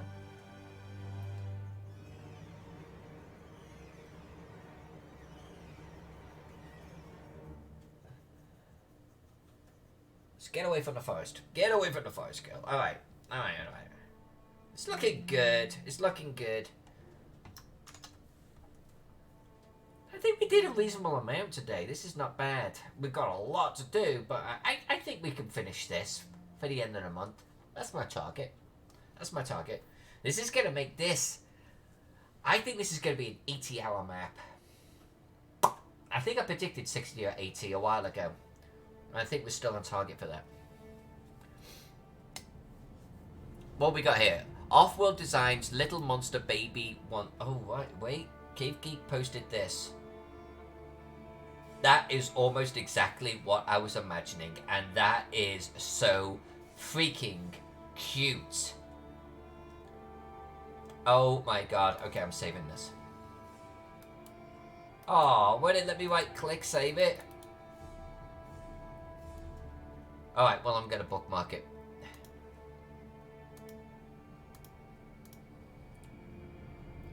I might have to get that.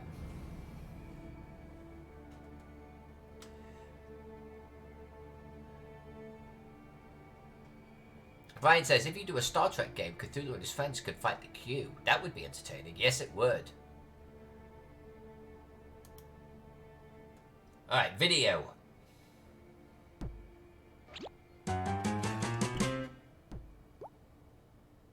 What? What? It's a new day and the stars are right. Wake up, little Cthulhu, it's time to play. Little Cthulhu lives in the magic city of Relay with all his friends. Relay is usually under the big blue ocean, but when the stars are right, Relay rises and the great old ones can come to Earth and play. Uh-oh, little Cthulhu is hungry after his long nap. What does he do? He eats his followers. They love Cthulhu and want to be eaten. Their souls make his tummy happy. Little Cthulhu is best friends with Dagon and all the other deep ones. They plan to go to Innsmouth to visit all the nice fish people there. The fish people chant praises. Chant, chant, chant. Hear them chant.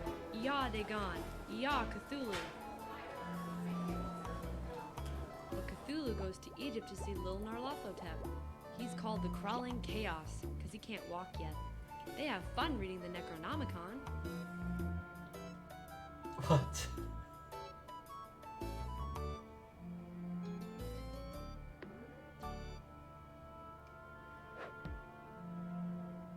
Jesus Christ. That's awesome. That is so awesome. That is just amazing. That is seriously the best thing of the day. That is so good. I'm going to watch the rest of that for sure. They call him the Crawling Chaos because he can't walk yet. Oh my god.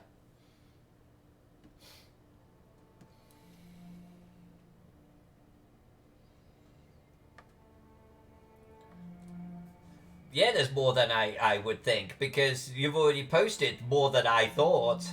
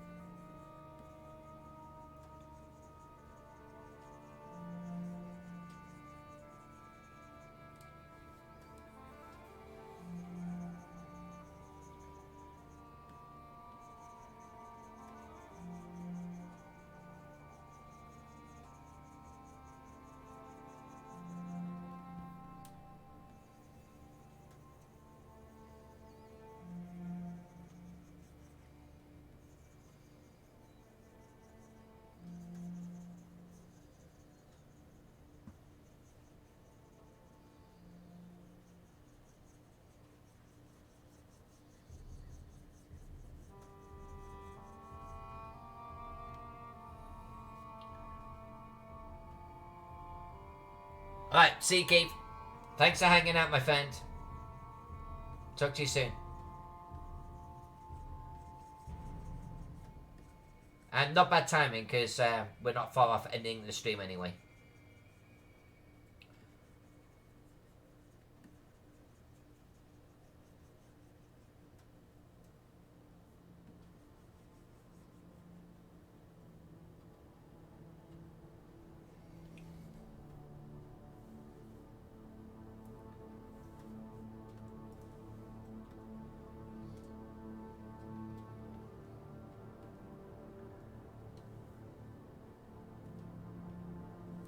Brian, I am going to enable you to duel yourself. I'm going to do it. I'm going to figure out how you could do that. And you will win and you will lose. And talking about Cthulhu, you'll probably lose some sanity in the process.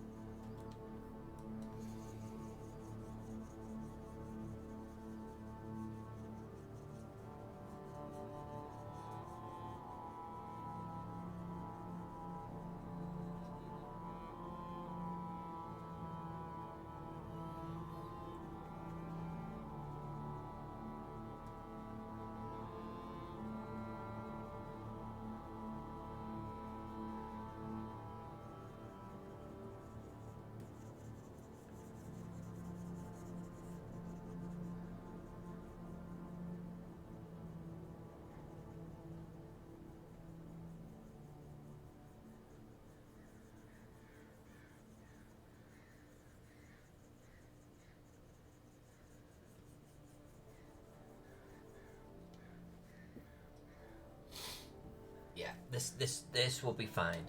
This will be fine.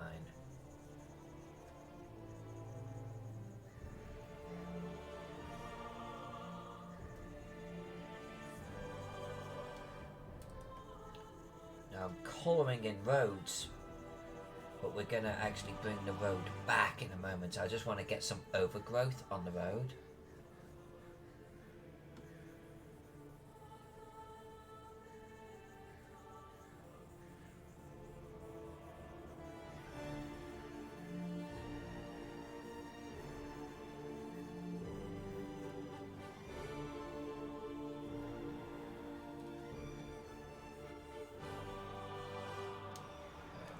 To that.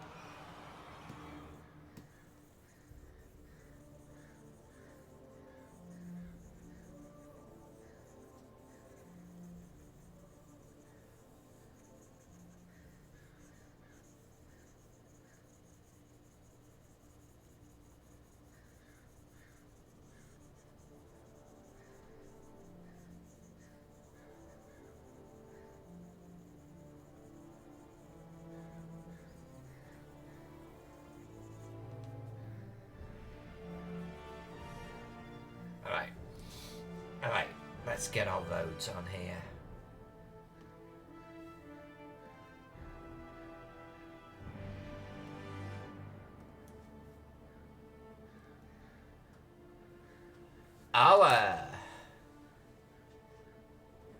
Oh yeah, Cave Geek. Yeah, of course I changed it to I Claudius. You told me to, and it was available, so I did. Allah says, I went down the rabbit hole of looking at adorable baby elder gods, and boy, this one is a keeper. Oh my god, Allah. Well, this is Cthulhu week coming up. I'm saving this. I'm saving this. Every time I've got a game. So next Saturday, I'm running the Masks of Nyarlathotep, right? So as I come into that week, or Cthulhu week, I love sharing pictures. I'm going to share this one. That is incredible. That is incredible. That's beautiful. All I want to find.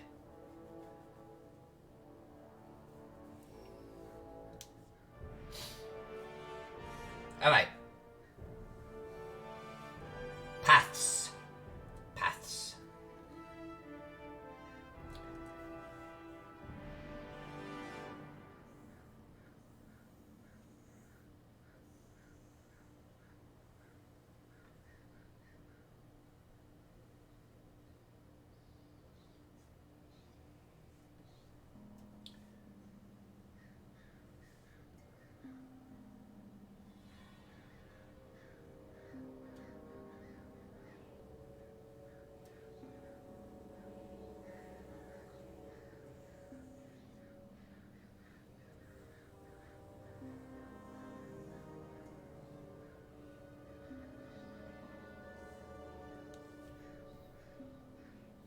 I'm going to make that a little bit lighter, I think.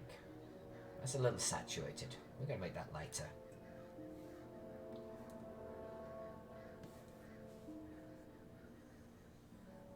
Of course, part of the saturation is probably from the greenery that's covering it.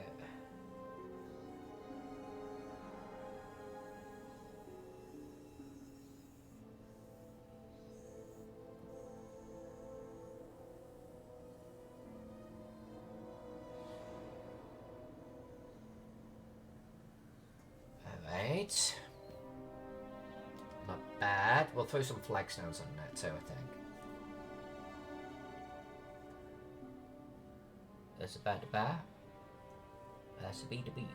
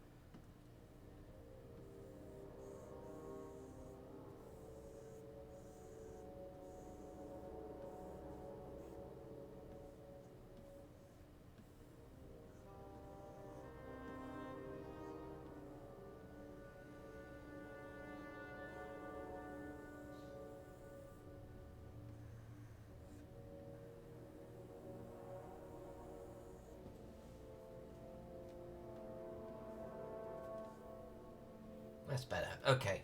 Okay.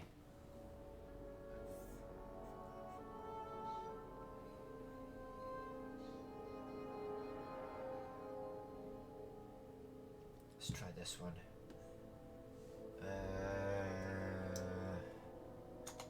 Is that the one I want to do? Is that the one I want to do? No, not that one. This one. And we'll do deep brown.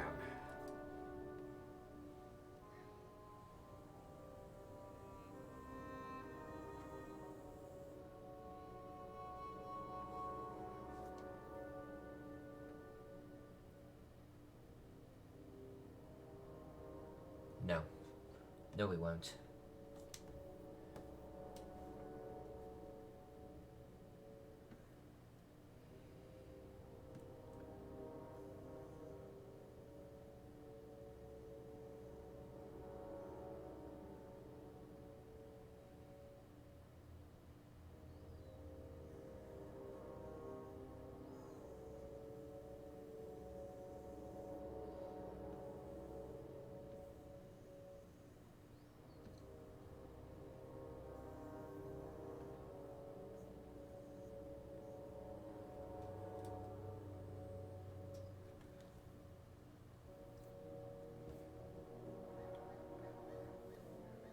Okay, something like that, I think.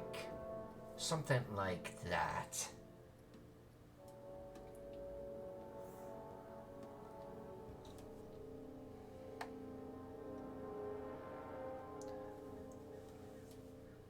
And we're gonna do a little touching up of gravestones. We're just gonna add these little splashes of white in here.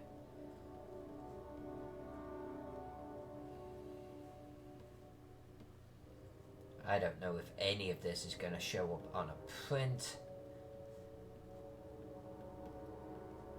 I think it's an appropriate thing to do.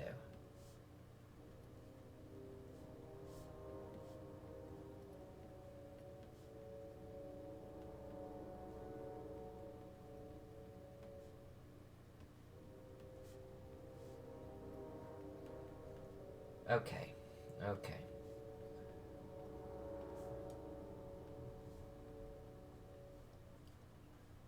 So I'm gonna zoom out here in a second. We're gonna take a good butchers.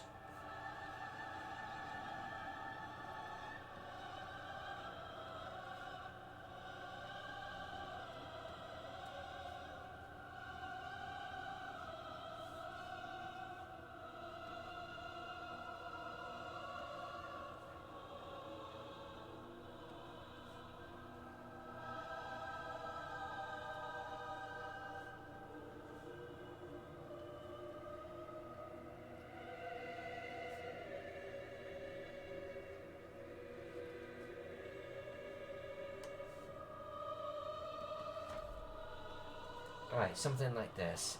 Something like this.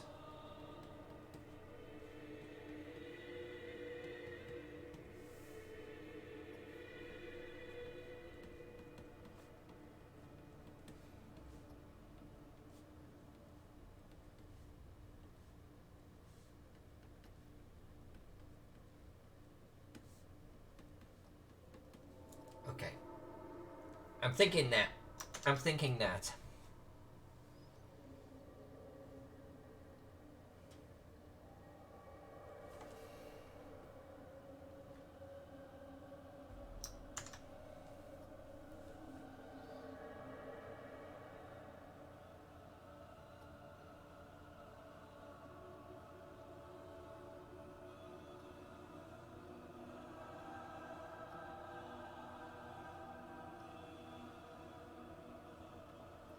Bodhi Gazilla, this map looks ridiculously good. Thank you, my friend. That means a lot. Honestly, because a lot of the time I don't know. Like, you know, like the whole thing has to come together before, and then it's almost like I need to go off and sleep and come back to it, look at it with fresh eyes.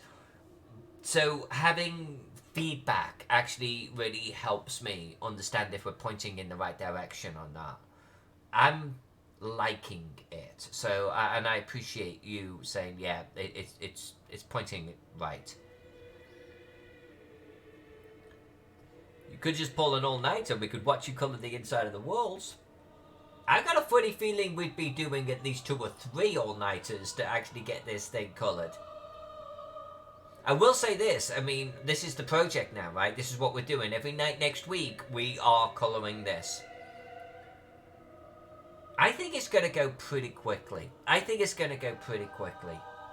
Now we've kind of got our pattern down for the ground. I'm not. The outside of this does not concern me at all, and honestly, the inside doesn't concern me. There's not that many intact buildings, and where I do have them, I've drawn them in a certain way where we can actually do a select fill very quickly. I think this is going to be pretty quick. This one, I don't think this is going to take too long. It will be quicker to colour than I think it will be was to draw. I think. What's the yellow building directly south of the city? Oh, it's a note. It's not a building. Yeah, see that? So I can actually drag that off to one side. It was a note on the map.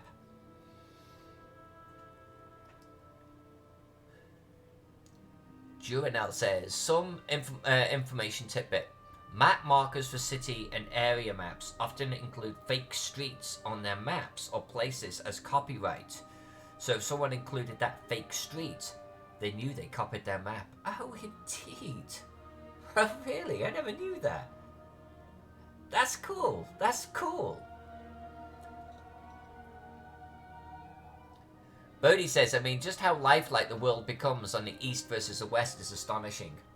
Yeah, you know, that's one of those things that I love colouring the maps nowadays. It used to be that I did black and white maps, and then people started asking me to colour them, and I was like, okay, whatever, but the black and white ones would look good too, and they think they do. But the coloured versions are so much better. It's like, I never want to do just a black and white map again. And that's my hallmark, you know, ink on paper, black and white. But the coloured parts have so much life in them, so much depth. It's like, you gotta do colour. And I think we've got this a little bit of an avid thing going on, which is kind of cool. That's what I wanted. And it's going to pop. It's going to look so good. Imagine that tannery coloured. It's going to be fantastic. Or the merchant area with all of the tents to the north. This thing is going to rock so hard.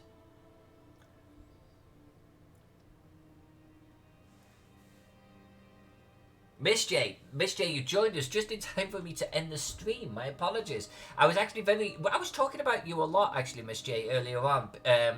Because Bodhi Gazilla here is looking for a city map, and I showed him your city map, and how you and I basically can draw the same map in exactly the same style. And so I have a funny feeling that you and I are going to be talking here shortly about basically me forming a cartography team. You know, openly, publicly to everyone. One of us is going to draw your city map for you, type of deal. But you contract us. So I'll email you tomorrow about that, because that's my admin day. I was also very complimentary of your little flagstone pattern here. I've been using the shit out of your flagstone pattern today. So thank you for that too. That's been great. So your name has come up several times today, young lady.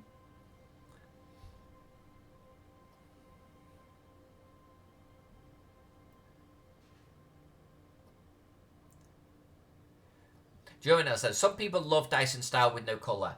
And Dyson style with no colour absolutely can work on Dyson style maps. But I think when you get to this works. Sure, this works. This looks better. And yeah, Miss J, we did this today. And I haven't done the trees in the southeast, as you can see.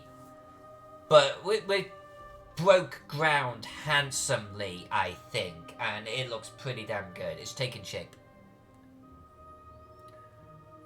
Thank you, Dungeon Tomb.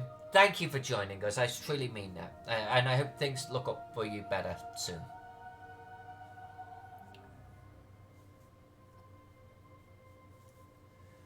My time lag is huge. Well, so, Mr. I do know that your internet has been slow. This has been great, though. Look, what have I been streaming? Maybe 5 hours, right? 4.5, 5 hours, something like that. So this is a good point for me to end it. Sorry, Miss J, but we'll definitely catch up more next week. Certainly when your internet is better. And I will email you tomorrow, Miss J. So anyone that will listen to me, this is a good time for me to take a break. I have been at it a long time. I need to a little bit. I appreciate you hanging out. So many wonderful people that I don't get to hang out with, like, in the chat today. So thank you. And Bodhi, you were very generous earlier. That was very kind. Very appreciated. Everyone, have a great rest of your Saturday and your weekend, okay? I'm not streaming tomorrow. Tomorrow's admin day. I am back Monday, Tuesday, Wednesday, Thursday of next week. 6 o'clock Pacific time, 9 o'clock Eastern Standard Time, or in the morning, Miss J time.